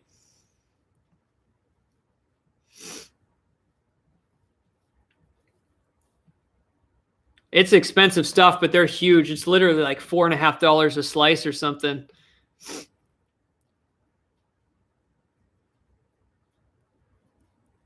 We have a wonderful tree bark dirt earthworm dessert at camp you'd love. Yeah. Sounds good to me. D, I don't drink beer. I don't drink any alcohol. Not only I just personally choose not to, but also I have a very, very, very sensitive, what would you call it? It's getting really late. Just a very sensitive immune system. Like, because I'm thin too, things run through me really fast. And I can't even drink a caffeinated soda or something. I'll like drink Even a can of beer would probably make me drunk. But that's not the main reason. I just choose not to drink alcohol either.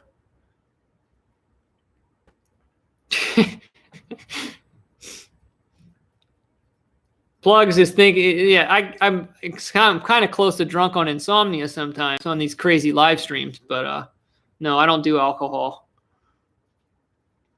Paula likes chicken pot pie and chicken dumplings. Dumplings are okay once in a while. I'm not a huge fan of chicken pot pie, but chicken and dumplings is pretty good if it's made right. If it's not cheap stuff, if it's the real deal, chicken and dumplings is pretty good. I haven't had that in a very long time.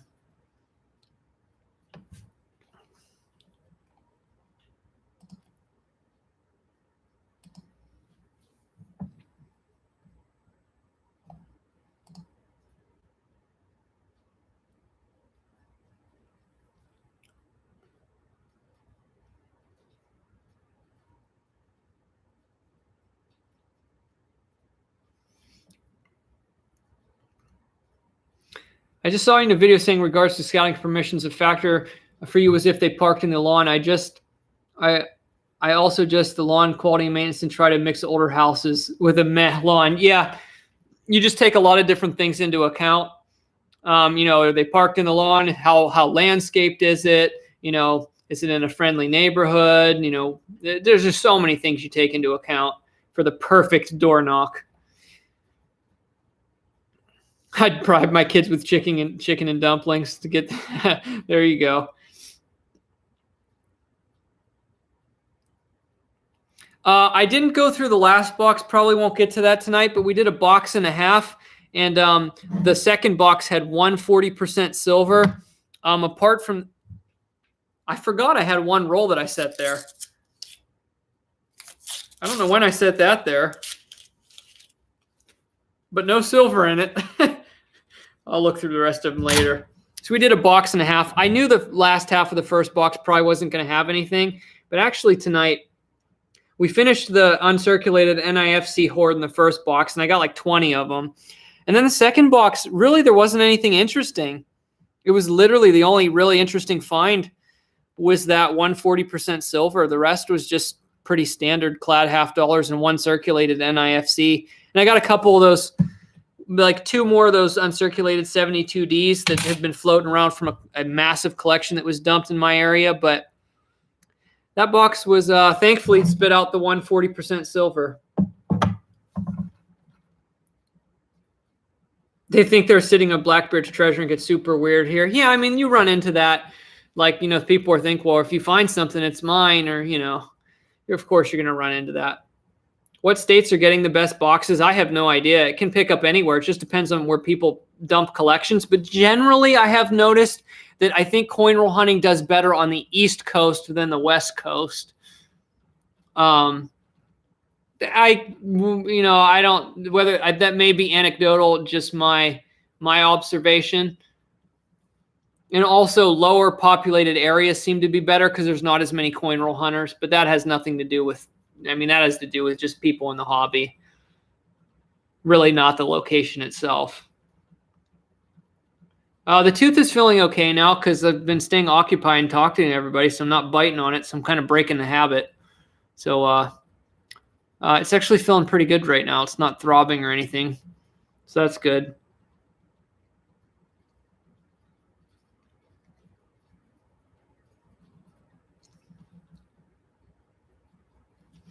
Yeah, 50% with permissions is actually pretty good. It starts getting tricky. If you get below 50%, getting more no's, it's kind of discouraging. And, I've been in some areas, like one of the worst towns I was ever in, like I literally couldn't even get a permission.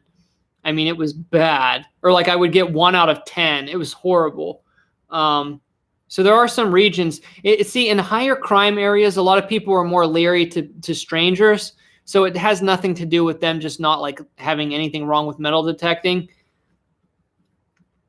Have I been drunk before? I've only ever been close once because it was basically just a test to see how my body handled certain like different stimulants and stuff like that. And it didn't take much. for me to start to feel spaced out. So I've only ever been close to drunk in time in my entire life. And I think it feels awful. Like I just felt horrible. I honestly don't understand why people enjoy it unless it's just to drown out their pain, drown out the pain of life. Like, apart from that, like to me, it's just, man, awful.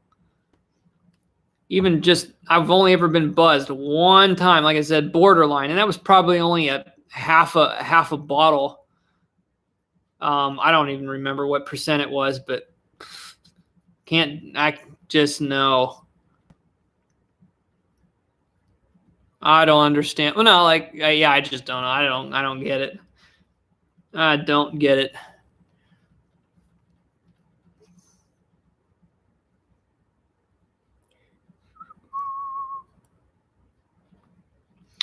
My mother-in-law lives in a house built 1902. I'm going to metal detect her land on Saturday. I'm so excited. Well, that sounds awesome, Dee. I hope you have a good time and find some good stuff.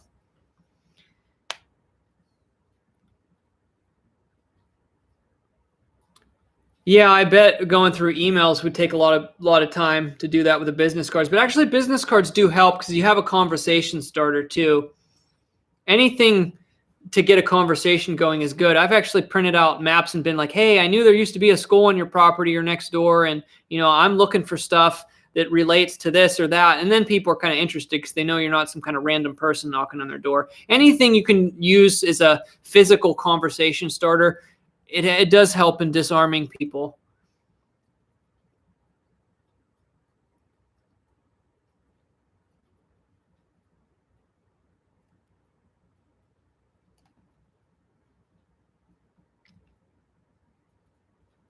Thank you, Dee. Thank you for the kind words about the channel. And I missed that comment earlier, Koya. I appreciate you offering to send me one. I would want to pay for it. Maybe if you send me an email, maybe I'll take you up on that, because peanut butter pie, that sounds like a once-in-a-lifetime local thing that I might want to just get my hands on just to try it. I could do it on a stream or something.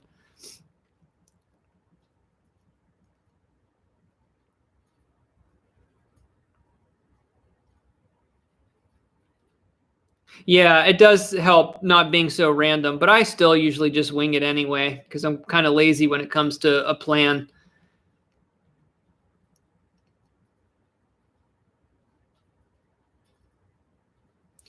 Yeah, if everybody were to see the old school video of what your liver looks like when alcohol enters it, nobody would ever drink again. Oh, this is probably something I shouldn't look up on YouTube. I do not do good on watching like any type of medical videos. Like I cringe. I have this weird habit. I actually clench my wrists. Like anytime I think about blood or like anything internal, I start clenching my fists and like I start grabbing for my wrists. It's some kind of weird thing. I could not be in the medical profession. I would not do well. But I probably will watch that because I'm like super interested now. But I do know that alcohol dehydrates you. You have to be real careful with that. And that's actually why a lot of people who want to look trim, they actually drink alcohol to pull all of the pull the excess water out of their body.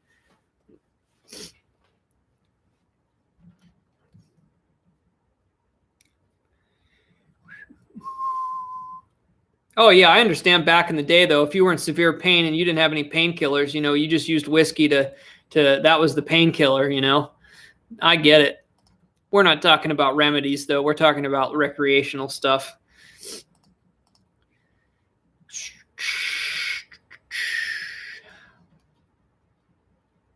All right, John. Thanks for stopping by. Happy hunting. I'm a former burned out MA. Says Sandra.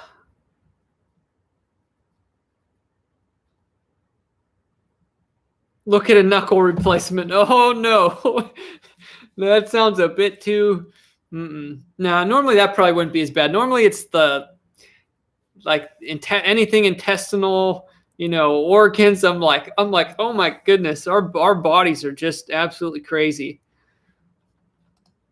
Just rough stuff. Because there's certain medical stuff that's really intriguing. Like, what's that one YouTube channel that focuses on what happens to somebody's body if they like overdose on something or eat too much of something or something bad. What's the name of that channel?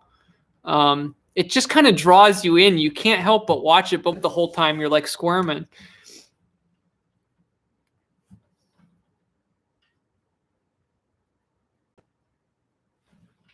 That's crazy, Chadwick. I'll have to see if I can find any videos on it.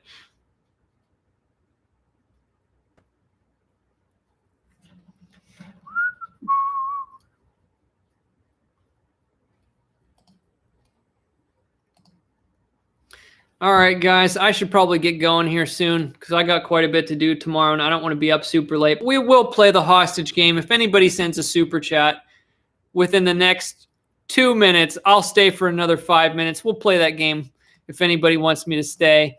But I should be getting out of here soon. It's been fun tonight. I really don't want to go through that other box right now because I wasn't even planning on coming on here. I got a lot to do. Just wanted to kill some time, get my mind off my tooth, say hi to everybody, and figured why not follow up the April Fool's video with the live stream. All right, Linda. Well, thanks for stopping by. Oh, yeah, open heart. Oh, man, that's rough stuff. Thank you, Dee, for stopping by. I had a fun time too. What's a good metal detector for someone starting out that won't break after a few uses? I like the low-end Fishers. Fisher F22, F44, Fisher F4. A lot of people like the Garrett Ace 250. The low-end Garrett and Fishers, like the Ace series or the, like I said, those Fisher models I said, they're run $200, give or take, and they're not going to break one day after you use them. I mean, you can use those for years, and they're not going to cost an arm and a leg. And most of those Fisher products have a 5-year warranty. I think the Garrett ones are 2, but I mean, if you have a solid warranty from a reputable company, even in the $200 to $250 range, you can get some pretty good detectors these days, and they're not junk. Stay away from the $100 metal detectors. Get into the $200 range. It's going to be a lot better. And I would say take my advice on that. You start getting below 150, the metal detectors get shoddy really quick. Stick with the name. If you're in the lower price ranges, stick with the name brands, and you'll be fine.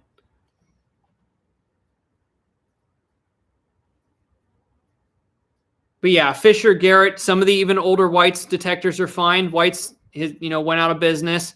But there's even lower end ones were a little bit more pricey, and their budget ones weren't as good, some of them.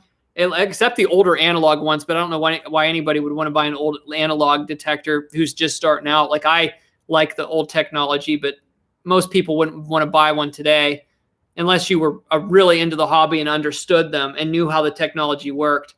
Some of the old analog detectors are awesome.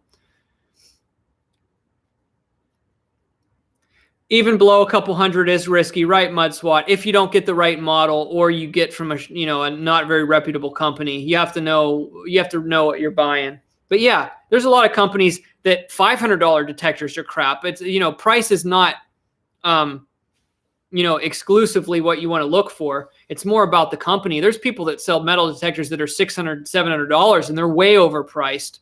They're not worth more than probably $200. But yeah, once you start going below 200, it gets dicey pretty quick. You're fine, Steven. Don't worry about it. I'll stay for another minute or two, but I got to go soon. Garrett and White. Yeah, I would say since White's is out of business, you don't want to get one that you're not going to have a warranty on. So on if you're going to buy a new detector, and you want to stay in the lower, I mean, there's some awesome Mind Labs coming out in the cheaper price ranges. Just research them, and maybe I'll do a video on it. But Mind Lab detectors, great. Garrett detectors, they're great too. Fisher and Technetics, also great. I almost exclusively use a Technetics detector for the type of treasure hunting I do, but my detector costs about $500. That's why I'm not talking about it. Because we're talking about cheaper ones right now. But Technetics, Fisher, which are owned by the same parent company called First Texas. So they're very similar. Let's put it that way. Fisher and Technetics, two of the same thing, basically. Minimal differences. Garrett's been reputable for a long time, but there are some Garrett models that I think are a little more gimmicky, and a lot of people get after me for saying that because it's such a big brand and people love them. There's some detectors that I just don't like from Garrett. Now, they've gotten better over the years, but I mean, a lot of the companies have their own gimmicky ones, you know, to appeal to different crowds and different things for different reasons. But Technetics, Fisher, Garrett, MindLab. I don't know about Whites because, like I said, they went out of business, and I haven't followed what's happening with the company. That I think Garrett acquired them. I don't really even know if they're going to keep selling the line or if they did away with it. I never followed that. I don't know what happened with it. But yeah, I'm trying to think of any other brands. I mean, there's other ones. I just can't think of them off the top of my head because, you know, I just don't use them. I guess I'm looking for more of a mid-grade model that has good features and good results. We'll see the lower end ones, like the 200, like some of the, like the Fisher models I told you about, and the Garrett Ace series. They're decent for the price. They're not junk. So you literally have to either pick if you want to spend. Here's my advice, and I'll try to explain this the best I can for everyone here. There are not many. There's basically beginner, intermediate, and then there's certain detectors that are more, hard to say expert, but the way the technologies and the prices has changed over the years, let's put it this way. The best beginner detectors are in and around $200, give or take $50. After that, you get to about $500. In between, there's really nothing. So you have to pick your price point. You're either going to spend $200, $500, or if you want a really, really good detector that's going to have all sorts of bells and whistles and have a harder learning curve, then you're going to go to about $1,100 and get something like an XP Deus. That's something I would say a newbie should not buy. So if you're looking to start, if you get a metal detector like a Technetics T2, like I use, or a Garrett AT Pro, which is a great detector, also runs about $500 to $600. All of these are in the $500 to $600 range. The Technetics T2, the Garrett AT Pro. If you buy one of those $500 to $600 metal detectors, or one of the mid-grade MindLabs, you can use that thing for a decade and never grow out of it. But if you spend $200 on a model that struggles a little bit on depth, you're either going to have to buy a bigger coil to seek deeper. You're not going to have as much play with the customizing your settings in a good way. And like I said, there's still great detectors, but the real decision for a beginner, in my opinion, is do you want to spend $200 or do you want to spend $600? Don't try to find a metal detector that's like $349 or an in-between one, because it's really not any different. You either go for the intermediate or you go for the beginner, and you have to pick which price point you want. So I hope that helps. I hope that helps you out. If you want to go over $250, my opinion would be go to the Technetics T2 or go to the Garrett AT Pro, something like that. I can't talk about the newer MindLabs because I haven't tested them enough, like the new MindLab Vanquish series, and the Noxes, which are really good. So I haven't looked at the prices in a while to get an idea. Yeah, I think this Equinox 600, like I said, it's still $649 here. So that 600 range is where you're going to get the really good intermediate level detectors. So that's my advice. Figure out if you want to spend $200 to $250 or $600 to $650, and then go from there.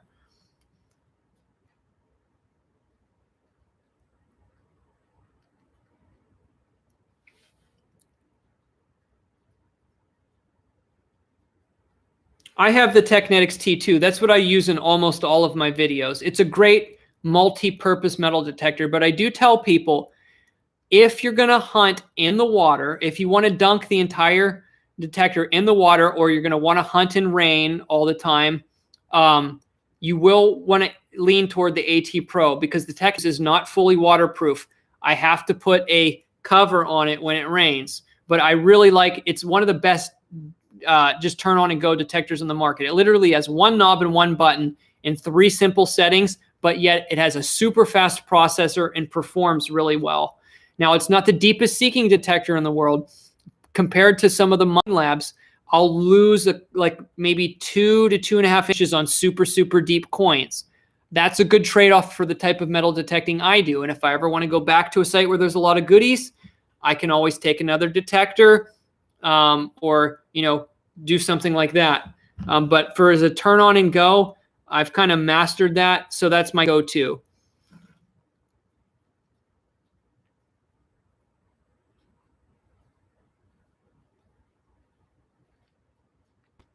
Shroom Day said, I just bought a 600, love it. Yeah, a lot of people like the 600.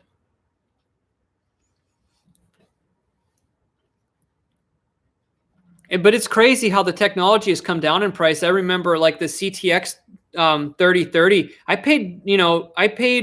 I got a good deal on mine. They're normally they were normally $2,500, and I got one for $2,000 like 6 years ago. And to get the high-end coin shooting detectors, like 5-6 years ago, your only option was to spend $1,500. Really, if you wanted the best of the best, you had to spend about $1,500 to $2,500, and you really don't have to anymore. So the technology has increased enough to push prices down on the elite detectors. Now, for the most elite detectors, and of course you can always get a bigger coil, but they're starting to push that $1,000 mark. So it's been quite revolutionary in the detecting market. The XP Deus, I think now is, what is it, closer? I think it's closer to 1,100.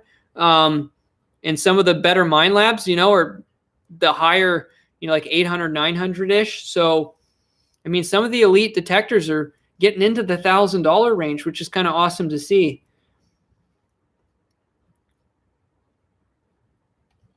So, I mean, yeah, pretty much these days, from beginner to elite, you like beginners, $200, give or take, intermediate, $500 to $600, give or take, elite, $1,000, give or take. That's about where pricing is now.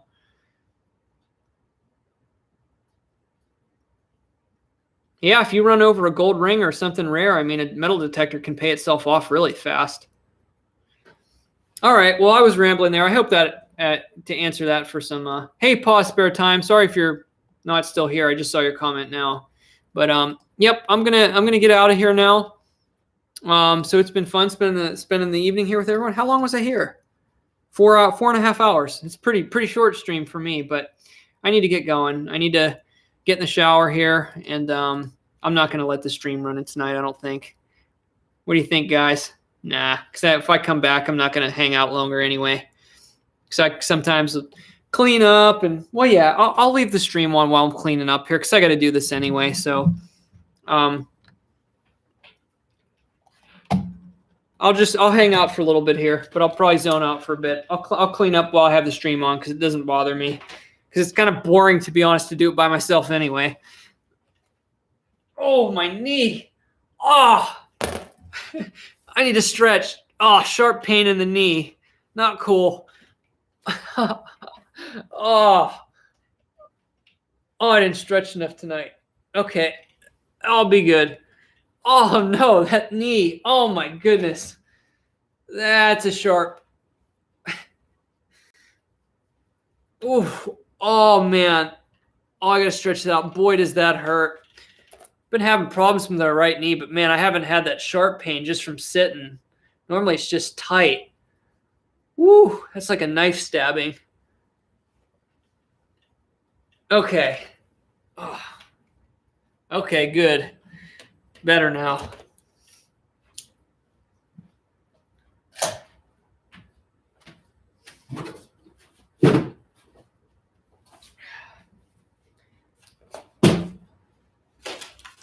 Always plenty coin wrappers.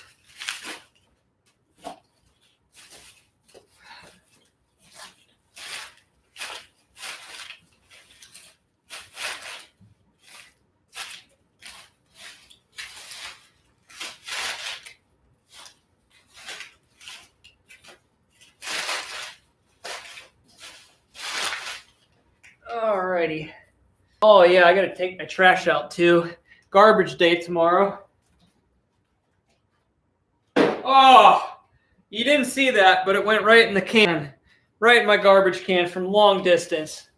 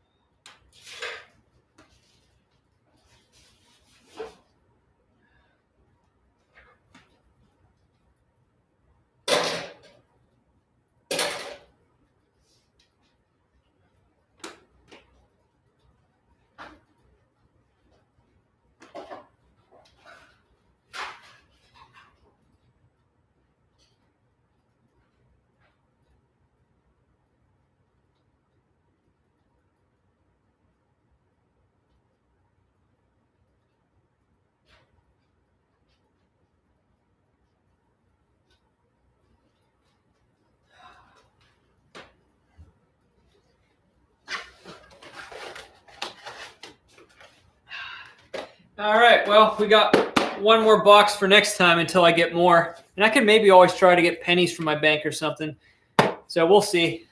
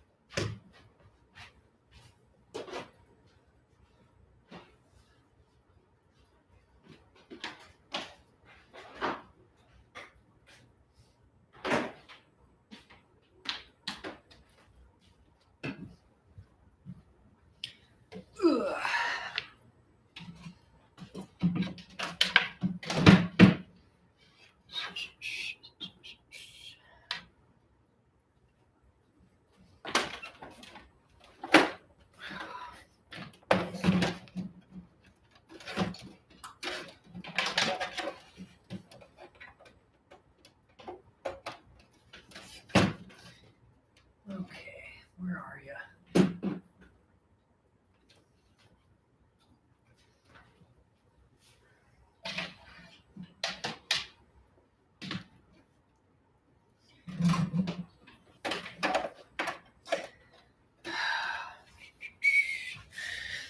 Okay. Whoa, my printer was on when I plugged it back in. Turn that off. Okay, so actually, it's kind of going to end up as a recap here. Thank you, Bill, for the $4.99 super chat. I appreciate it. Thanks for the info. Been watching for a couple years and always enjoy your channel. Thank you. And no problem on the info. I try to really help out when I can. I know I don't do like in-depth detector tutorials anymore, but I do try to always share my general knowledge when it comes to detectors. So I'm going to collect all my NIFCs here to put them in their own special place. When will I do this again? I don't know. I kind of do the live stream sporadically. I probably won't do another one for a while yet because I'm going to be real busy here soon, and we're starting to get into the warmer weather. So I'll be doing a lot more outside with yard work and treasure hunting and just enjoying the outdoors more. But I am trying to do at least 2 to 3 live streams a month. But whenever I am able to plan them in advance, I will. I do want to plan some pretty big streams in the future where I give away better stuff. I just don't want to give away really expensive stuff on random streams, but I did promise everybody I'd be giving a drone away. So I will be doing more streams. I just just don't know exactly when quite yet. But unless it's a spontaneous stream, I do try to announce them in my normal video uploads.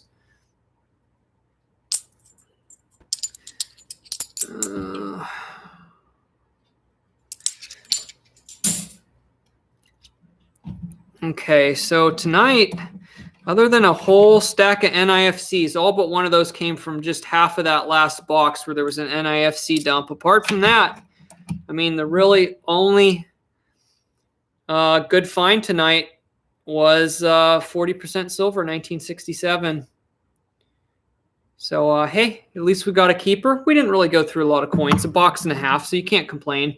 1 silver and $1.50 box. And I did forget to go through this stack earlier. I have 1 stack here. So we'll go through this real quick while I'm still on here. I didn't see any silver or anything, but just randomly set it on my desk and forgot to finish going through it.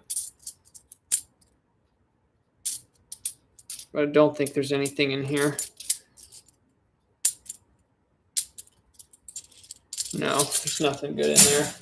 And I dropped a bunch of coins too. Actually, that kind of worked out perfectly.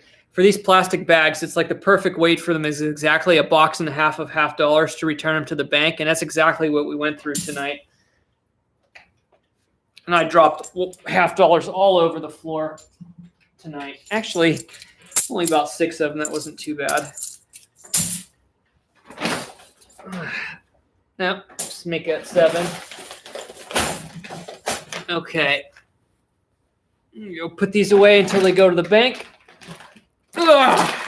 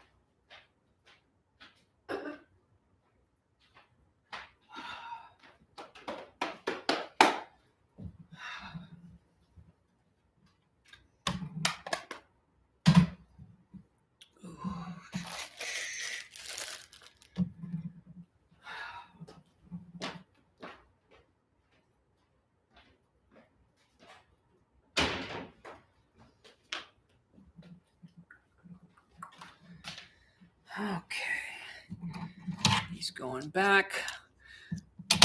Oh, and I didn't announce this, so we'll say it now.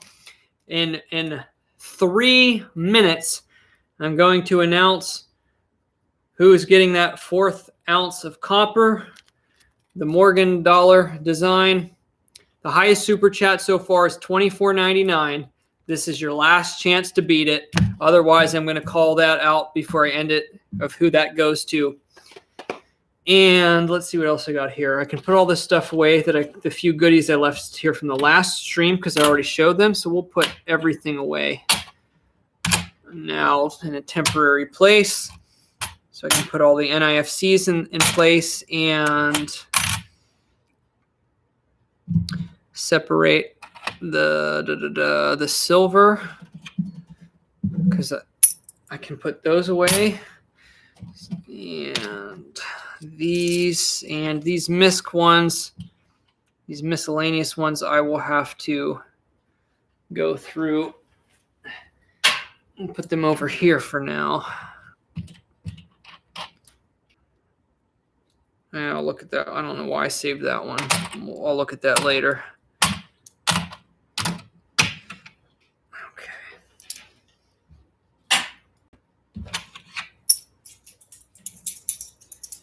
Man, gotta like that silver sound. Just even two of them.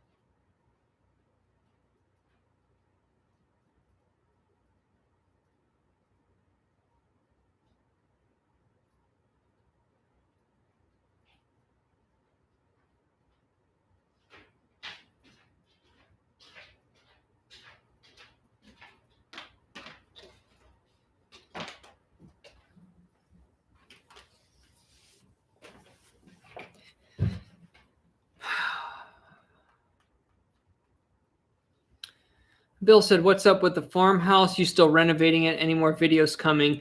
The farmhouse, my parents are living in it, and that was in really good shape when I moved into it. So it was just a lot of customizing over the years that I was there. But we did put a new kitchen sink, countertop, and faucet in, and it looks really good.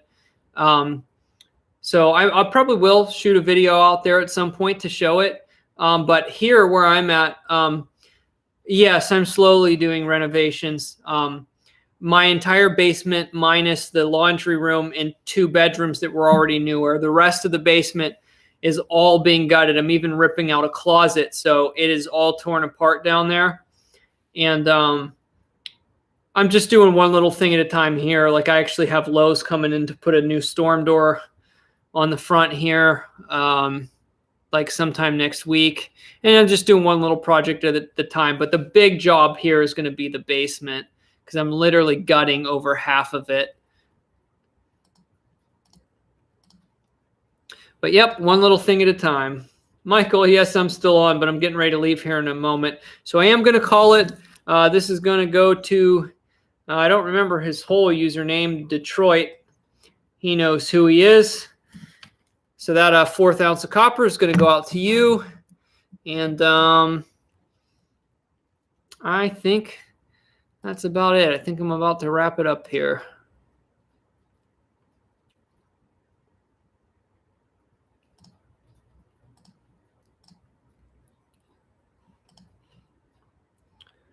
Alrighty, so I'm going to head out for the night. Thanks everyone for stopping by. It has been an enjoyable evening.